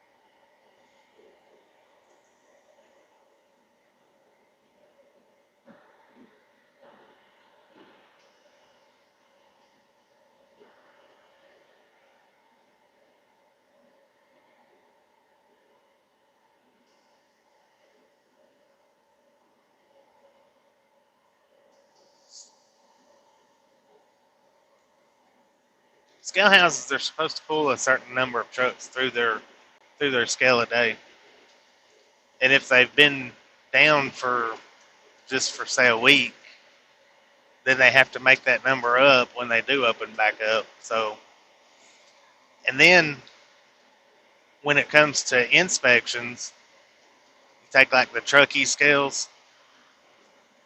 Each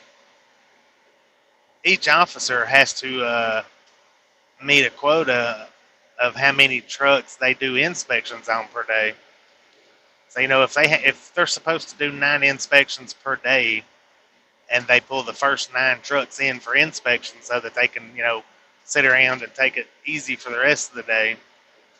They got to pull so many trucks in per day, whether it just be go across the scale or go across the scale and then hit the inspection bay.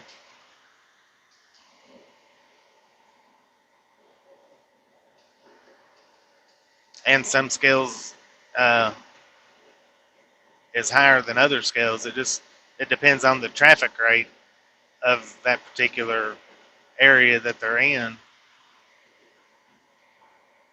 That's just like with the pre-passes that we was talking about. I think it was the week before we went on home time. How come some trucks gets to go buy the scales and some trucks don't because they've got the pre-passes in their trucks? Even when a company has them pre-passes, they still have to send a certain number of trucks across the scale, even with those pre-passes. That's why they've got red and green lights for. I had them pull me into a scale, the Roanoke scale in Virginia, and the damn thing was closed, and it red lighted me on the inside of the truck to pull into the scale. I did drive across the scale, even though it was closed, just because they've got a certain set number of trucks that they have to pull in, even through the pre-pass. They've got a certain set number off that pre-pass they got to pull in.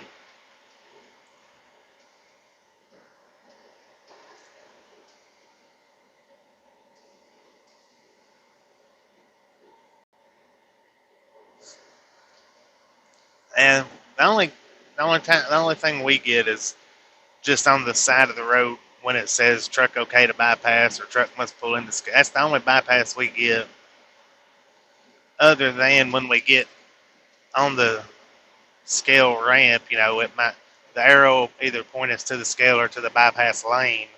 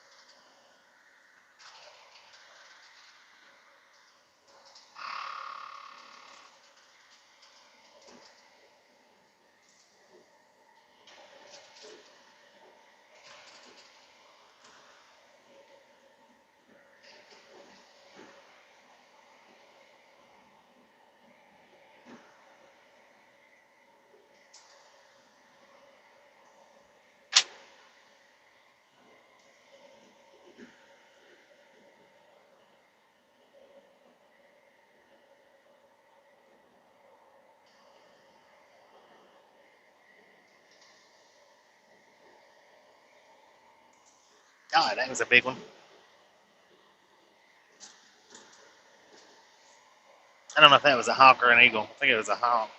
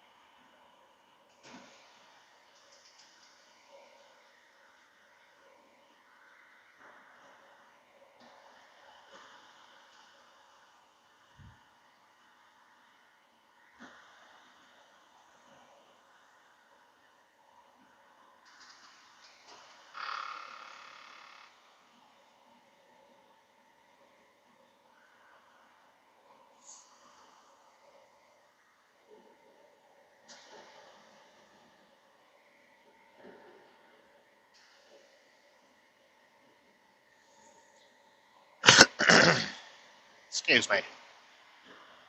And that sun is right in my eyeballs. It's off to the side.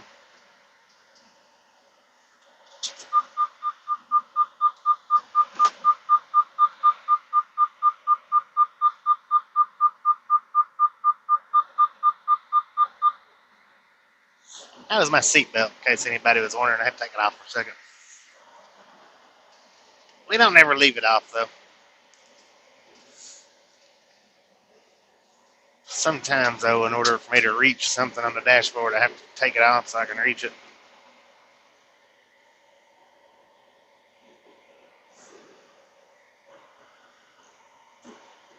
Or if my butt slides too far down the seat, I might have to take it off to readjust it. I'm kidding.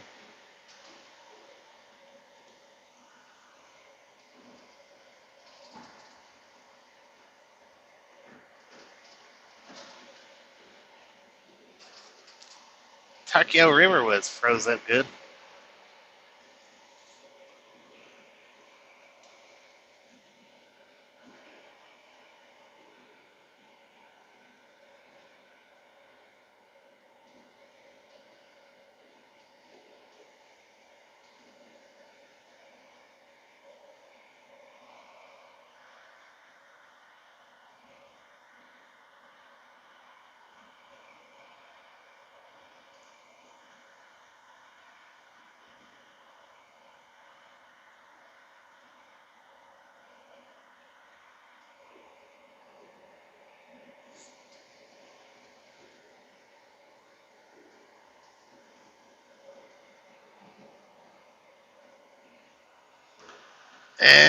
That's the thing about North Platte. They usually take 4 hours. Maybe it won't take so long this time. That's the only thing. That's the only reason why I used to not like going to North Platte. But since I figured out that I can use their internet to upload videos, which I don't have any videos to upload right now, I don't mind going to North Platte so much, or wouldn't mind going. But I took care of all of our uploads at the last Walmart delivery that we was at. Then I did forget about some videos, and I found them while we was off and uploaded them. But I uploaded all of them.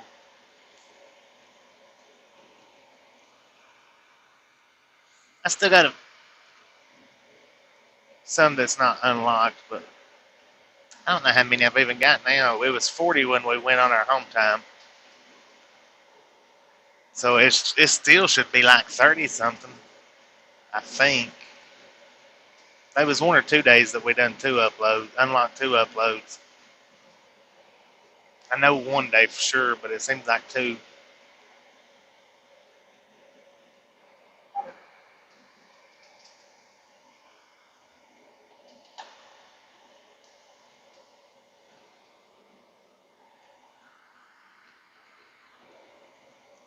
Got us a big old train to the left of us. I can barely see it though, because of the way the sun's setting. Looks like a Manor Fest train.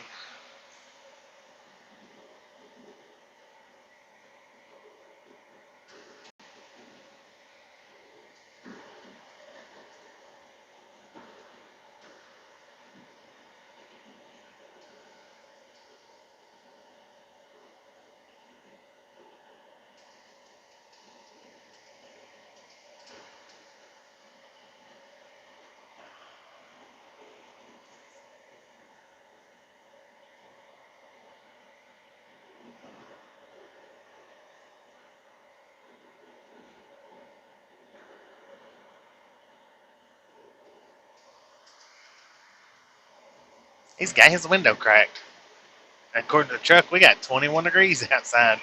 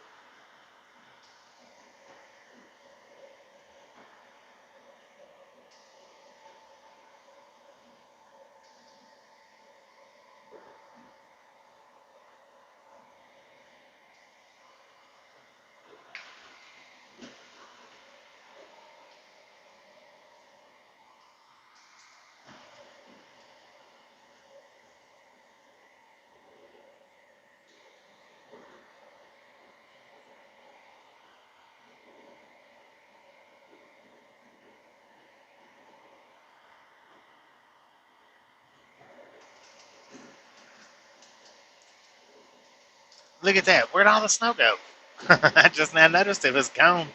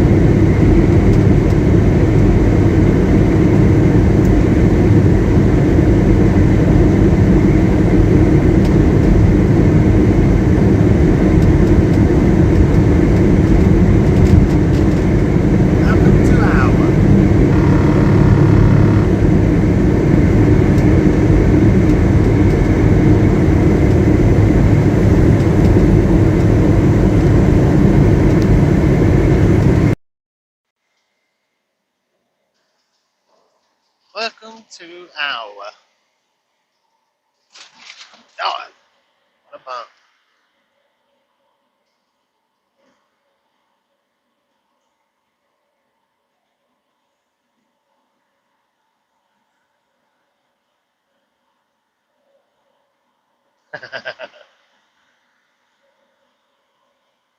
Roger that.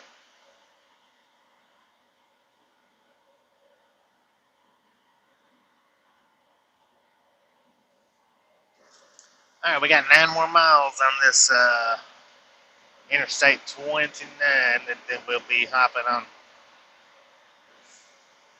Iowa too. I think I said Nebraska too earlier, but I guess it would be Iowa. I don't know, Iowa, Nebraska. I know that water over there is frozen. Man, it looks frozen pretty good too. It'll be highway too. How about that?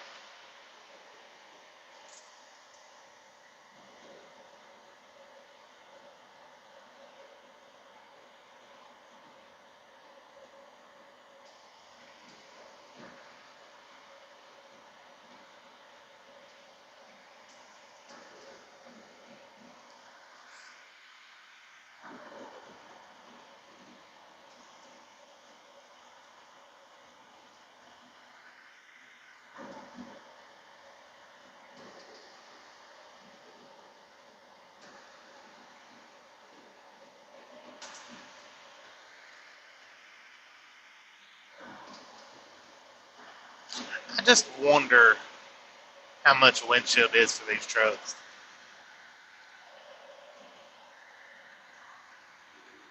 Not that I would go, and buy one, but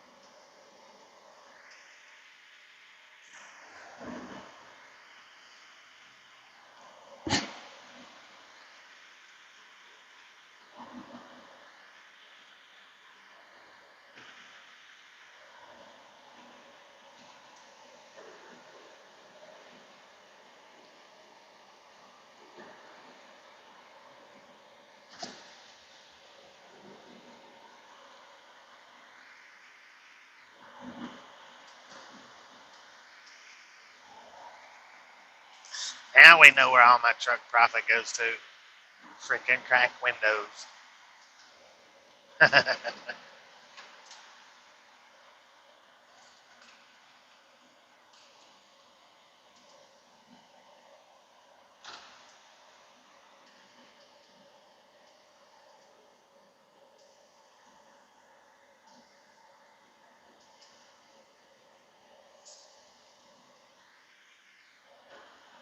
Oh, I see some more snow up there. It's just a thin strip, though. Fine line.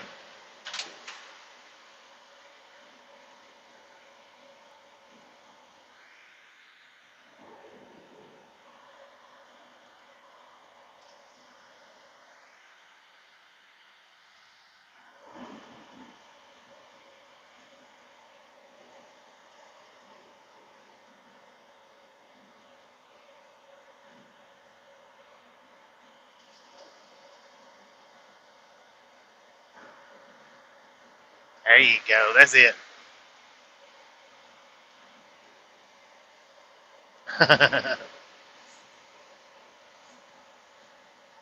We are below the horizon right now.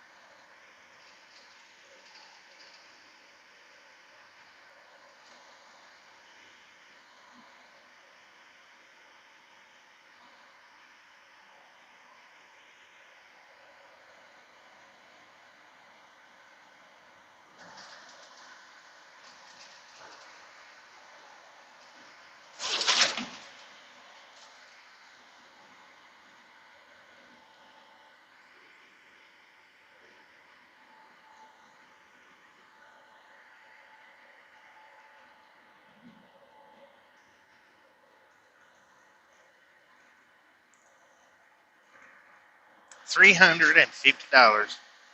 And I guess that's probably without the rain sensor windshield. That's probably for just the plain windshield. If you get the double windshield, because some Freightliners has the splitter in the center, it's $250 per slide and $350 per large single piece.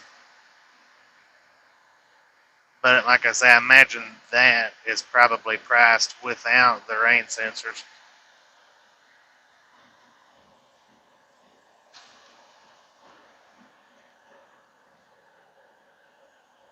I like having rain sensors in mine.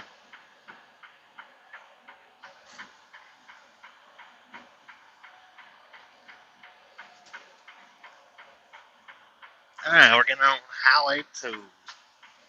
Or Iowa 2, maybe. I guess it would be Iowa 2 since we're in Iowa.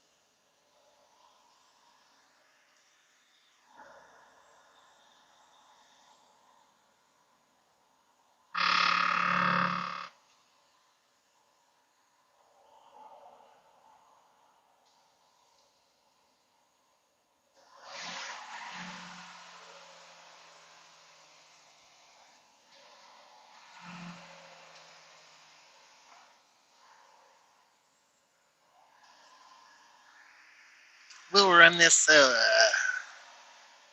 2-lane, 4-lane highway all the way up to 80 West. Just in Lincoln, or just outside of Lincoln. We still got 279 miles.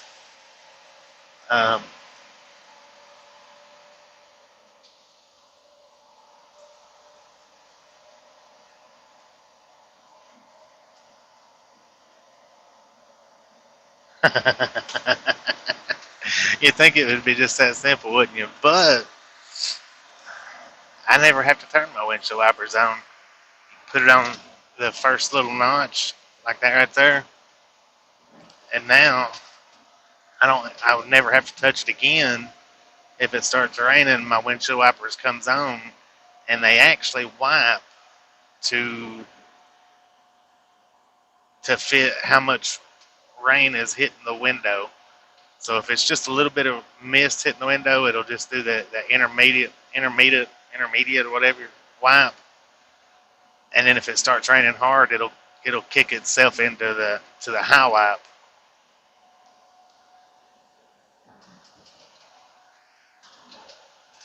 So we never really even have to touch our windshield wipers at all. They shut themselves off and start themselves up with the rain sensor. Alright, I'm going to switch the view, I think, over to the short view.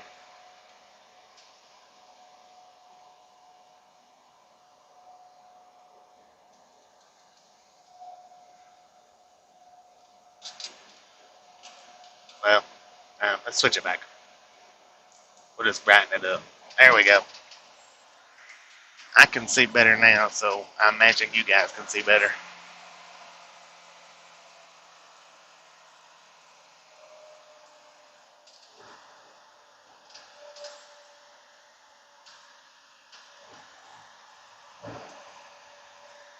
It's amazing how many people click away when I do that. I guess they figure black screen video ends. I don't see how people click away that quick. I can't never click off a video that quick.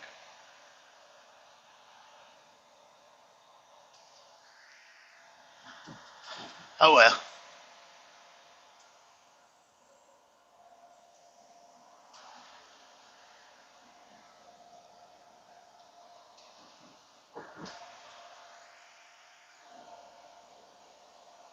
What was I saying before I rudely interrupted myself?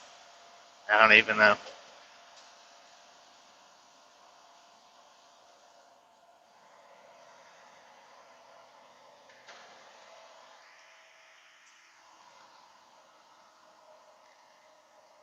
All right. Welcome to Nebraska, which puts us now in Nebraska 2.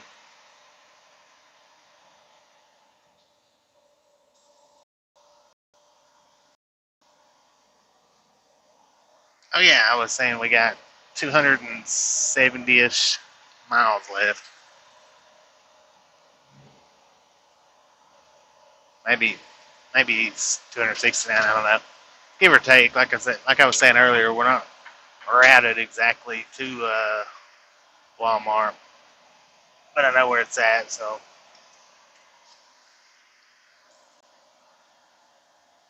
and I mean, it's not like I have needed it as much as we run this route. I ought to be able to do it with my eyeballs closed,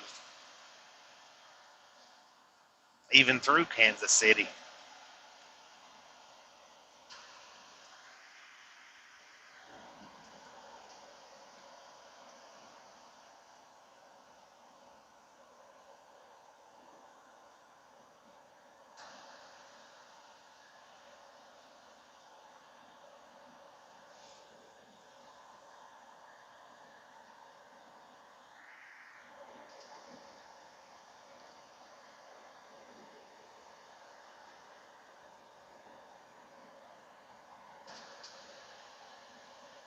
Look at that. We're almost at 200 thumbs up.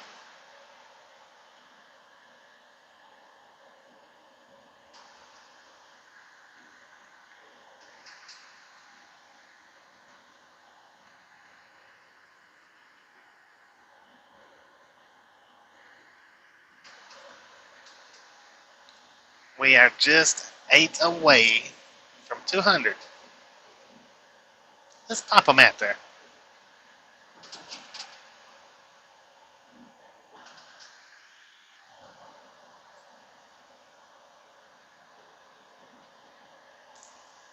Thanks, sir. Thank you.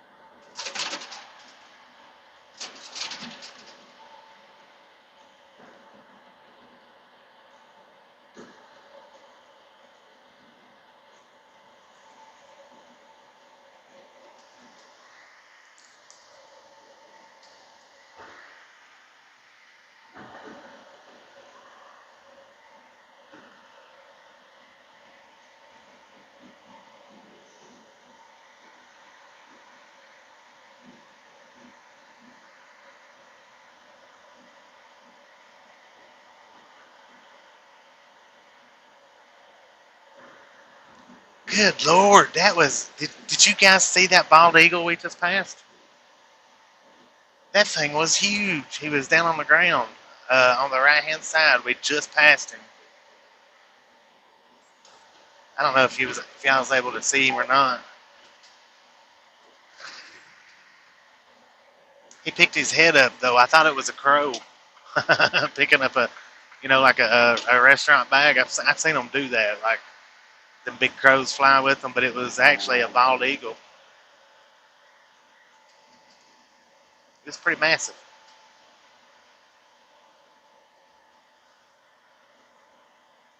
But when I seen his head, I thought it was a white bag, like a Wendy's bag or something.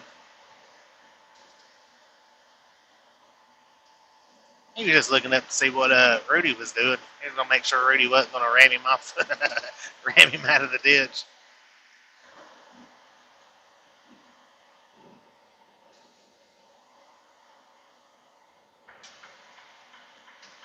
All right, way station is closed.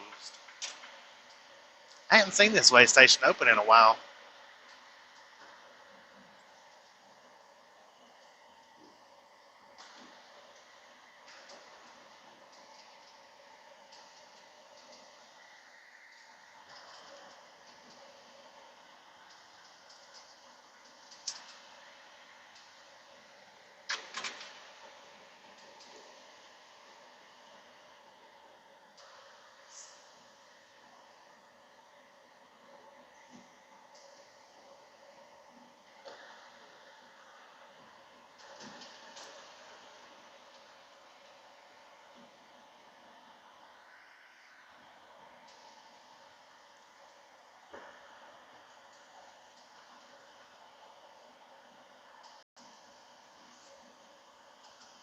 But we're getting ready to have to take it off the stretch view anyway because it is trying to get dark outside.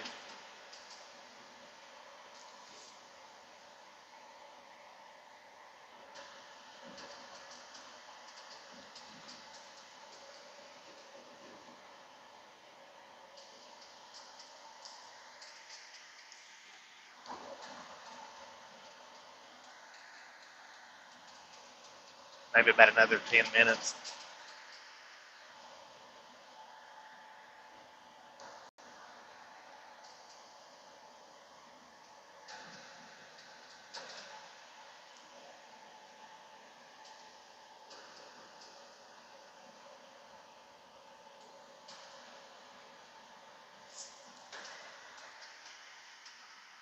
Three lights away from getting the big boom and the Sprite thank you.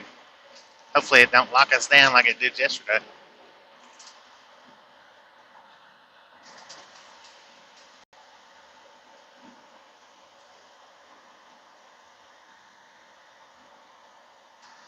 I'm going to go ahead and flip this camera view. So it's going to go black for just a second, but I'm going to flip this camera view over so that hopefully y'all can see the sunset a little better.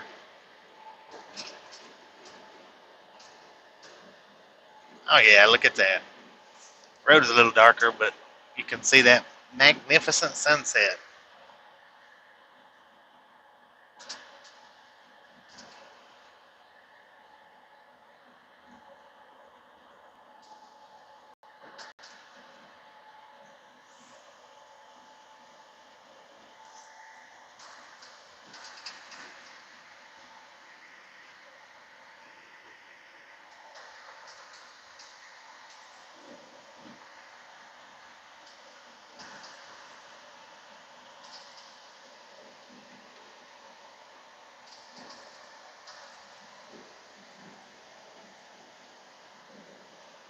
That's what I like about the screen being drawn in or not on wide view because you can actually see that a little better. When it's on the wide view like that, it's just everything is less distinguishable. I think a little less, not a lot, but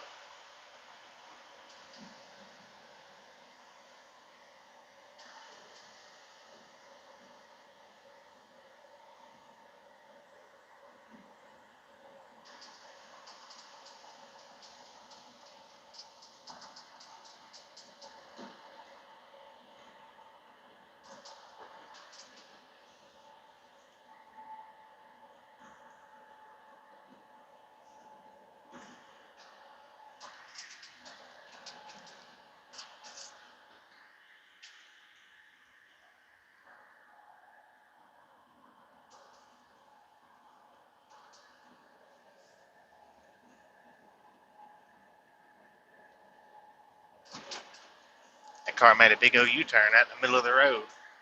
And it's a cop, so I guess he's got perfect reason to.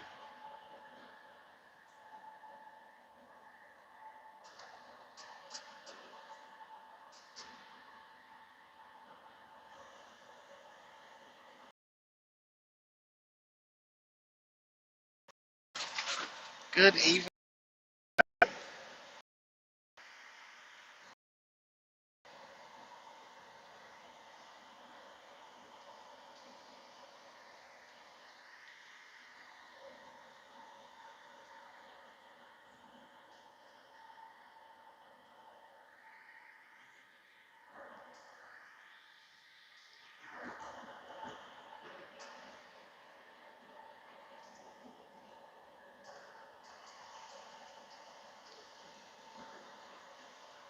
We are traveling west on Nebraska 2 now. Dunbar, Nebraska.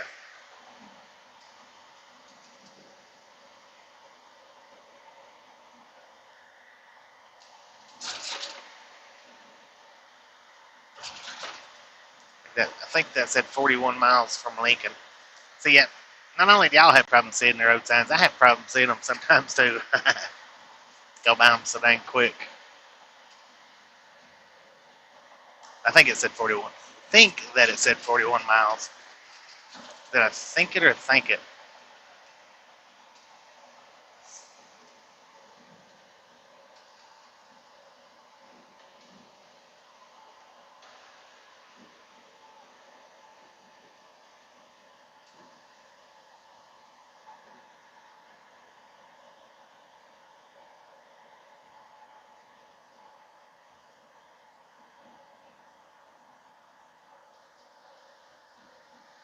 But I think we're stuck at 198. I don't think we're going to get the other two.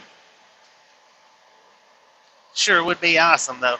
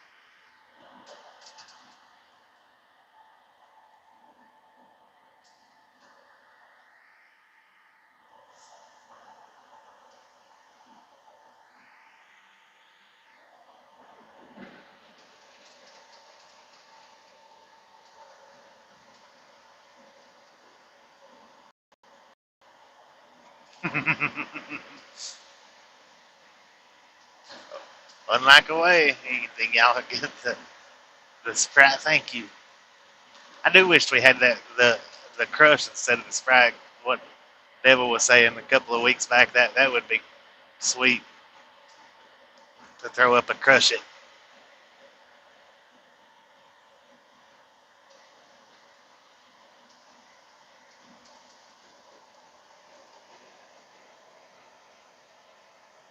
Boom. 200 likes. Thank you guys. You guys are awesome. Thank you. Thank you. Thank you.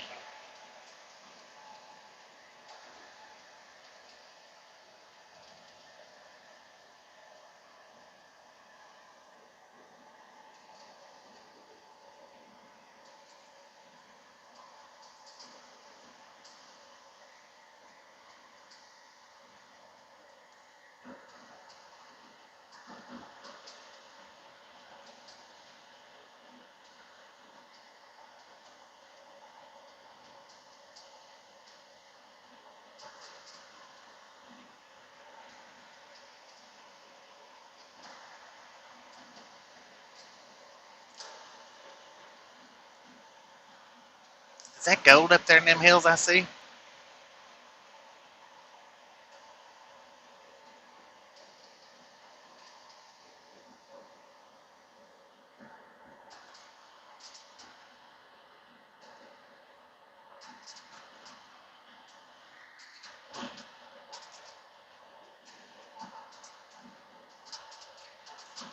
We got 201 now.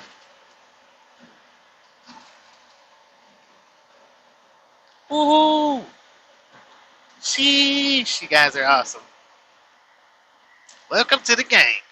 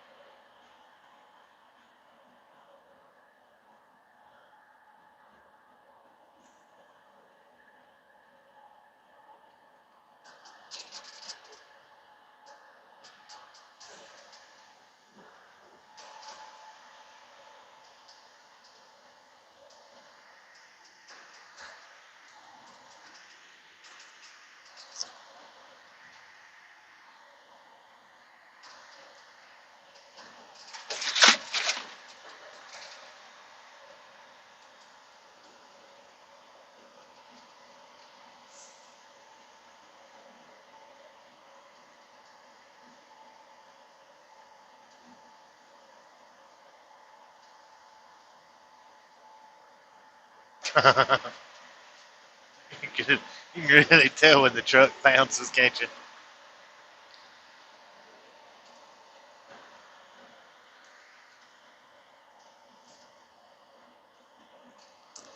They got gold in them there hills up ahead of us.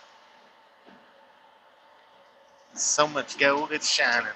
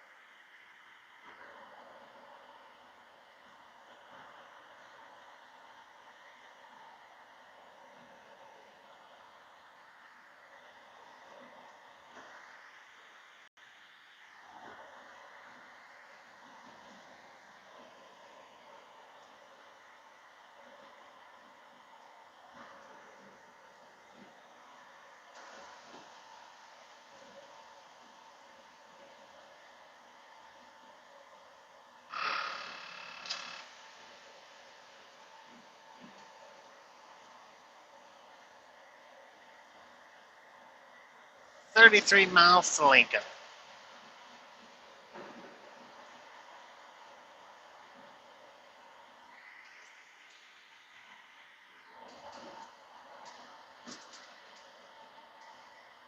And all them chicken lights.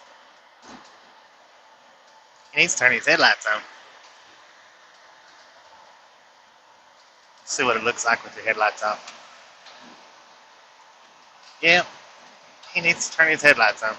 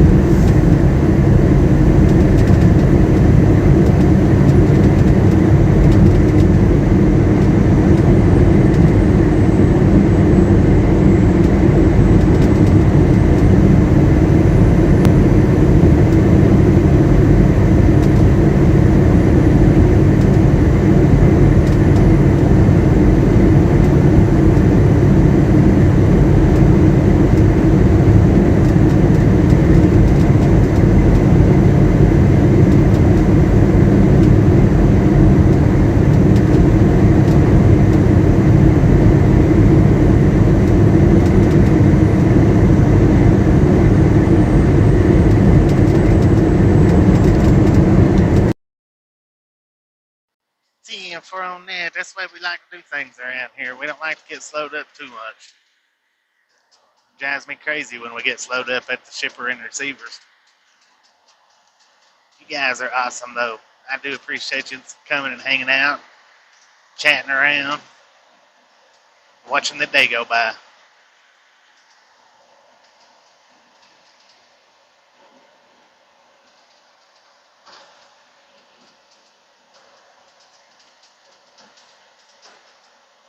And thank you for the 205 thumbs up. You guys are awesome.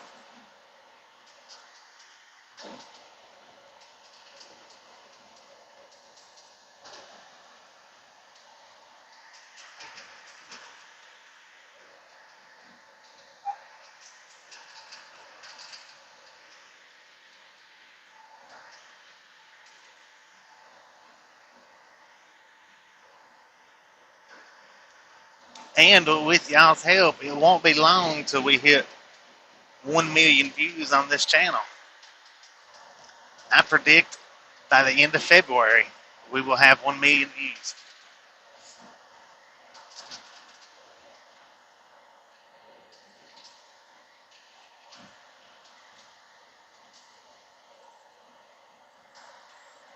Too bad they don't count as views. We'd have done went over $1 million if the bots counted for views.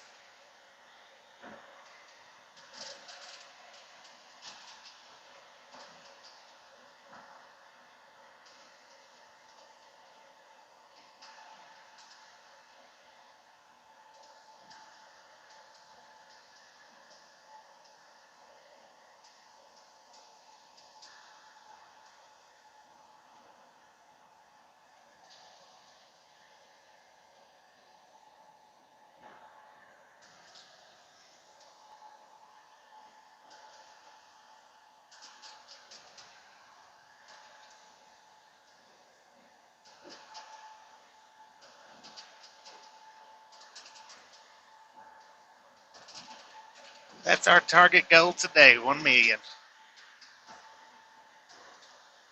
Then next month it'll be 5 million.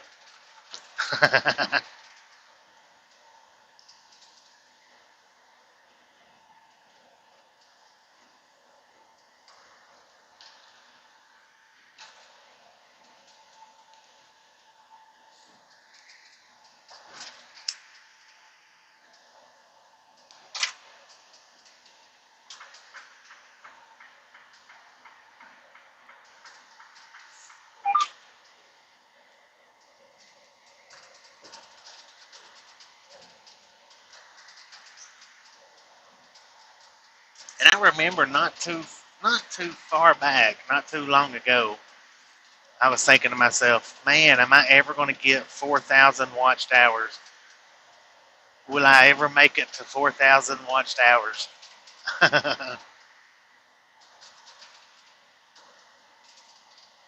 And that was actually just a little over a year ago.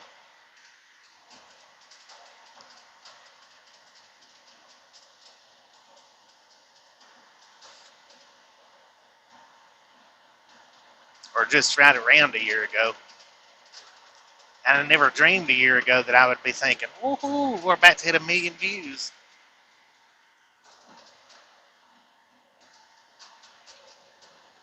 Which I know to some YouTubers, that's just not a big deal, but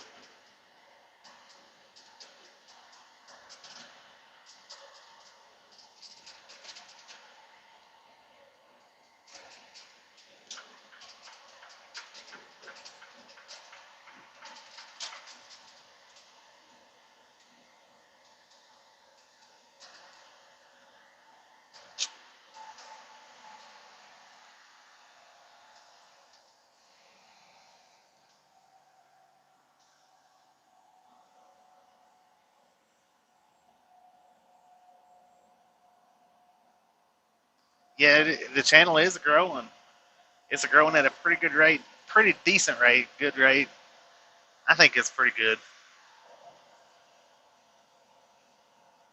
Because we are, in fact, not far from 4,000.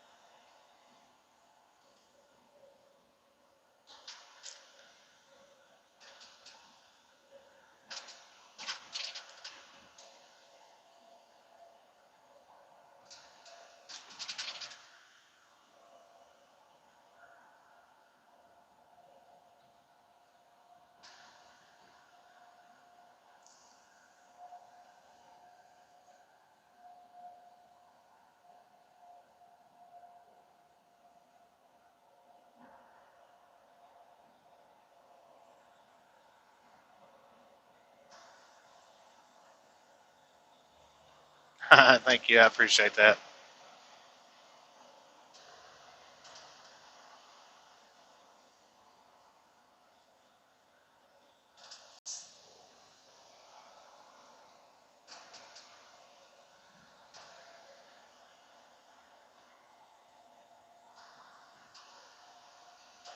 All right, we are entering into Lincoln, Nebraska right now.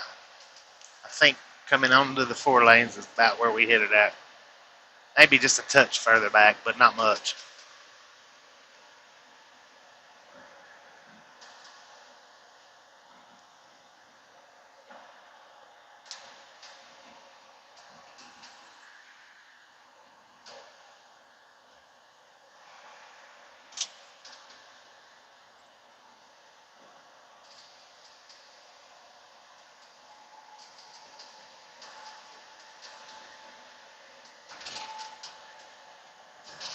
But that is awesome, Jay. Thank you for that. Thank you.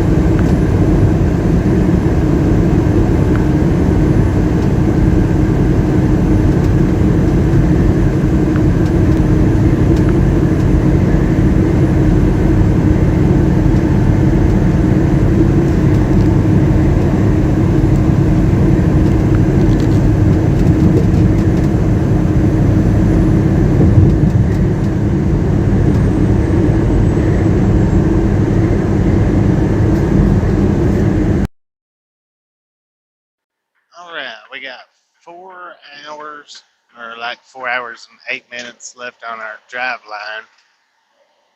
We are 220 miles, well, maybe a little less than 220, maybe 215 miles away, which is, according to the GPS, 3 hours.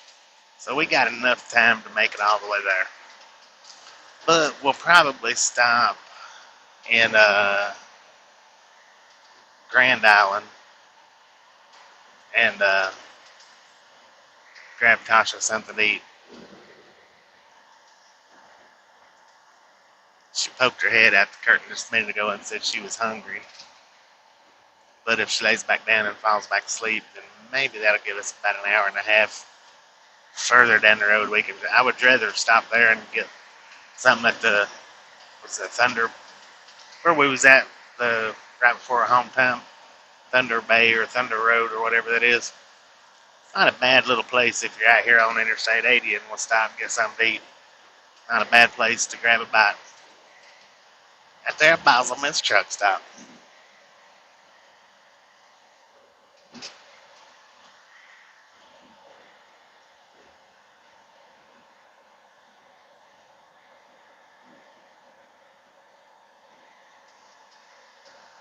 Yeah, hopefully, well, like I said, we're 3 hours, according to the GPS, we're 3 hours away. Got 4 hours to get drive time left.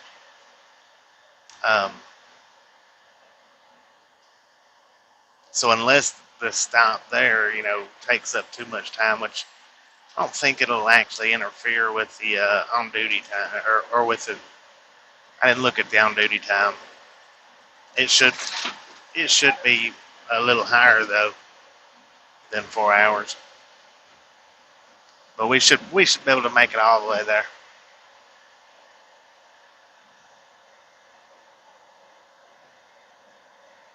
Yeah, that's what we need to do.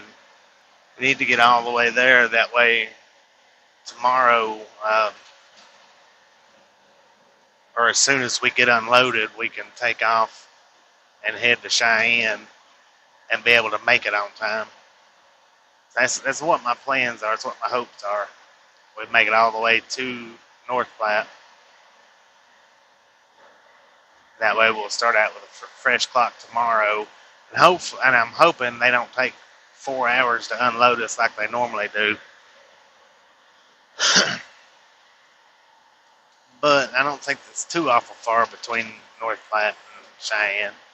2 or 3 hours, maybe.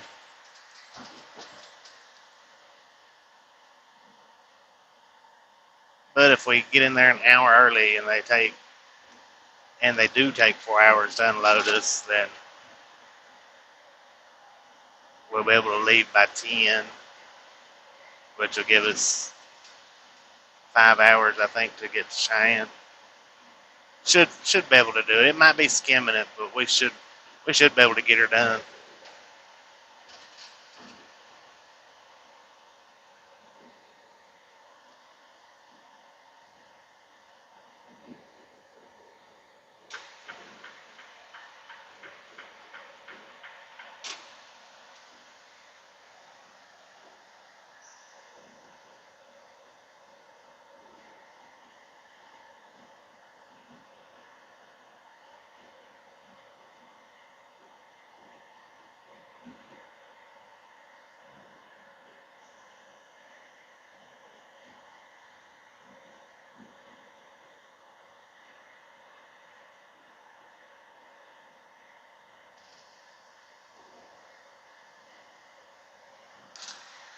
Yeah, I don't know what that Walmart truck's problem was. I thought it was just because there was a car over there beside him, but once we got out, that car was plenty far enough behind him that he could have got over.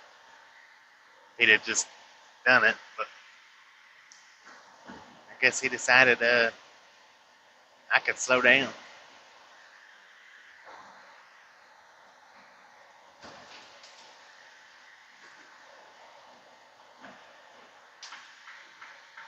That's all right, though. We done made it around him.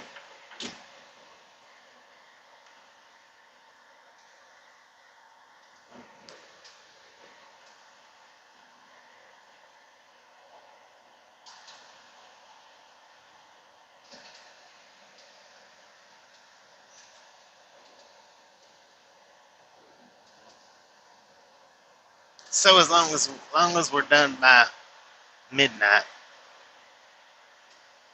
we should be okay. But preferably done by 10. That way it gives us a little wiggle room.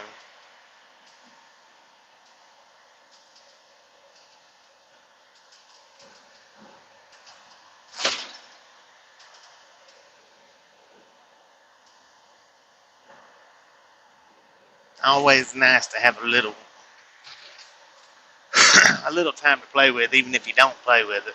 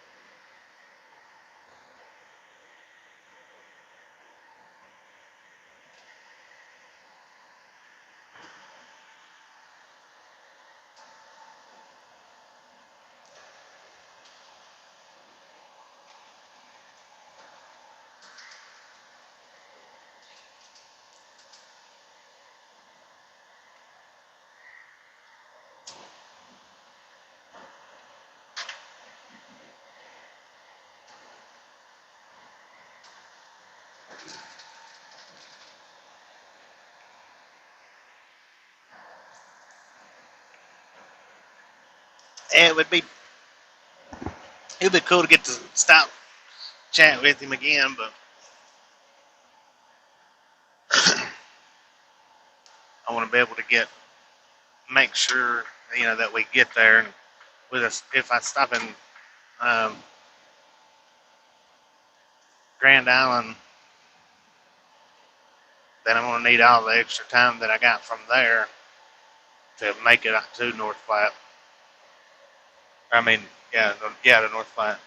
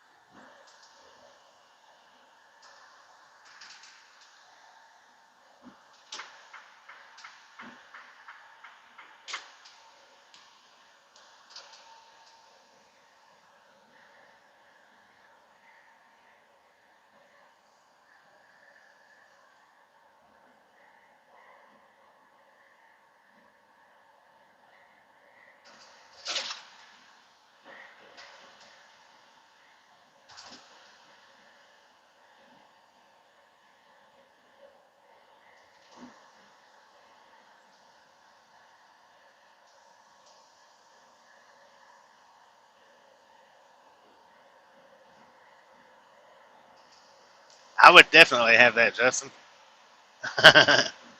No doubt about it.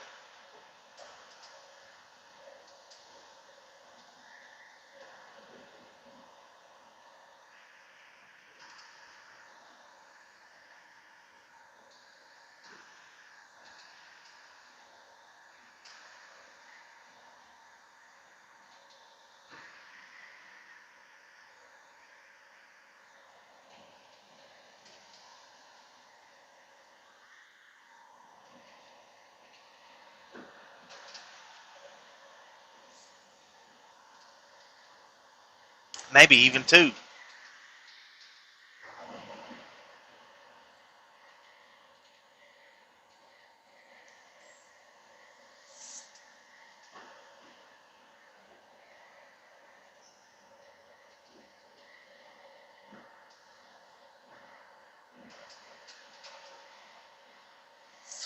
Yeah, but it's not because of their choice that it doesn't make it to production. Not a bit.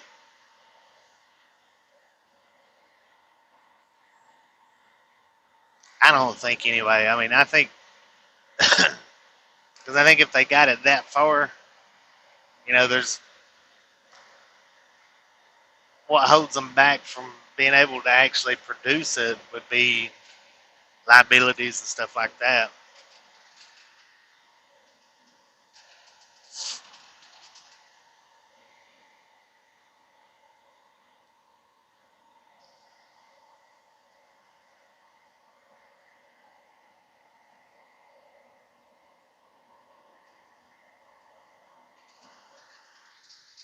I seen a train coming. We just crossed over the track.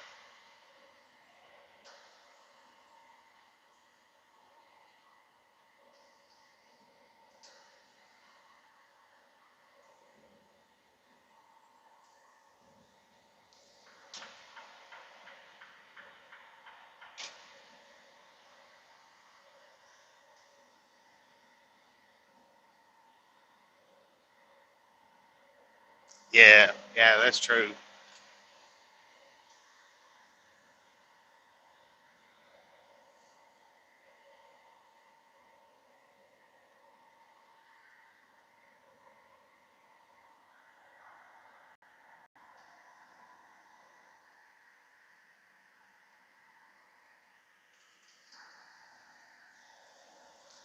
Because I mean, if a Lamborghini is what $250,000 to make, imagine what that would be.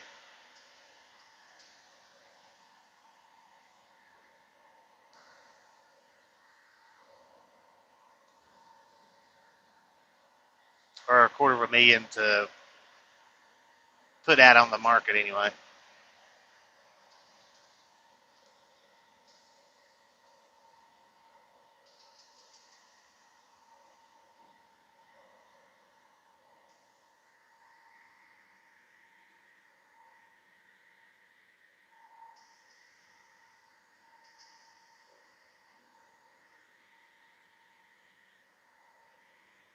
Yeah,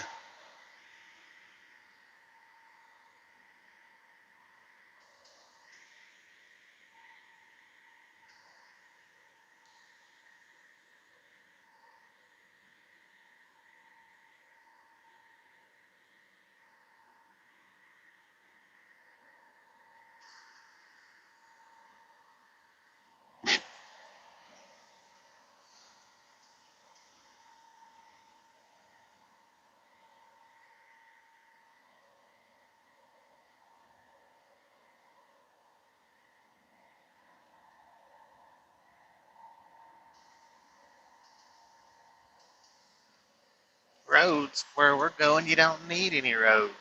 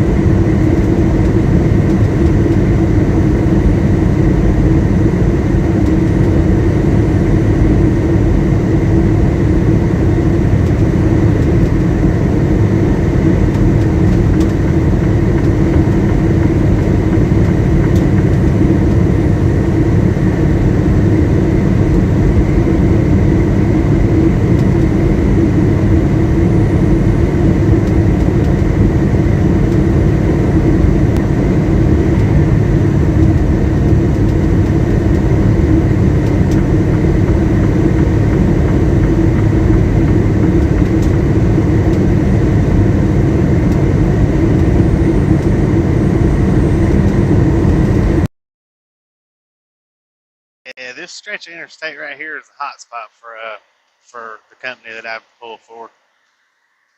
And indeed, we was here about a week ago because we was, a matter of fact, we delivered to the Walmart in Cheyenne, then drove to Grand Island, Nebraska, and then picked our load up a little north of Grand Island, pretty close to Schuyler, and then drove home. So we pretty closely run the same route back out that we run that took us home this go around, with the exception that we would run over to London, Kentucky.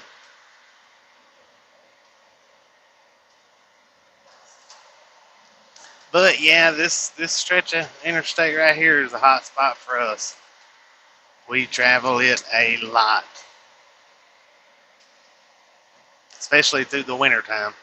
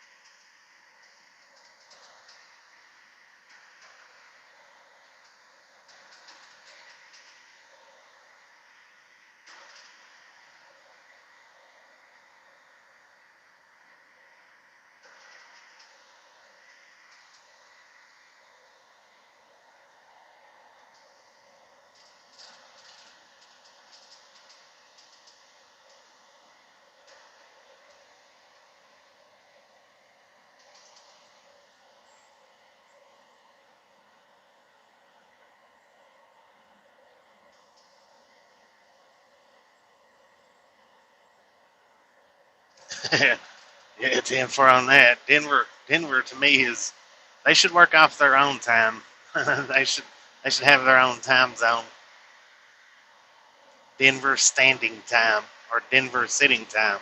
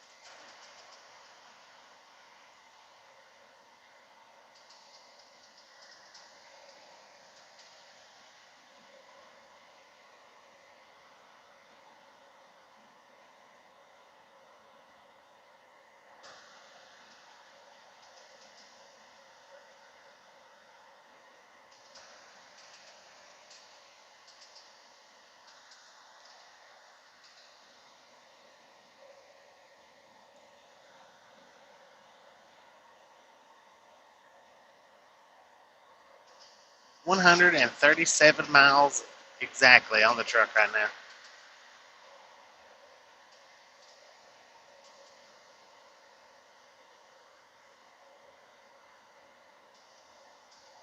$41 from Grand Island.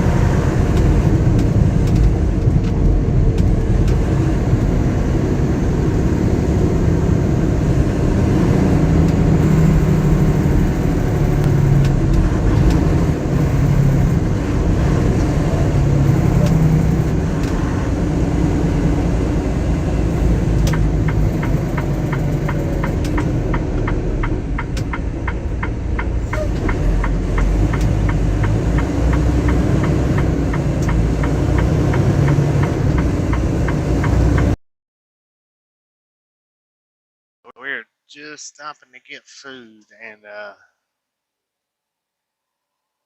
kick some tires. Then we'll be back on our way. Finish his North Platte journey.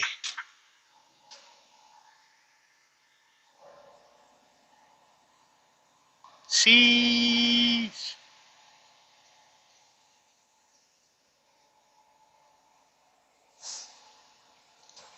Sheesh.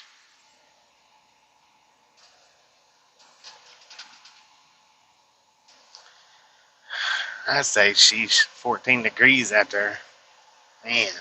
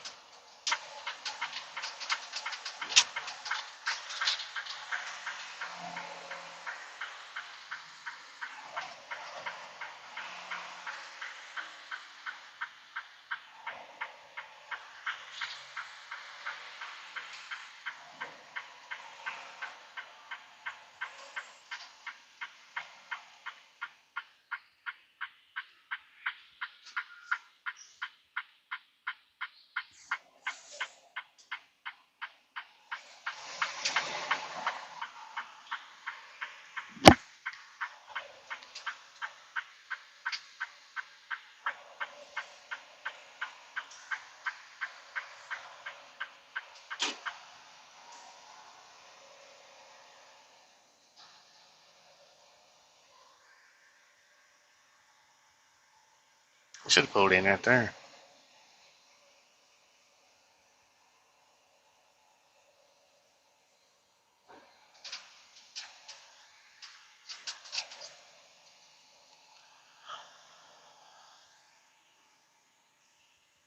That's alright. I'll pull in right there.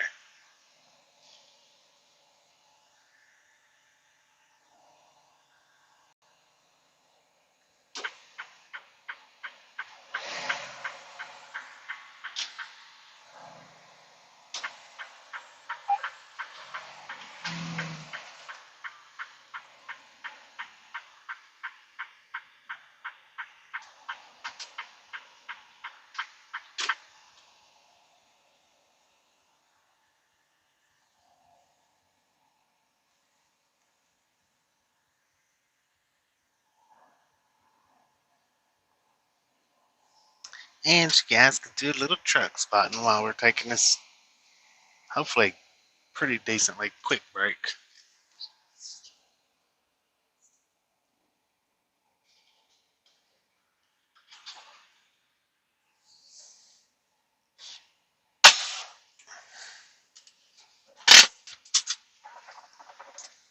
Good night, Sonic. Appreciate you stopping in, hanging out, throwing out a like, subscribing, and all that good stuff.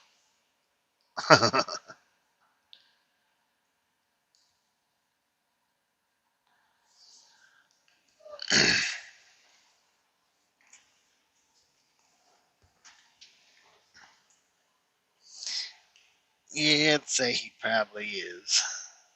225 thumbs up. You guys are awesome.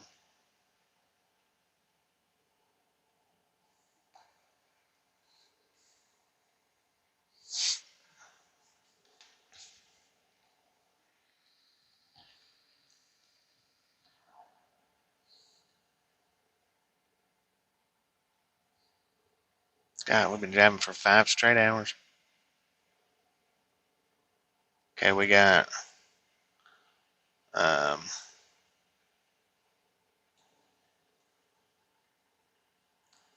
we got 2 hours and 54 minutes left on our drive line. So 3 hours. And we got 137-ish miles to go. Let's see.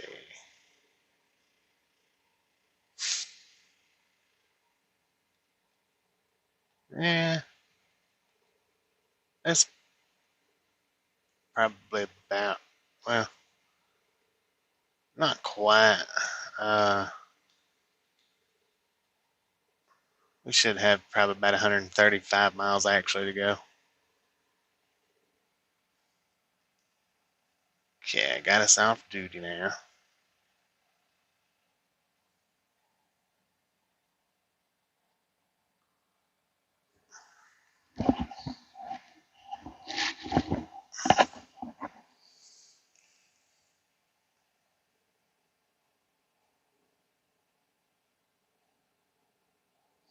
Yeah, we're not far apart, but we won't be able to do no meetup this go around on account of I want to be able to get us there.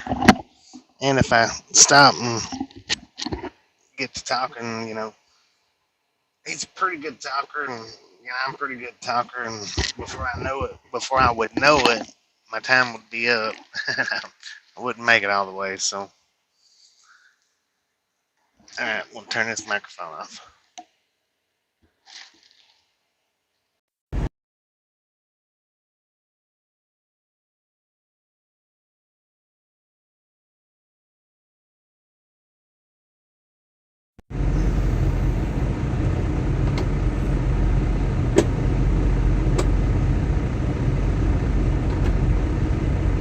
We'll just leave the lights on.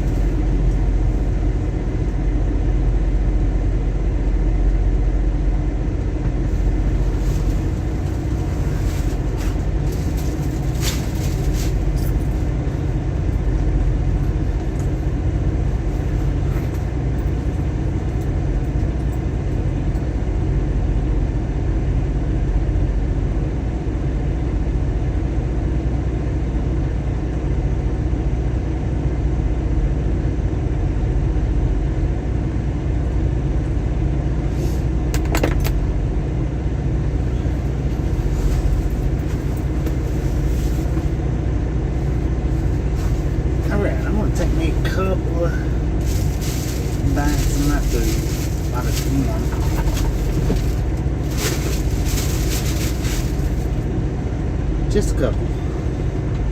And then we'll be on our way. Let me check. Let's see. How much time have we been here?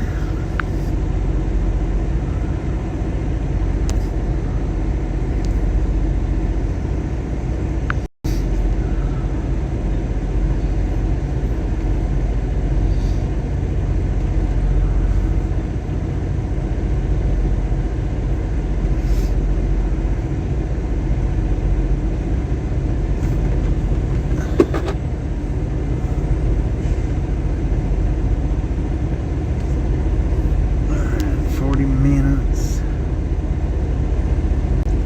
2 hours and 54 minutes exactly to run on.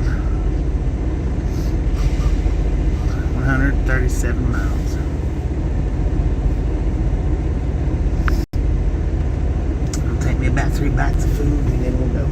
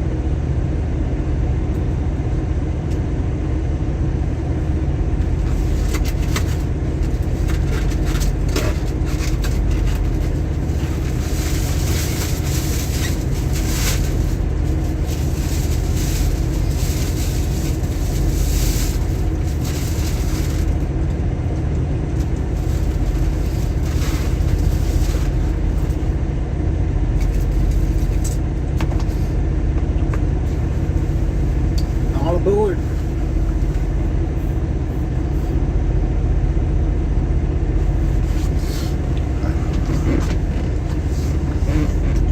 We're not gonna do no horn honking because Tasha's asleep. Still.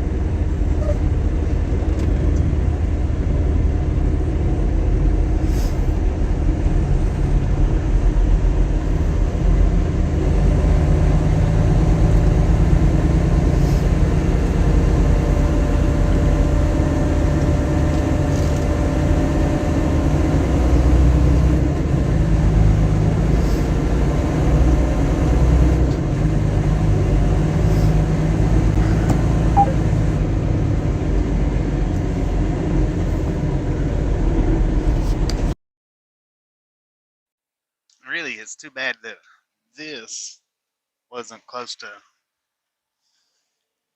North Platte because, I mean, that would have been perfectly fine parked where we was at.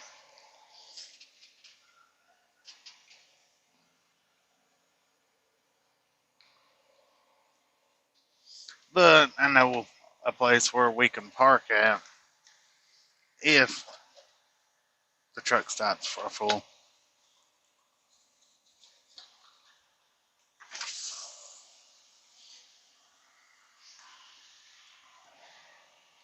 And by 11 o'clock, they'll probably be pretty dang full.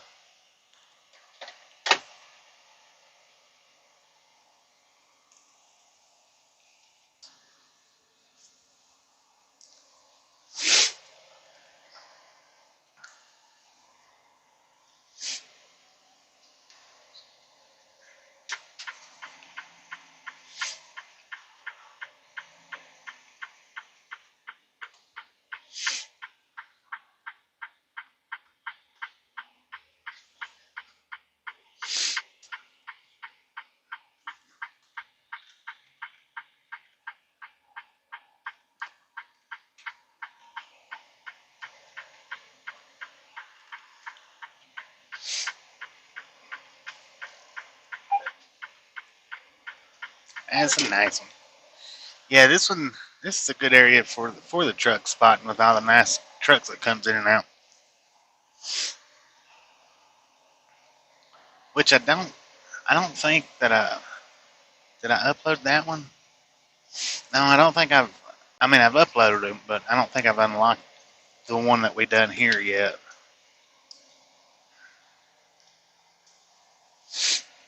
Maybe I did. I don't know.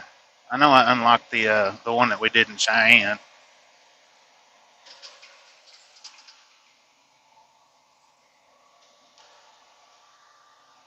Maybe I did. I may have unlocked this grant. I don't know. Matter of fact, I think I did. I don't know.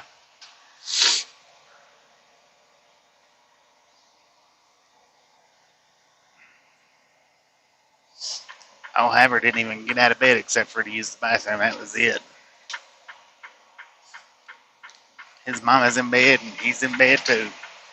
And then see the thing is what makes him most happy is when we get here tonight. I'll be hopping in bed and he's gonna be he'll be ecstatic over that. He likes it when she gets her days and nights mixed up because then he gets to spend 22 hours out of the day in bed. You know, he'll sleep all night with me and then sleep all day with her.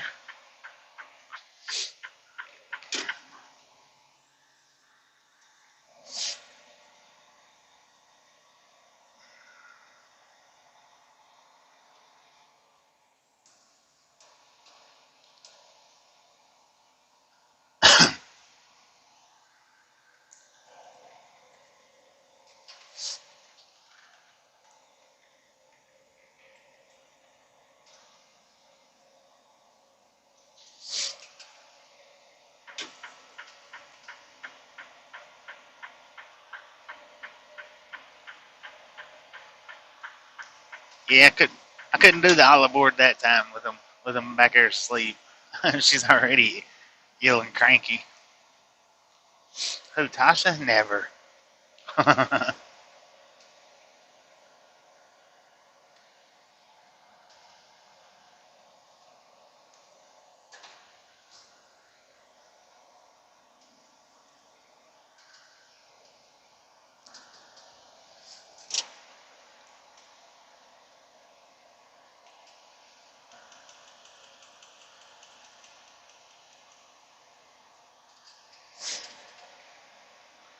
And like I said, we may do us a truck wash when we get unloaded in Cheyenne tomorrow morning. The next day. I don't really see the need in it driving in and out of snow. But since we've been I know it's been a couple of months since we've had a wash. We'll go ahead. We'll probably get it done tomorrow or after Cheyenne, not tomorrow. Dang it.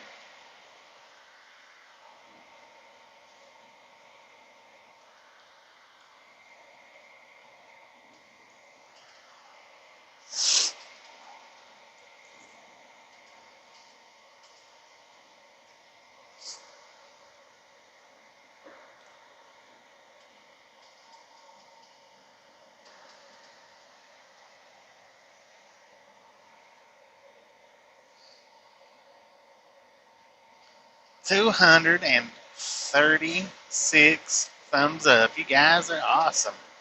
and we started this stream 9 hours ago. We might end up getting the end of it cut off.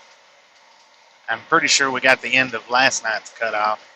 I didn't go back and look, but so I don't know how much we actually did lose. But it did hit the cutoff time, which is 11 hours and 55 minutes. So I imagine some of last night's got cut off. Just don't know how much.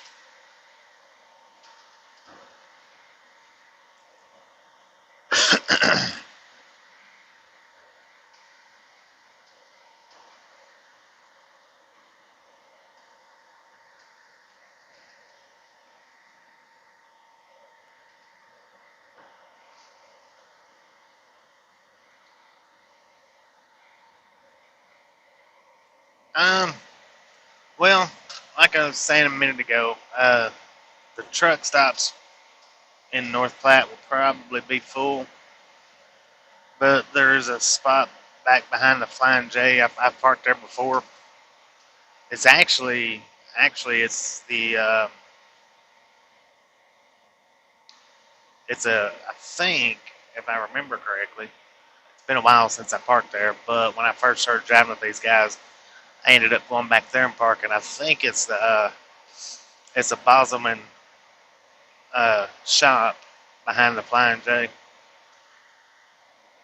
I'll just slide over there, see if there's any spots open, and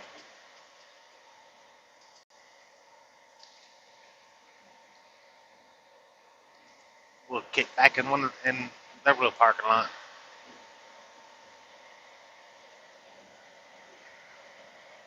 I got him cheese today. I didn't get him bacon today, or this time. I didn't get him bacon this morning, and he was sitting there looking at me all funny, like I forgot something, which I didn't forget. I just didn't figure he was, get up and eat, because I knew she wasn't going to get up.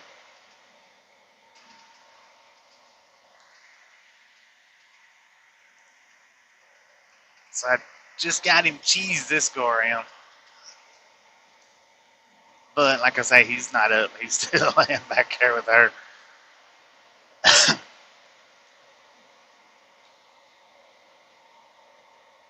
He's like, "You got your nights mixed up? Woohoo!"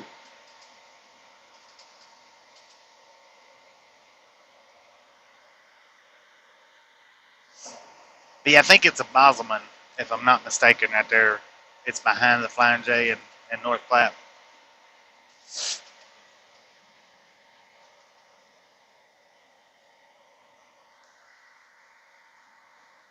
Let's look and see right quick.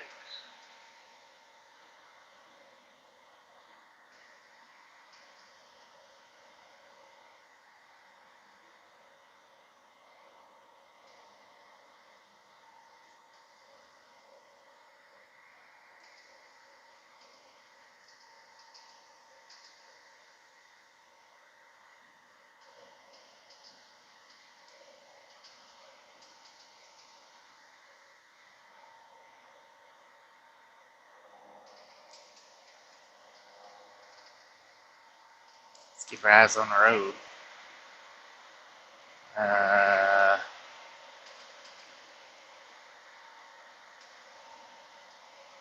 Wait a minute, look on the wrong exit.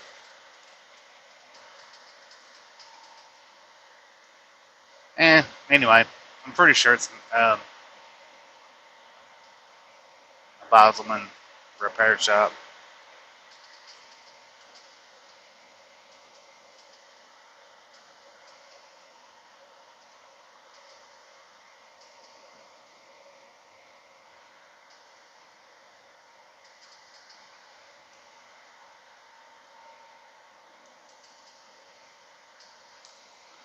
Oh, it's Boss Truck Stop. Boss Truck Shop. They got a pretty big little parking lot. I have parked there before. Maybe they won't say nothing. Maybe they will.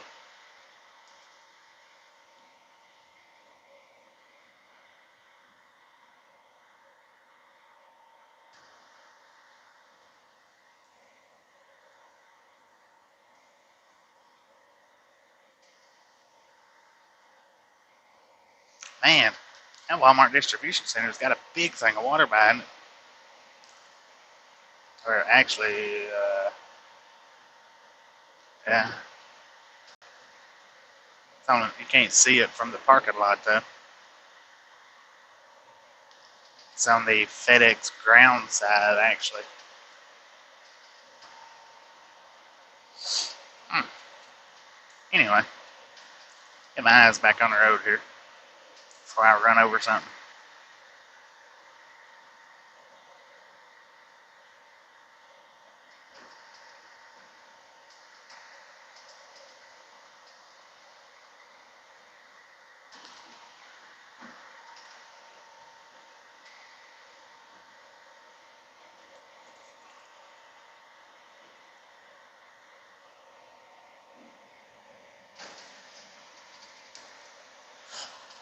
Welcome to Wood River, Nebraska.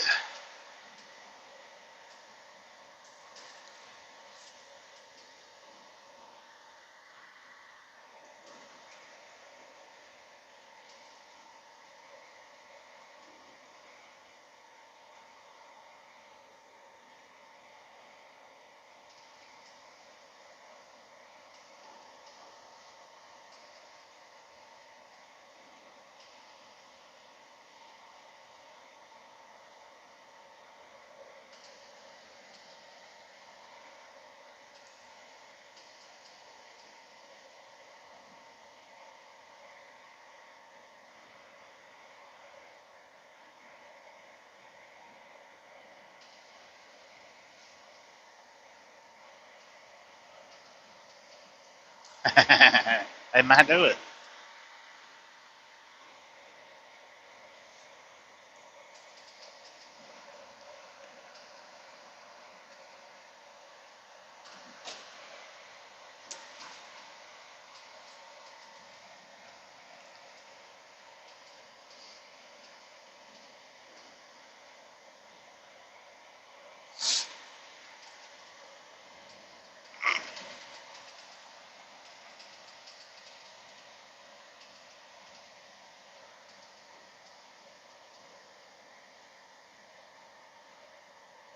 Huh.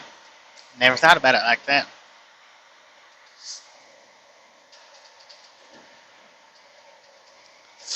But then again, I might find somewhere just to park. I don't know.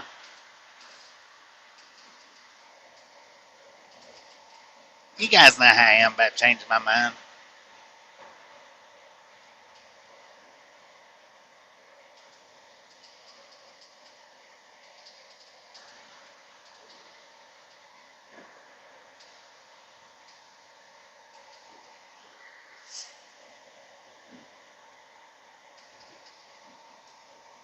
I know one thing though. I wish I'd have took my tea in there and put some ice in it, because it has gotten warm since wherever we was at in Missouri when we stopped.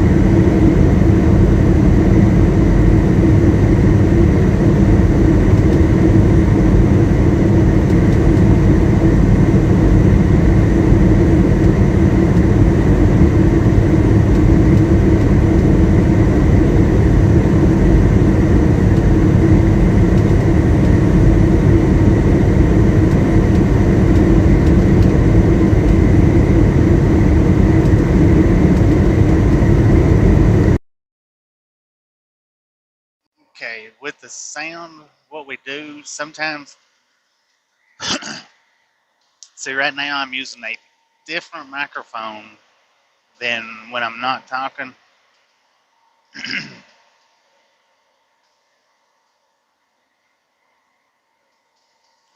When I'm talking, I use a different microphone.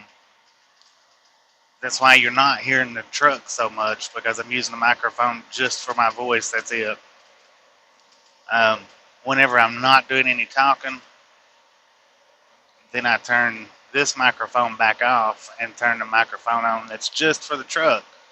So now, I mean, there's not going to be no fixing issues. This is the way we do it. We've tried other microphones before, and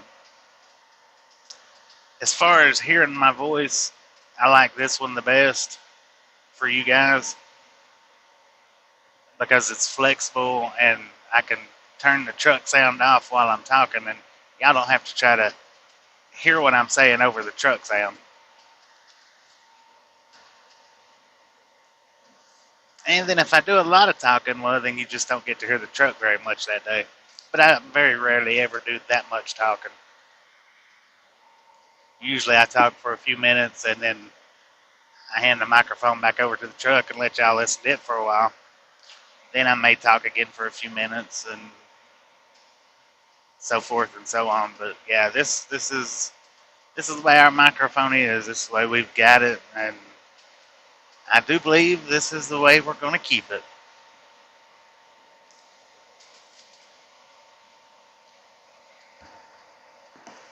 And now we're turning it back over to the truck.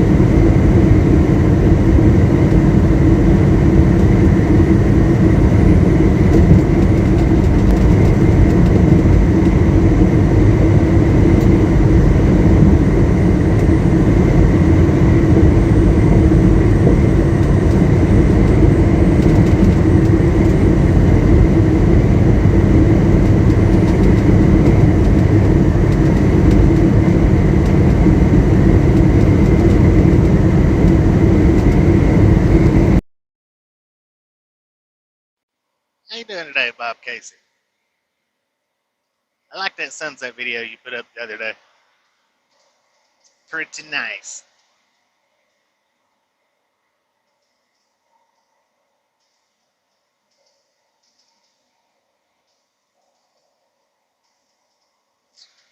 I don't know if it froze up or not when I said that, but I was saying I liked your that sunset video you put up the other day. It was pretty nice.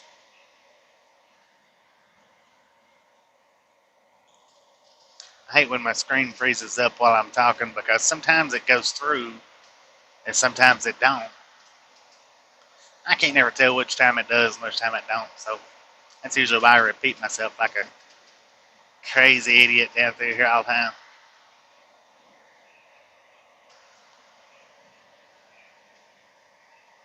Sunrise, yeah, sunrise. Did I say sunset? I think I was still thinking about this sunset. Hey, look at there. See how my attention is? I was thinking about our sunset today.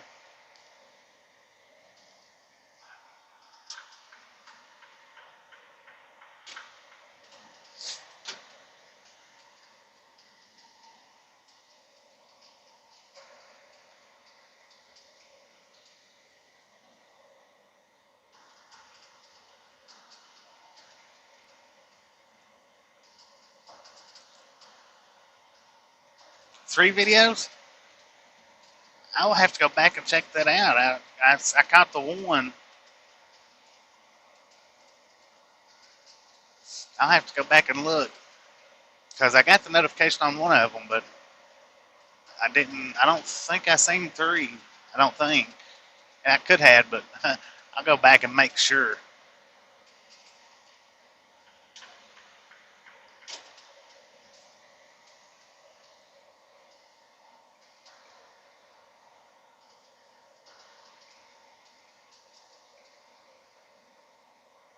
Yeah, Tim, from that.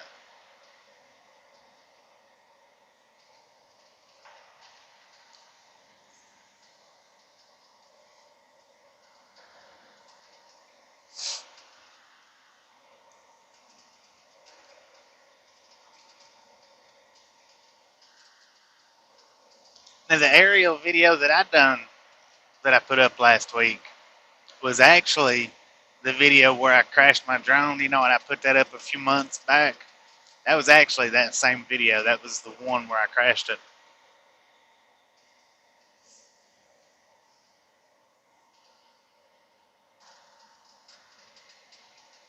Oh yeah, the wall fog. Yes, okay. I don't know how come I didn't remember that one. I like that one. Okay, so yeah, I seen them too. What was the third one?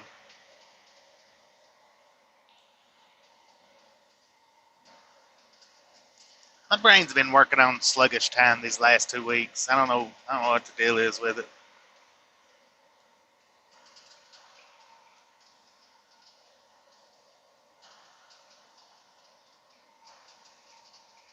No.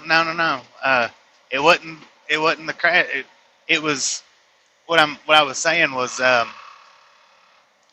the video, the aerial video that I put up last week was the same one that I put up a few months back where I actually crashed it. I clipped the crash out of it. It was just the rest of the video where I took that video and clipped the rest of it out the first time and just put the crash in it. Well, this time I clipped the crash out and put the rest of the video up.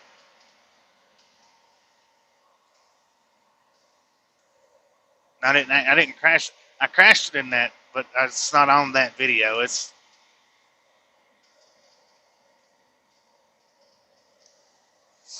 I was just saying that's how old that video is or was.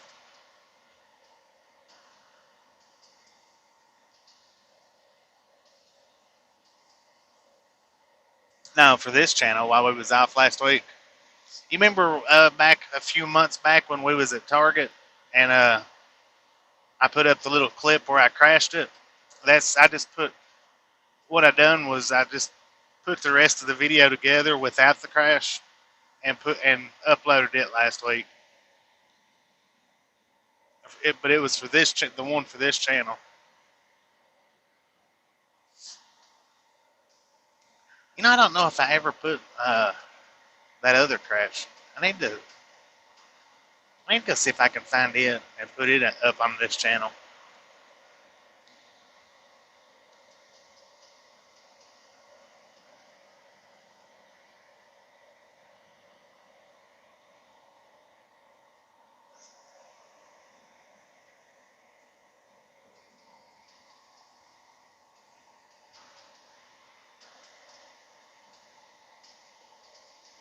It was video from West Jefferson, was it West Jefferson, Ohio?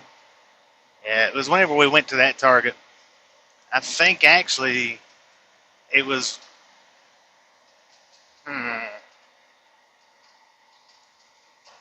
That was the day that we went to West Jefferson, and we wasn't through at West Jefferson that day, and ended up having to go to the last stop and coming back to West Jefferson. Yeah, I hadn't flown my drone since that crash. That's been freaking months ago. And the other one never did come in that I ordered. See, I ordered the two. It never did come in. And I ordered that off of a YouTube advertisement, by the way. I think. Did I order that off a YouTube advertisement? Pretty sure I did.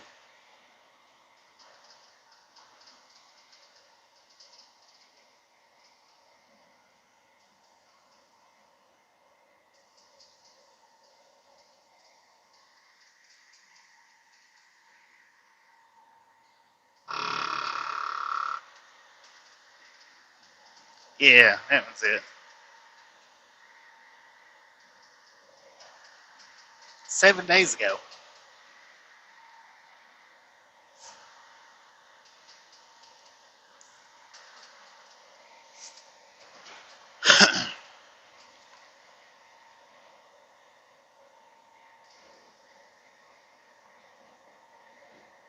Yeah, I just clipped the center part out because, well, no, I clipped the end of it off because the end's where I cut the center part of it. Just listen to me. I think I'm just getting excited about getting close to the end of this drive. I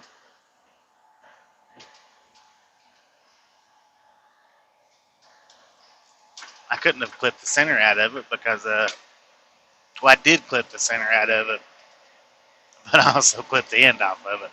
My bad.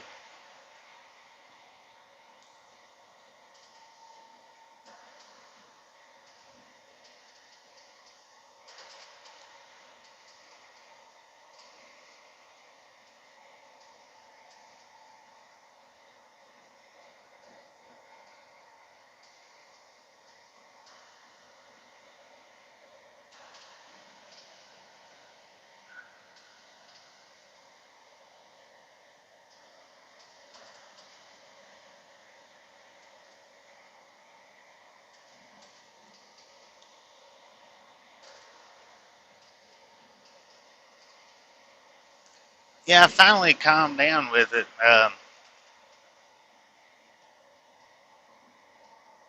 But like I said, I ain't had no practice since then because that was the day that I crashed it like 6 months ago.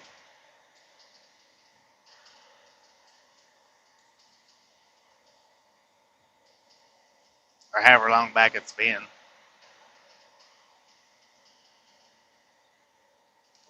Yeah, a pet carrier, pet taxi. God bless.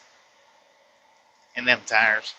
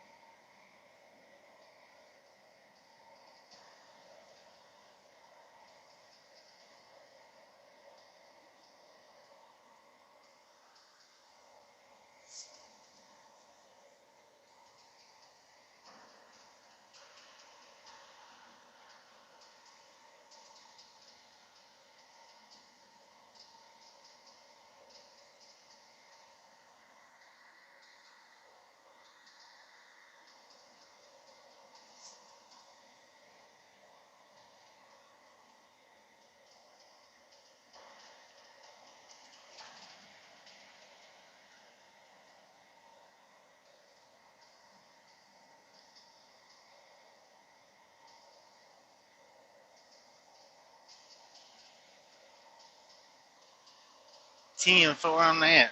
I got one 360. I need to upload it. You think that one was fast? Oh man, I was actually just holding it at the 360 at its fastest twist, doing it.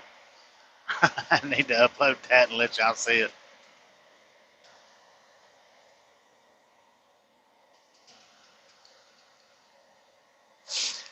The only reason I even done put that video up was because practicing on my edits and trying to learn the new stuff with it, and putting this. If you notice, there wasn't music in that one. It was me talking. I put that in, and that's really the only reason I even uploaded that video, was because I was trying that out to see how it worked, and it worked pretty good with it, I think. As far as the takeoff, I mean, what I was actually saying was just a little bit off, or when I was talking, it was a little bit off, but not much.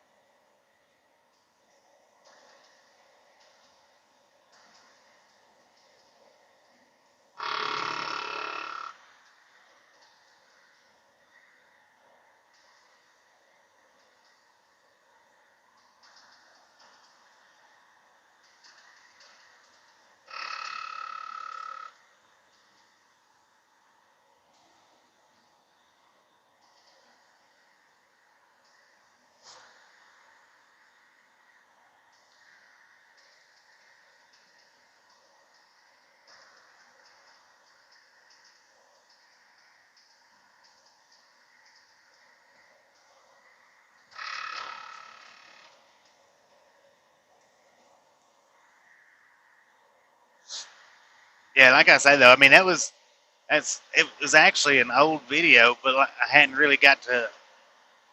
got to mess with it any since then, because that was the day that I crashed it.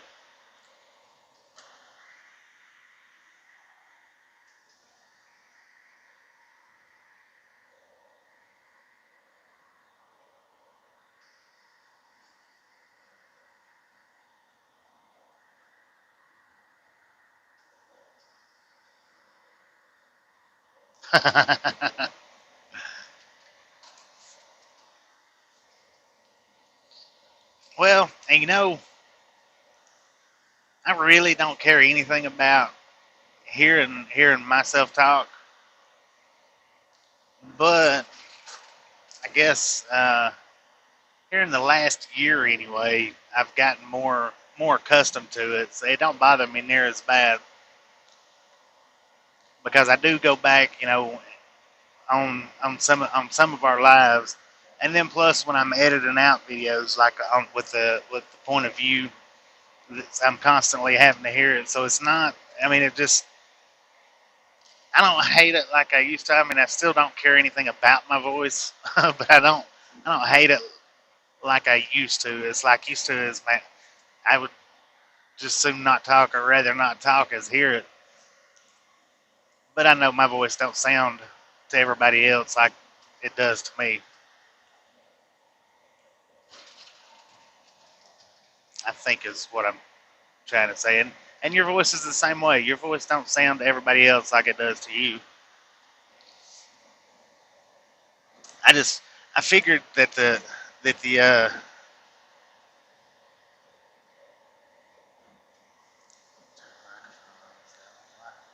no, no, I actually, what I done was turn my GoPro on,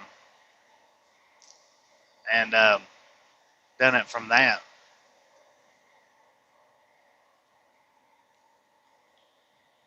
Because see, I've tried that before, you know, doing it through the phone, but when you do it that way, you got to screen record, and then it still doesn't have the motor, the sound of the drone.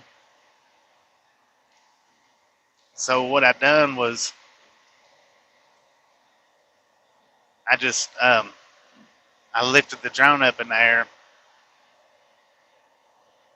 and talked and played the video after I put it in the edit and played the video. That's, I think, I don't know exactly how I got the voice part off like I did. I mean, it was off by a few seconds because the motor, it hit perfect. But somehow or another, while I was watching the video, when I was talking while I was watching the video, and had the drone hovering not real high above me, but high enough to where it sounded like it was actually flying. And I just slapped them together, matched them up, and slapped them together.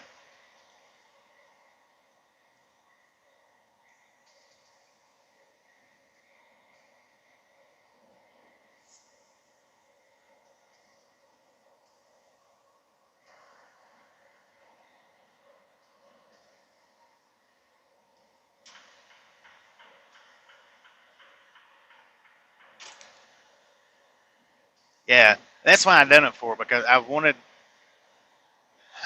the sound of the drone motor in the video, but I also wanted to do the talking. I didn't care as much for the talking, but I thought, well, if I put the talking with it, 'cause the drone motor is what I wanted. But then I thought, well, if I put the talking with it, if I talk while the motor's going, to make it sound more natural. That was the look I was going for, more like a natural sound, or natural with it is what I was going, is what I was after. And like I said, the like the pointing stuff out, like if you noticed in the video, I said something about the pond, like I think it was like 3 seconds to 15 seconds after I panned past the pond. When I was doing the editing, it was right with it, but somehow or another, I'm not real. I think it's I was busy trying to watch the actual drone in the sky and watch the video, and then Tasha come out once. You can hear her in there. You can hear her in the video. She stepped out the door and she says, "5 o'clock, we gotta go." And all that just kind of threw me off a little bit as far as the talking goes. But that's the way I done it. It just occurred to me when we got home on our home time, and I thought, well, you know what? I'm gonna try it out and see if I can't see how it comes out. Now, I'll probably never get, if I ever do it again, I'll probably never get the motor sound perfect like it hit on that video.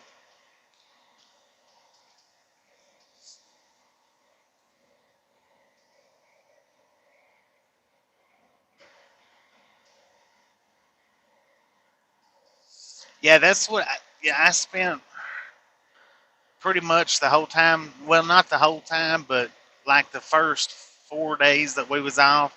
Actually, probably I think we was off 6 days. I think, and yeah, probably the first 4 days, or at least 4 out of the 6 days that we was off, or 5 out of 7. I don't know which it was. We was off 6 or 7 days, but I just spent messing with the editing, doing this and doing that.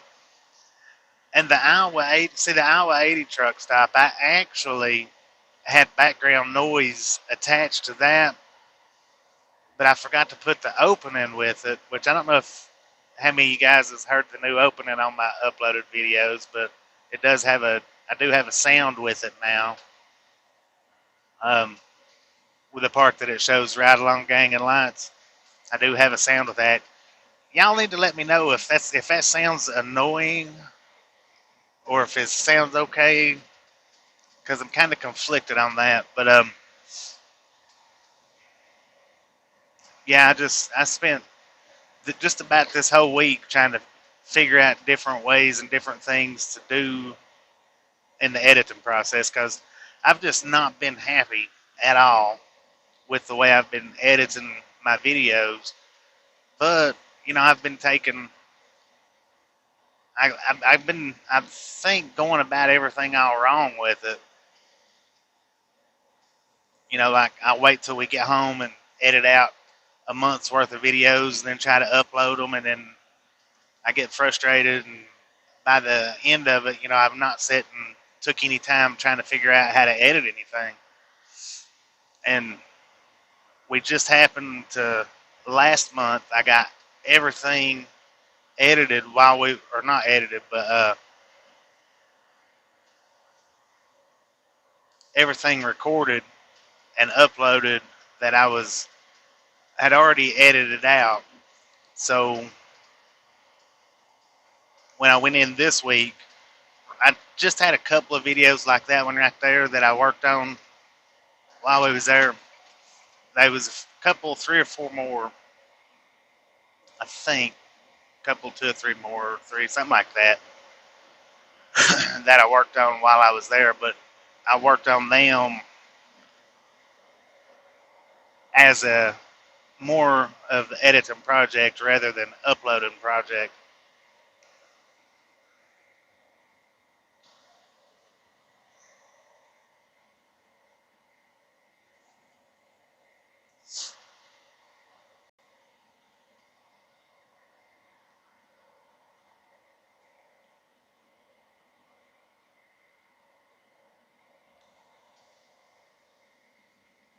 And see,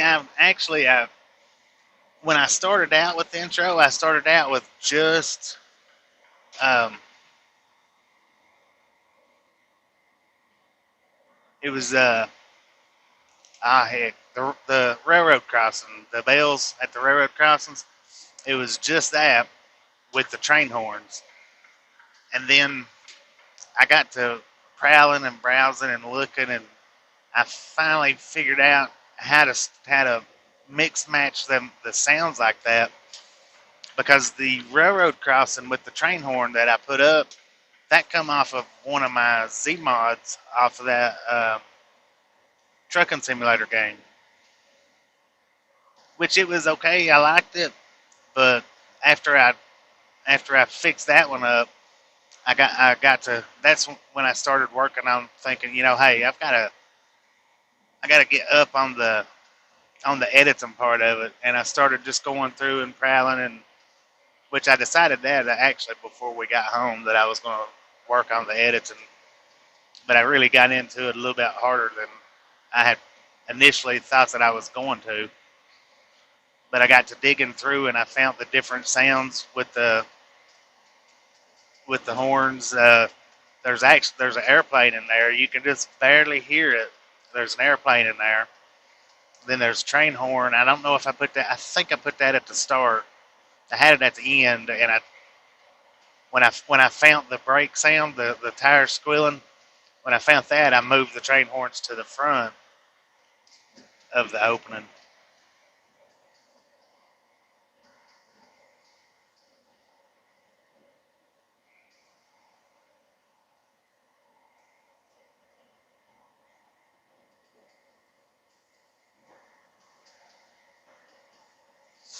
And I finally figured out how to make the videos and get all them oblong transitions that I had in them. I finally figured out how to get all of those out. If you remember, if you any of the previous videos that I've uploaded, which I uploaded a couple that I edited this past week, like the the Blue River, Oregon Highway 126 video. See, that was a 20-minute video, and before the way I was editing them, that would have had probably 15 transitions in it. And I took absolutely all of them out. I mean, I finally figured out how to get all of them out and just put them in where they need to be, not everywhere in between. That was really driving me crazy right there. Was all them transitions. I mean, you couldn't tell when one clip ended and the other one started, which was good, but there was just a lot of senseless transitions in there. There was more transitions than there was clips. That's what I'm getting at.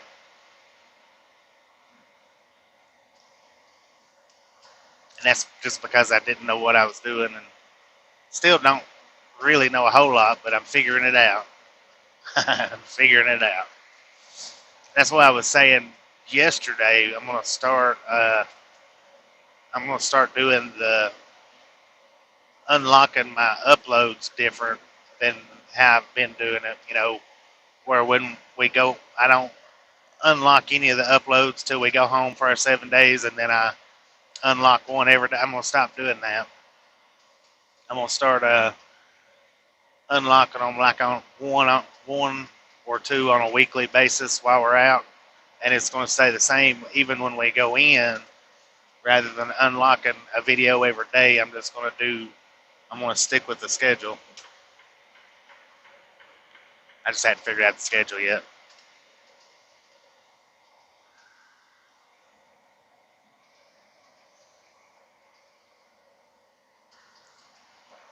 Um, is it a Pinnacle? It's the Pinnacle editing, which is supposed to be one of the top editing tools out there. But let me tell you, I don't care how good it is. If you don't know how to use it, it ain't worth a flip. And that's the way I've looked at it. I mean, I've not been happy with the videos that I have been uploading. A little bit, but not a lot. I've been more unsatisfied with them than I've been satisfied up until last week, and I'm becoming a little more satisfied with, or actually a lot more satisfied with it, because I'm starting to figure it out, starting to learn how to do like the intro and um, the drone video that you just seen, where I don't have to put music with it. I don't have to worry about it getting copyrighted or make a 4 or 5 minute silent video, because I mean nobody wants to see that. Some people do, but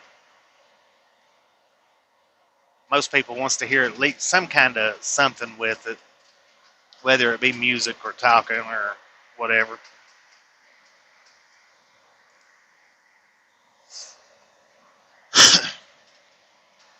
But now that's what I've heard, that it's supposed to be one of the better editing programs. But now I'm not.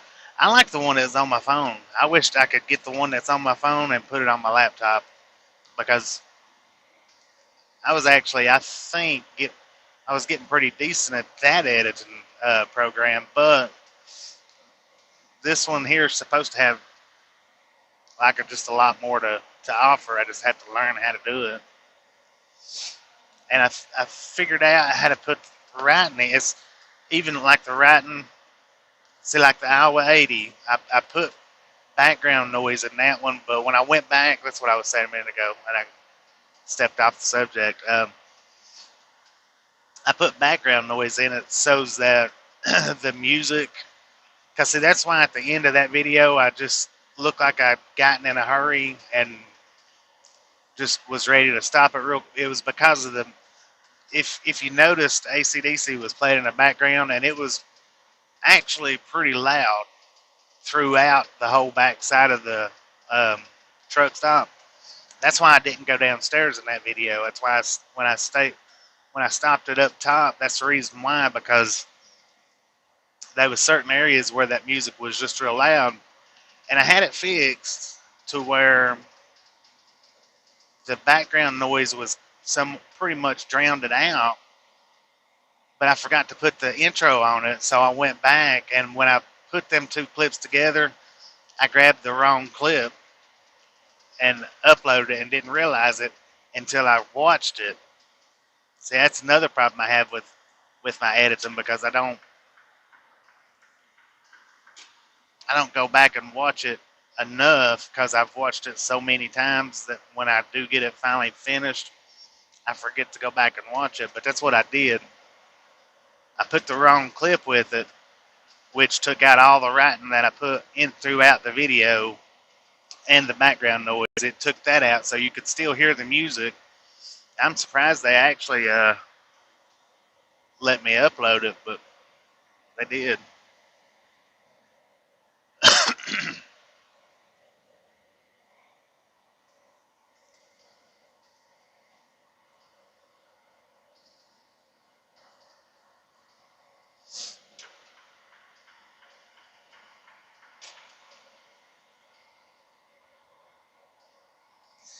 Yeah, but the only thing about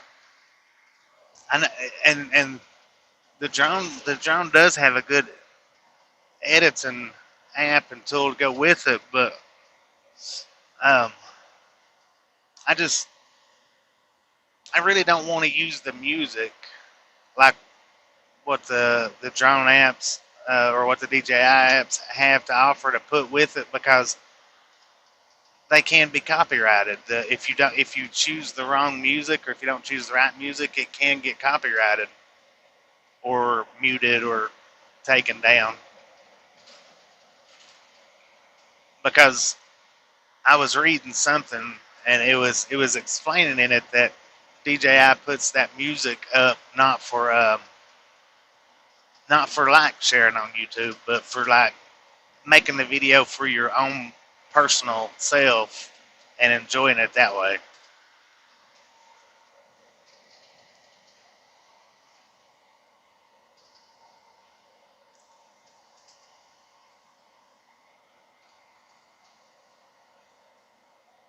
Yeah, I'm, I've used the my DJI editor and it's good. I like it, but I need to figure out this Pinnacle one that I've got because it's supposed to, like I said, it's supposed to be good, and I am figuring out stuff with it, figuring out how to put the writing up, figuring out how to do the voiceovers in it, and I don't know. One of these days, maybe my uploads will get as good as my lives.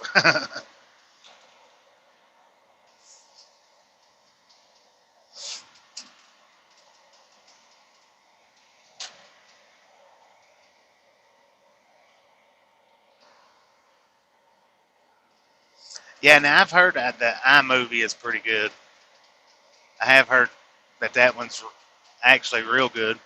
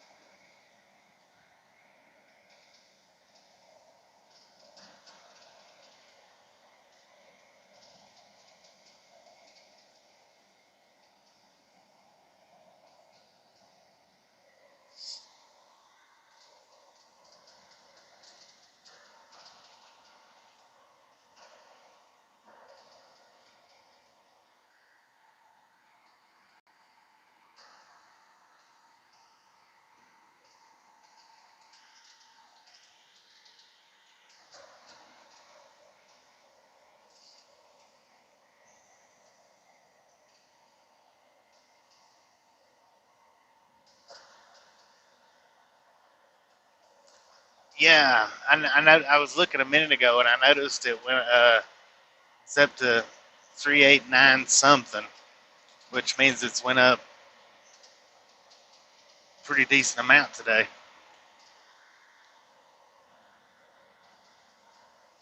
Somebody must be sharing me out pretty good, and I do appreciate it, y'all.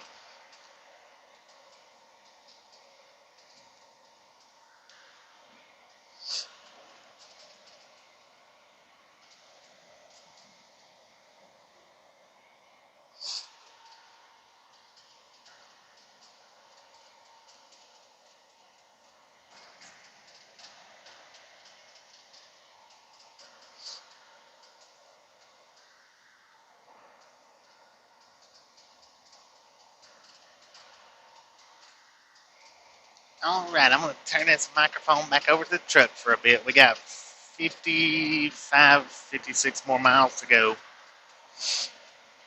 Um, I don't know how much time we got left, but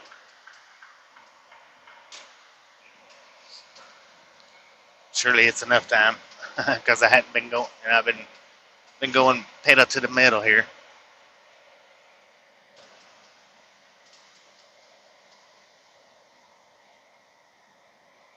Seeing for on that, that's highly appreciated. Sharing is caring.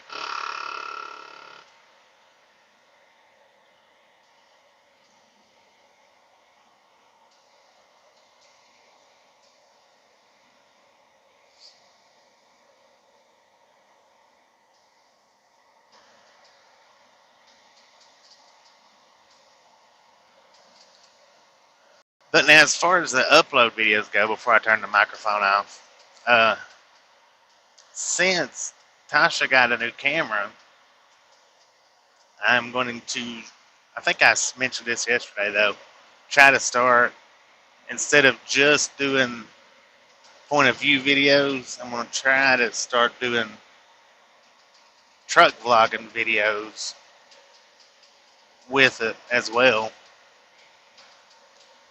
I'm really wanting to use that camera with some truck spotting to see how that does, because the GoPro does alright, but you can't zoom in and out with the GoPro when you're recording. You can only zoom in and out while you're not recording. I think if you got it going through the phone, you can zoom it in and out, because I did mine before. But as far as just holding the camera, like how I've been doing with the truck spotting, you can't zoom it in and out like that. You have to zoom it while it's not recording. But I'm hoping it gets better sound, because the microphone, the microphone that Steve suggested us to use with the live streams, which don't work on my phone, it does work on Tasha's camera. So I'm hoping, or actually, and I'll probably do some spotting videos when we get to Cheyenne. I'll probably make another video of the trucks coming out of the Blue Beacon.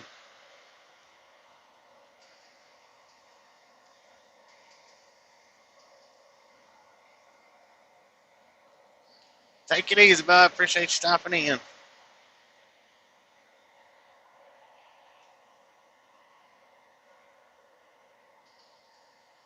Seeing if we're on that. Yeah, appreciate you stopping in. We'll catch you next time around.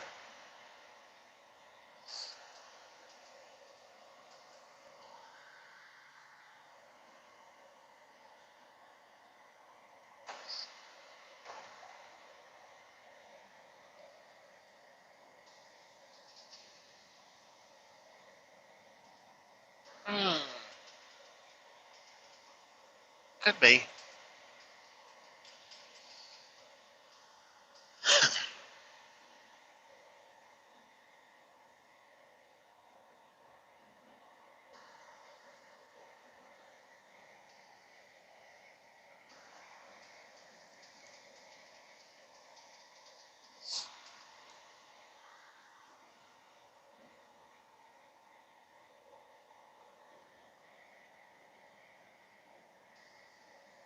Uh, 137,121 miles on the truck right now. And had we not we got this truck brand new.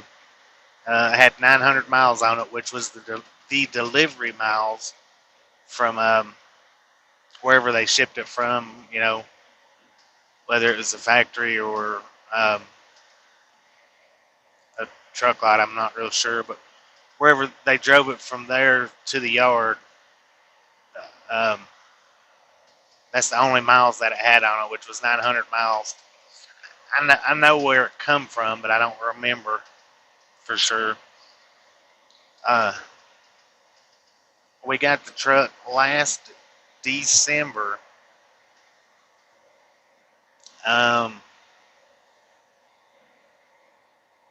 I want to say it was around December 6th or 16th, because we got it, and then I think it was December 16th, because I think we got it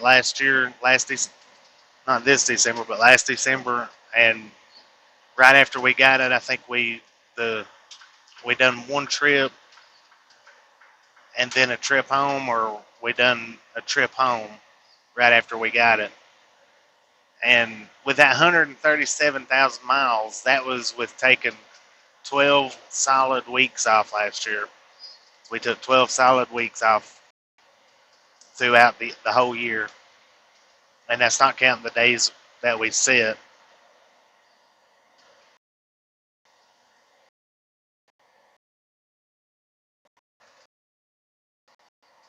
It was somewhere between 9,000 and 11,000 miles that would have been on the truck had we not took them 2 weeks off. Because during onion season, we averaged 45 to 5,500 miles every week. And then even after onion season, we still average right around 4,000 miles a week, except for through the months of December, January, and we'll see how February turns out, because I don't remember if it picked up last February or if it was March. I'm hoping February, but actually from November, December, and January, I think it slows down. I think we slowed down mid-November this past year.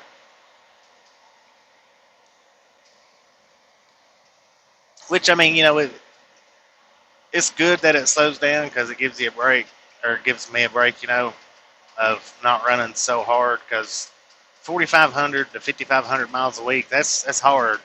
That's just flat freaking driving every day, with not many breaks between.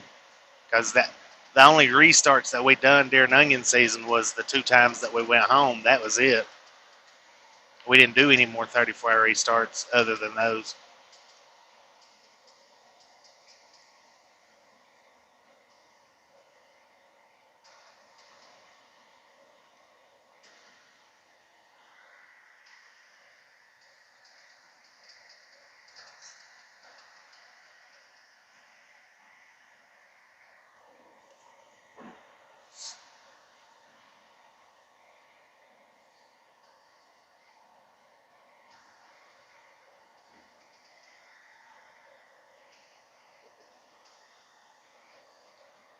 So we put the 137,000 miles on it in what, a 9 month time span?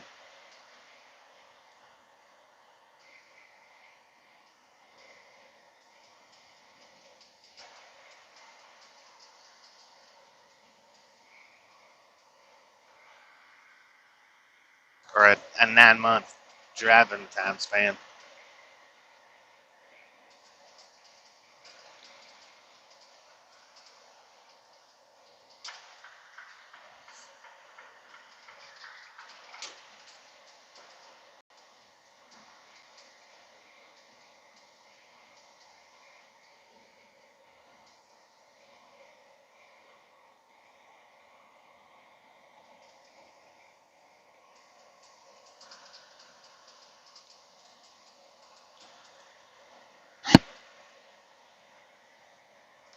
Right now I am, yeah. Well, kinda.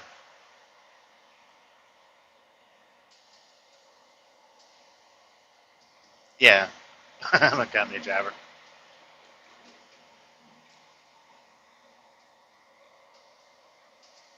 I mean, I signed a lease agreement with this truck,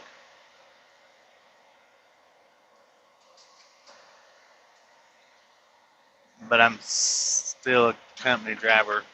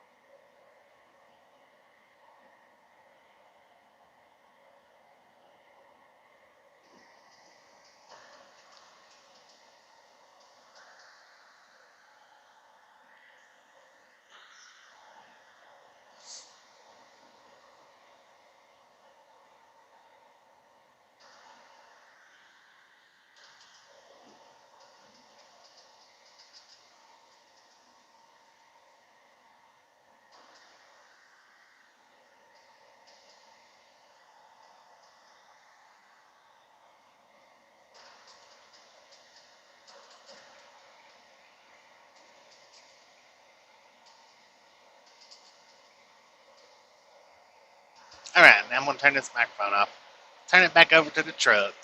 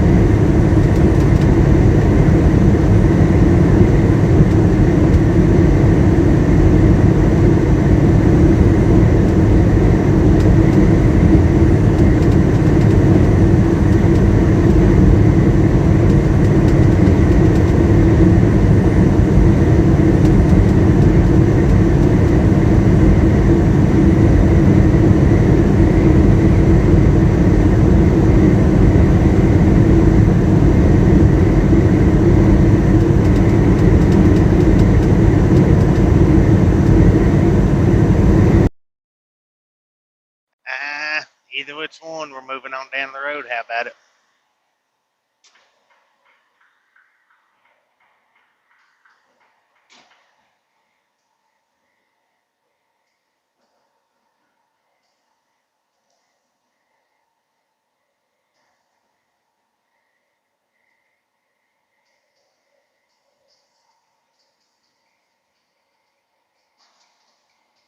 Good Lord, his lights are bright.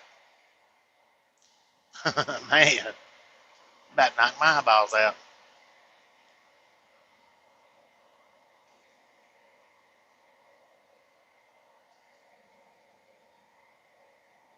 I can I can still see the purple, and that was on the backside of his tractor. That's how bright they are.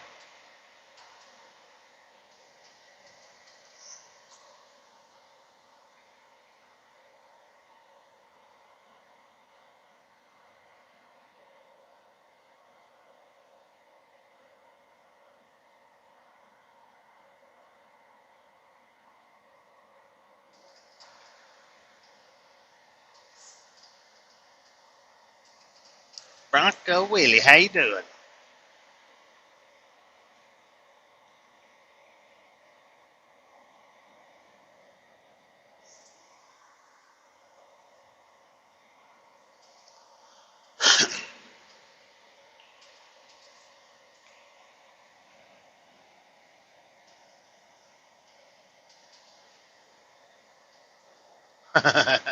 Yeah, no doubt. It was bright, and then even when we got around him, I could still see them lights, and they was on the back of his tractor, the purple lights. I could still see the purple.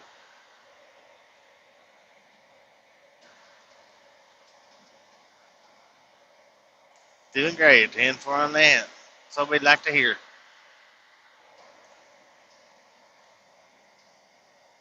How long have I been a truck driver? Well, I've had my CDLs since 1999,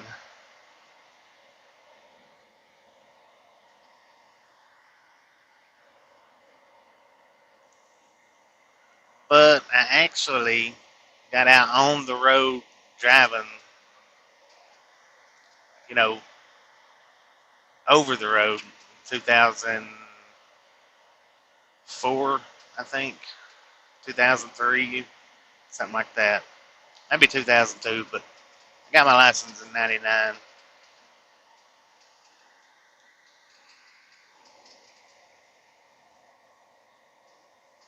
Long time, man, a long time.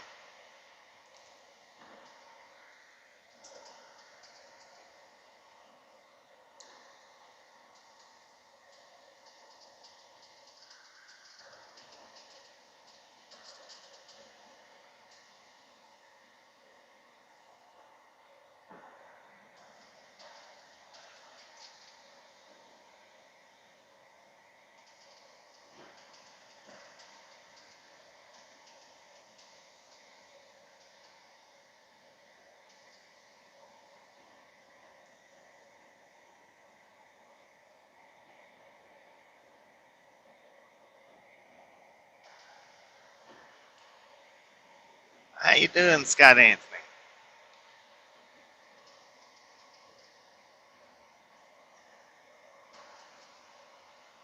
How you doing, Scott Anthony? Welcome aboard.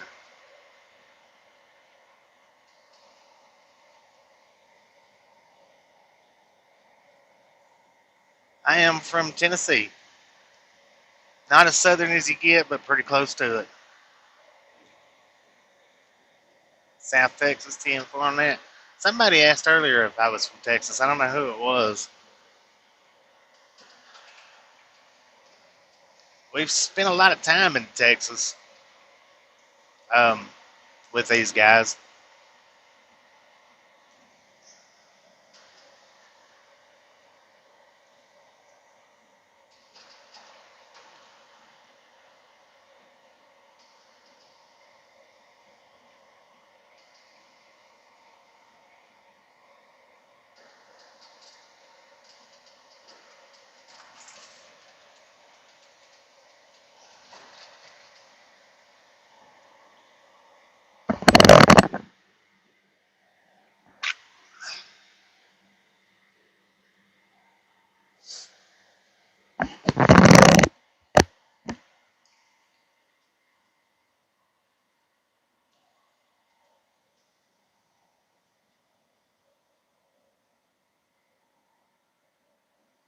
Brownsville, Texas.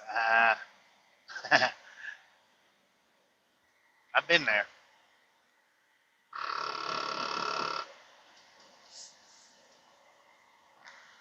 That was back when I first started trucking to Brownsville.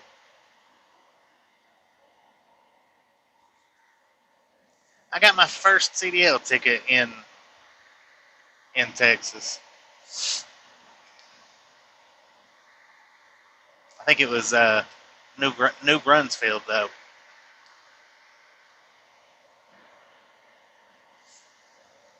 Disregard the traffic control. That's what the ticket said.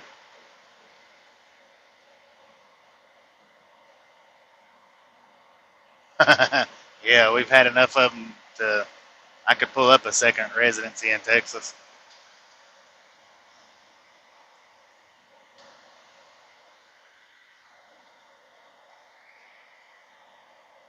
No, it was a weight limit ticket. The disregard to traffic control was a stop sign I run. That wasn't in Texas, so that was in Tennessee.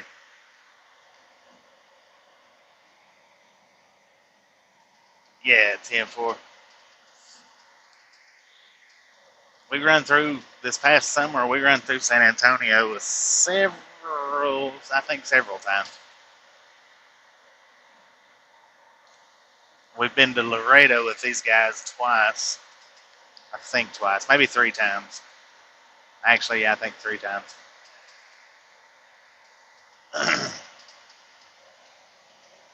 Yeah, Denver. Oh my God. I'm surprised we're not on our way to Denver right now. Usually, anytime we come off home time, that's where we go is Denver. Usually, I mean, 80% of the time it seems like when we come off home time. But we're going to Cheyenne, and it's not far. It's not much of a difference or distance from Denver.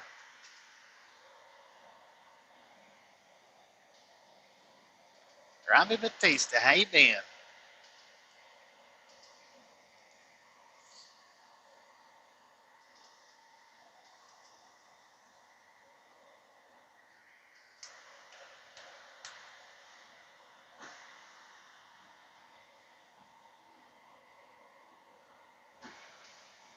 See him from that. All right, we're down to 31 miles, or 31-ish miles, I'll say, maybe 29 to 30.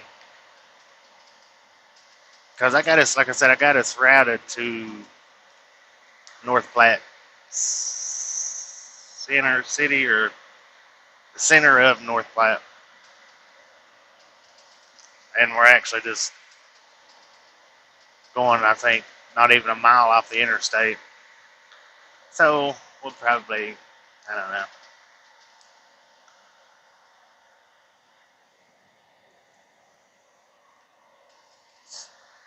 Anyway, I keep saying I'm going to turn this microphone back over to the truck, and I keep popping it back on.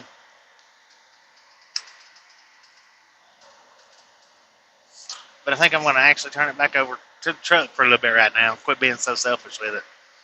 How about it?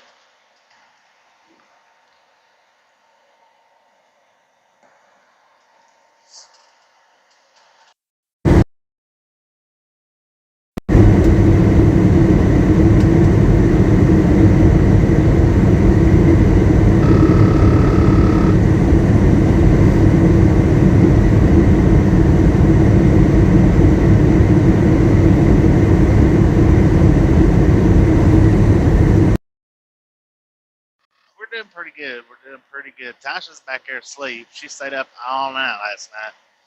She stayed up till time for me to wake up and start driving, which was, I think, I want to say it was 10 or 11 o'clock this morning. So she's been asleep all day. She got up once and stuck her head out the curtain and said, "I'm hungry." So that's why we stopped in North Platte to grab some food.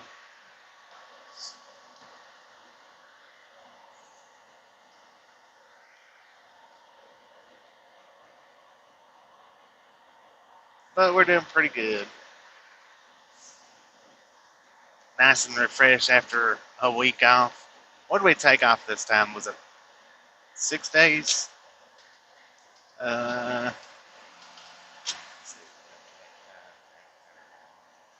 no, we come back out on the 7th day. So yeah, I guess we had 6 days off anyway. 7 days, 6 days. Yeah.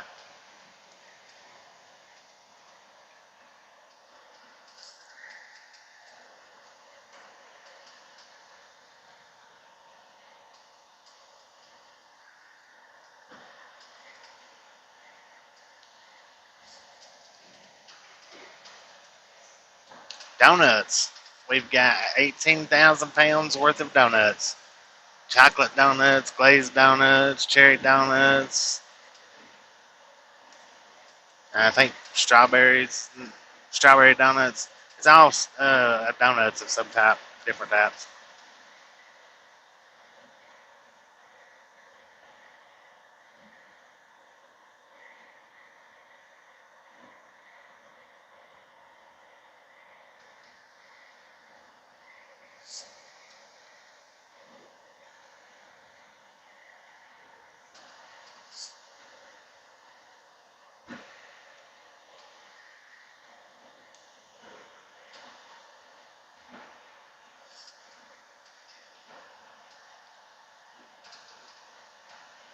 Truckloads of donuts.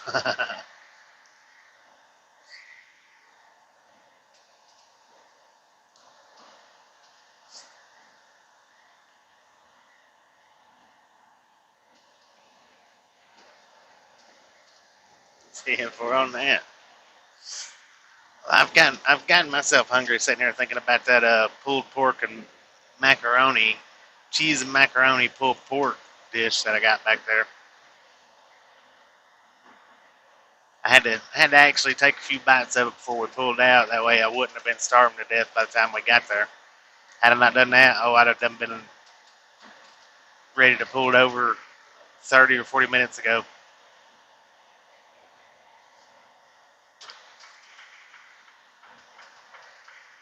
Well, I mean, I've been ready to pull over, but I was ready to pull over just about as soon as we pulled out today. I hit that interstate and I was like, oh my God, what'd I do? But it wasn't too awful bad. I mean, after the first, I think it was 60 miles, 40 to 60 miles, everything straightened up pretty well. Now there ain't no snow at all out here.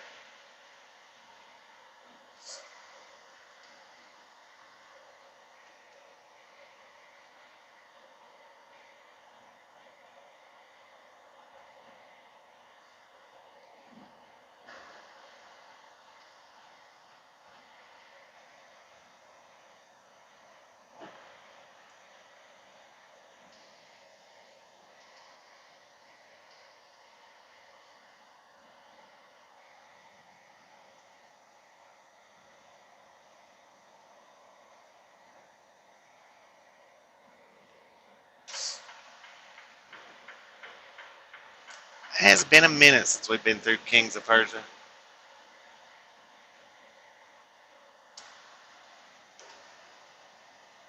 Or, I know I said that wrong.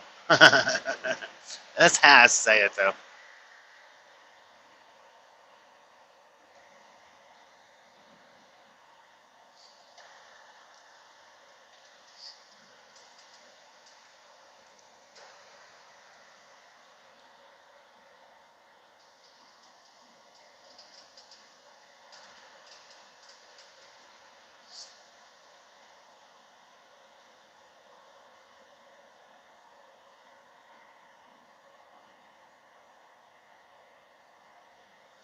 $244 thumbs up. You guys are awesome. Alright, I'm going to throw this microphone back over to the truck at 23 miles left of the trip.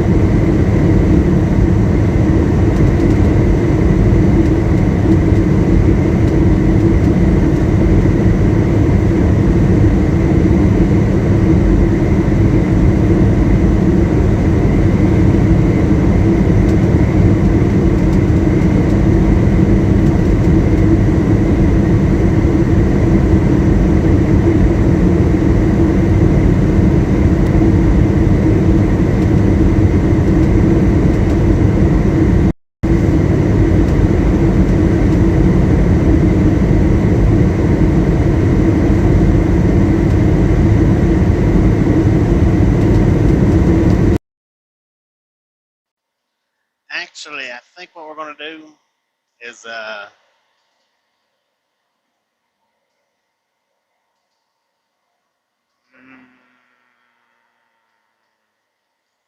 going to do it. Thinking about stopping at this rest area here. Should I do it? Do I want to go all the way? If I don't hit my Jake brake, then I will definitely fly by it.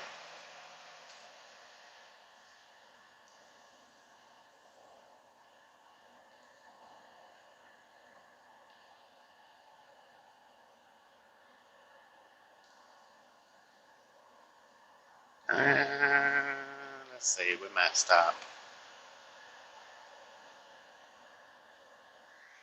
I'm gonna pull in here and see what it looks like. If it's full, we'll go on. If it's empty, we may stay. That'll leave us with 16 to 19 miles.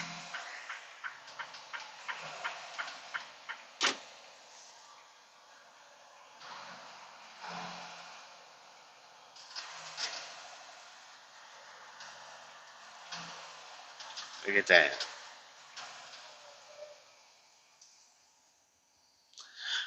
I'm one of the type that when it comes to the rest areas, I would just soon park on the edge. Tasha don't like it because when the trucks come by us, if they've not, slowed down quite a bit, it feels like it's going to blow the truck over. But I would rather park here as get up through there and there not be any parking.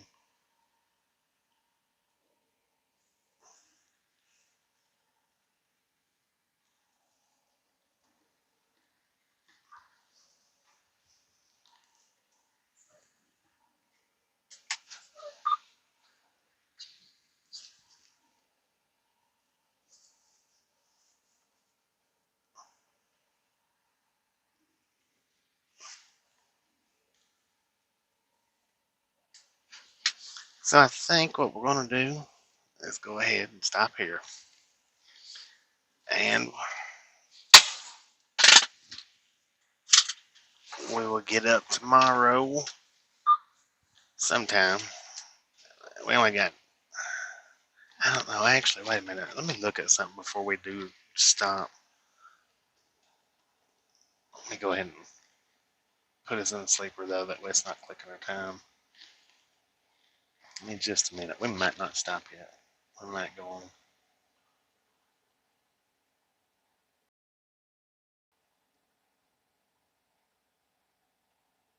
Okay, we've still got an hour and 10 minutes on our drive time. So yeah, we got plenty of time. But I'm gonna look at some parking spots here. Uh, like I say, you guys that's been with me for a little while, y'all know how I'm so indecisive about everything. Makes me wonder from time to time how I ever get this job done, being as indecisive as I am.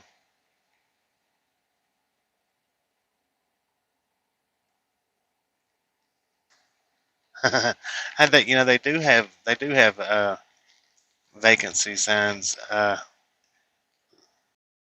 Got the rest areas in Tennessee. Some of them have them. Um, it actually tells how many spots are available or if no spots are available.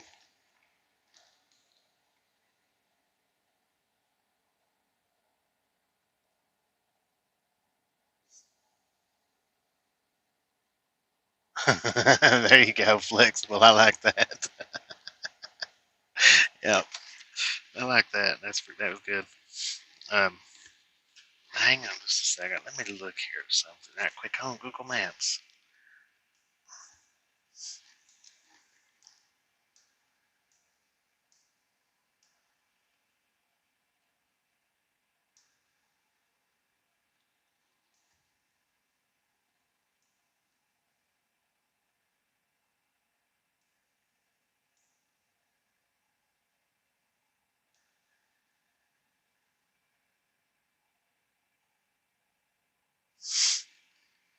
Well, I think I'm just going to go ahead and park here, and I will drive over there tomorrow, maybe.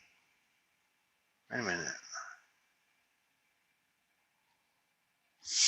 Yeah, I might wake us up early in the morning and go do some train spotting. How about it?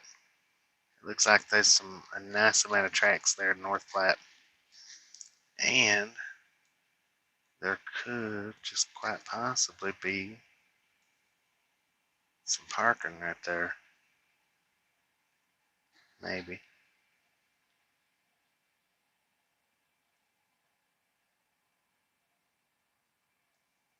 Huh.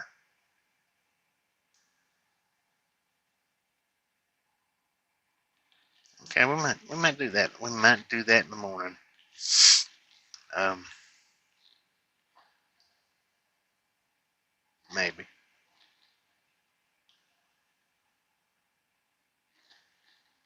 Good Lord.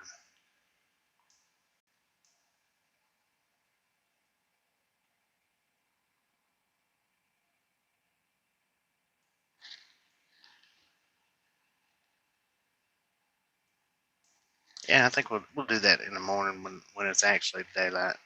We'll drive through North Platte. We'll get up early in the morning and drive through North Platte and see if there's any places that we could park up and down through there and sit and watch the trains until our appointment time of, what did we say it was, 7 p.m., 1900?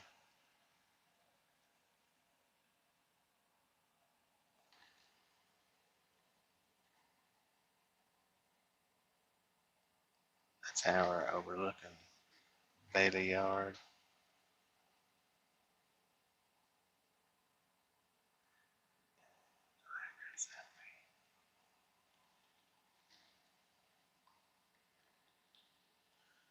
Okay, let's see. What did you say, Bailey Tower? Bailey Tower. Let me Google, or let me look it up right quick.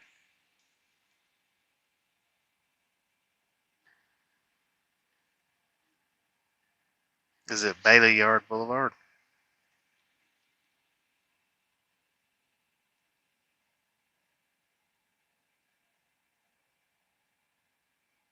Holy snap. That's a lot of freaking trains there. God. That's at Bailey Yard Boulevard. So, I mean, I don't know if that, is that where you're talking about? I don't see the parking spot though. Okay, there's the tower. Okay. It's Golden Spike Tower.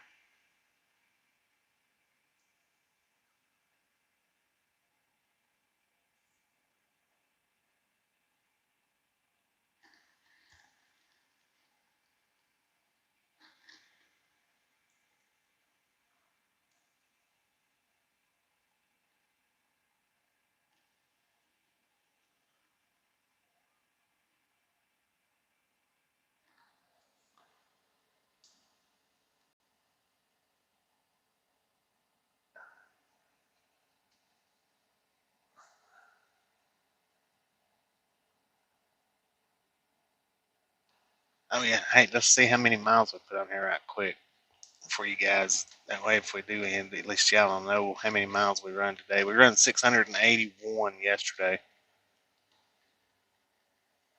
and then hang on, my phone's a little slow. We run 681 miles yesterday, and we run 680 or 601 miles today. So we ran 80 more miles yesterday than we did today. But we could go ahead and finish the 19. But I think what we'll do is, like I said, I think we'll get up in the morning and go over to North Platte and just sit and do some watching. I'm just trying to find the spot that you're talking about, Mark, where you can park at. I don't know exactly. I mean, I see a lot of places up here at this yard. Jesus Christ. Man, that's a lot of freaking trains. Is that trains that, yeah, God dang, I didn't know that was that much. Ain't no wonder 5 million trains a day passes through that place. God.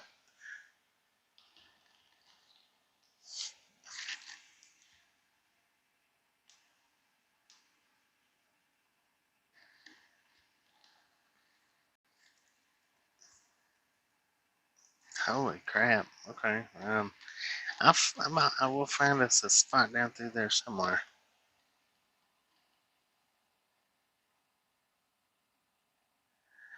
10-4, Don. Appreciate it, appreciate it, appreciate it. And we will see you tomorrow. 10-4 on that. We'll wake up early. I'm going to wake up early in the morning. We're going to go do some train spotting until our appointment. Um,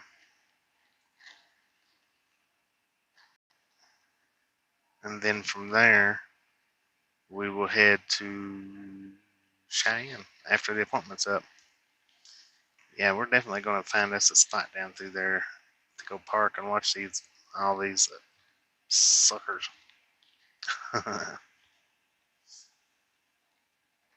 Um,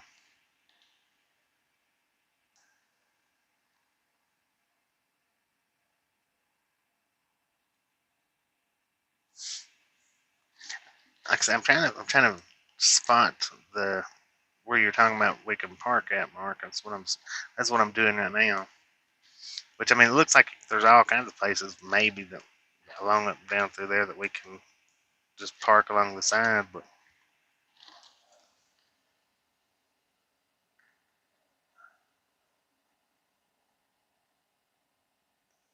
Building Spike Tower, not part of the road. So not the one that's over here at the.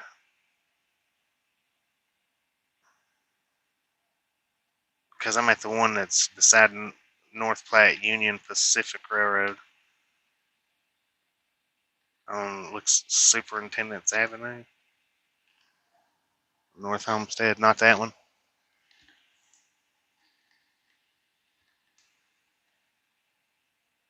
or is it? It is that one. All right, James, take it easy. Cherokee Kid, appreciate y'all hanging out.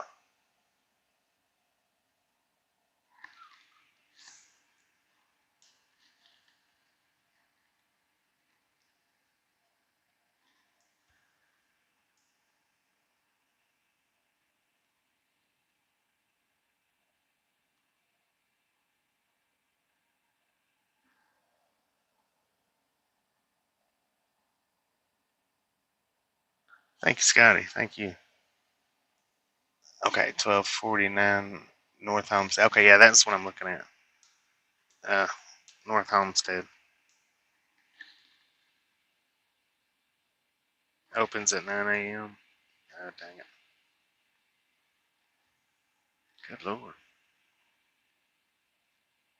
Yeah, 1249 North Homestead. That's the one I'm looking at. So what? Right there, is it the parking lot right beside it, or is it up from it?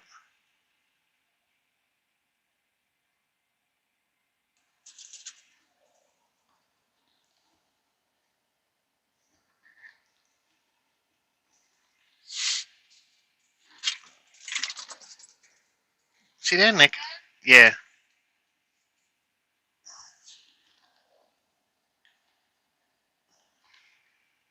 Okay. So there we go. That's that's the thoughts and that's the plans. What we'll do tomorrow. I'm not exactly sure what time I'll wake up, but I may try to wake up somewhat early. So that, like I said, we'll sit there all day and have a. Oh wow! Look at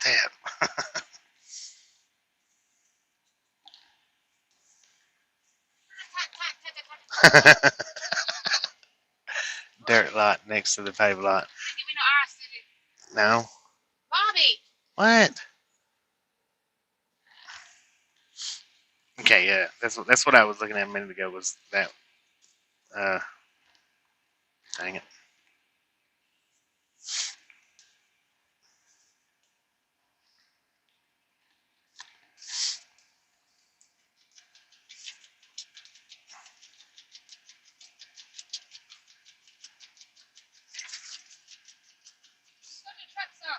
Mecca, there ain't no truck stops gonna have me parking right now. No, whatever.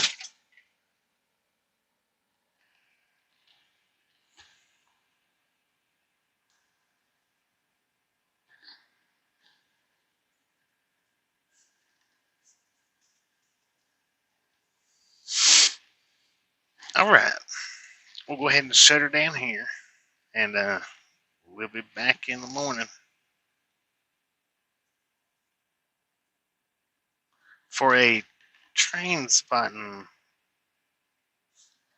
video. There you go, train spotting. Tasha will be like, I don't want to say, let's move. I don't want to stay here by Sunday's trains. I want to go to sleep. I've been up all night. All right, guys. See y'all tomorrow. She says bye. It's a wonder she's not hollering all aboard. It's a wonder you're not hollering all aboard. What? Hang on, I'm trying to stop this. See you guys.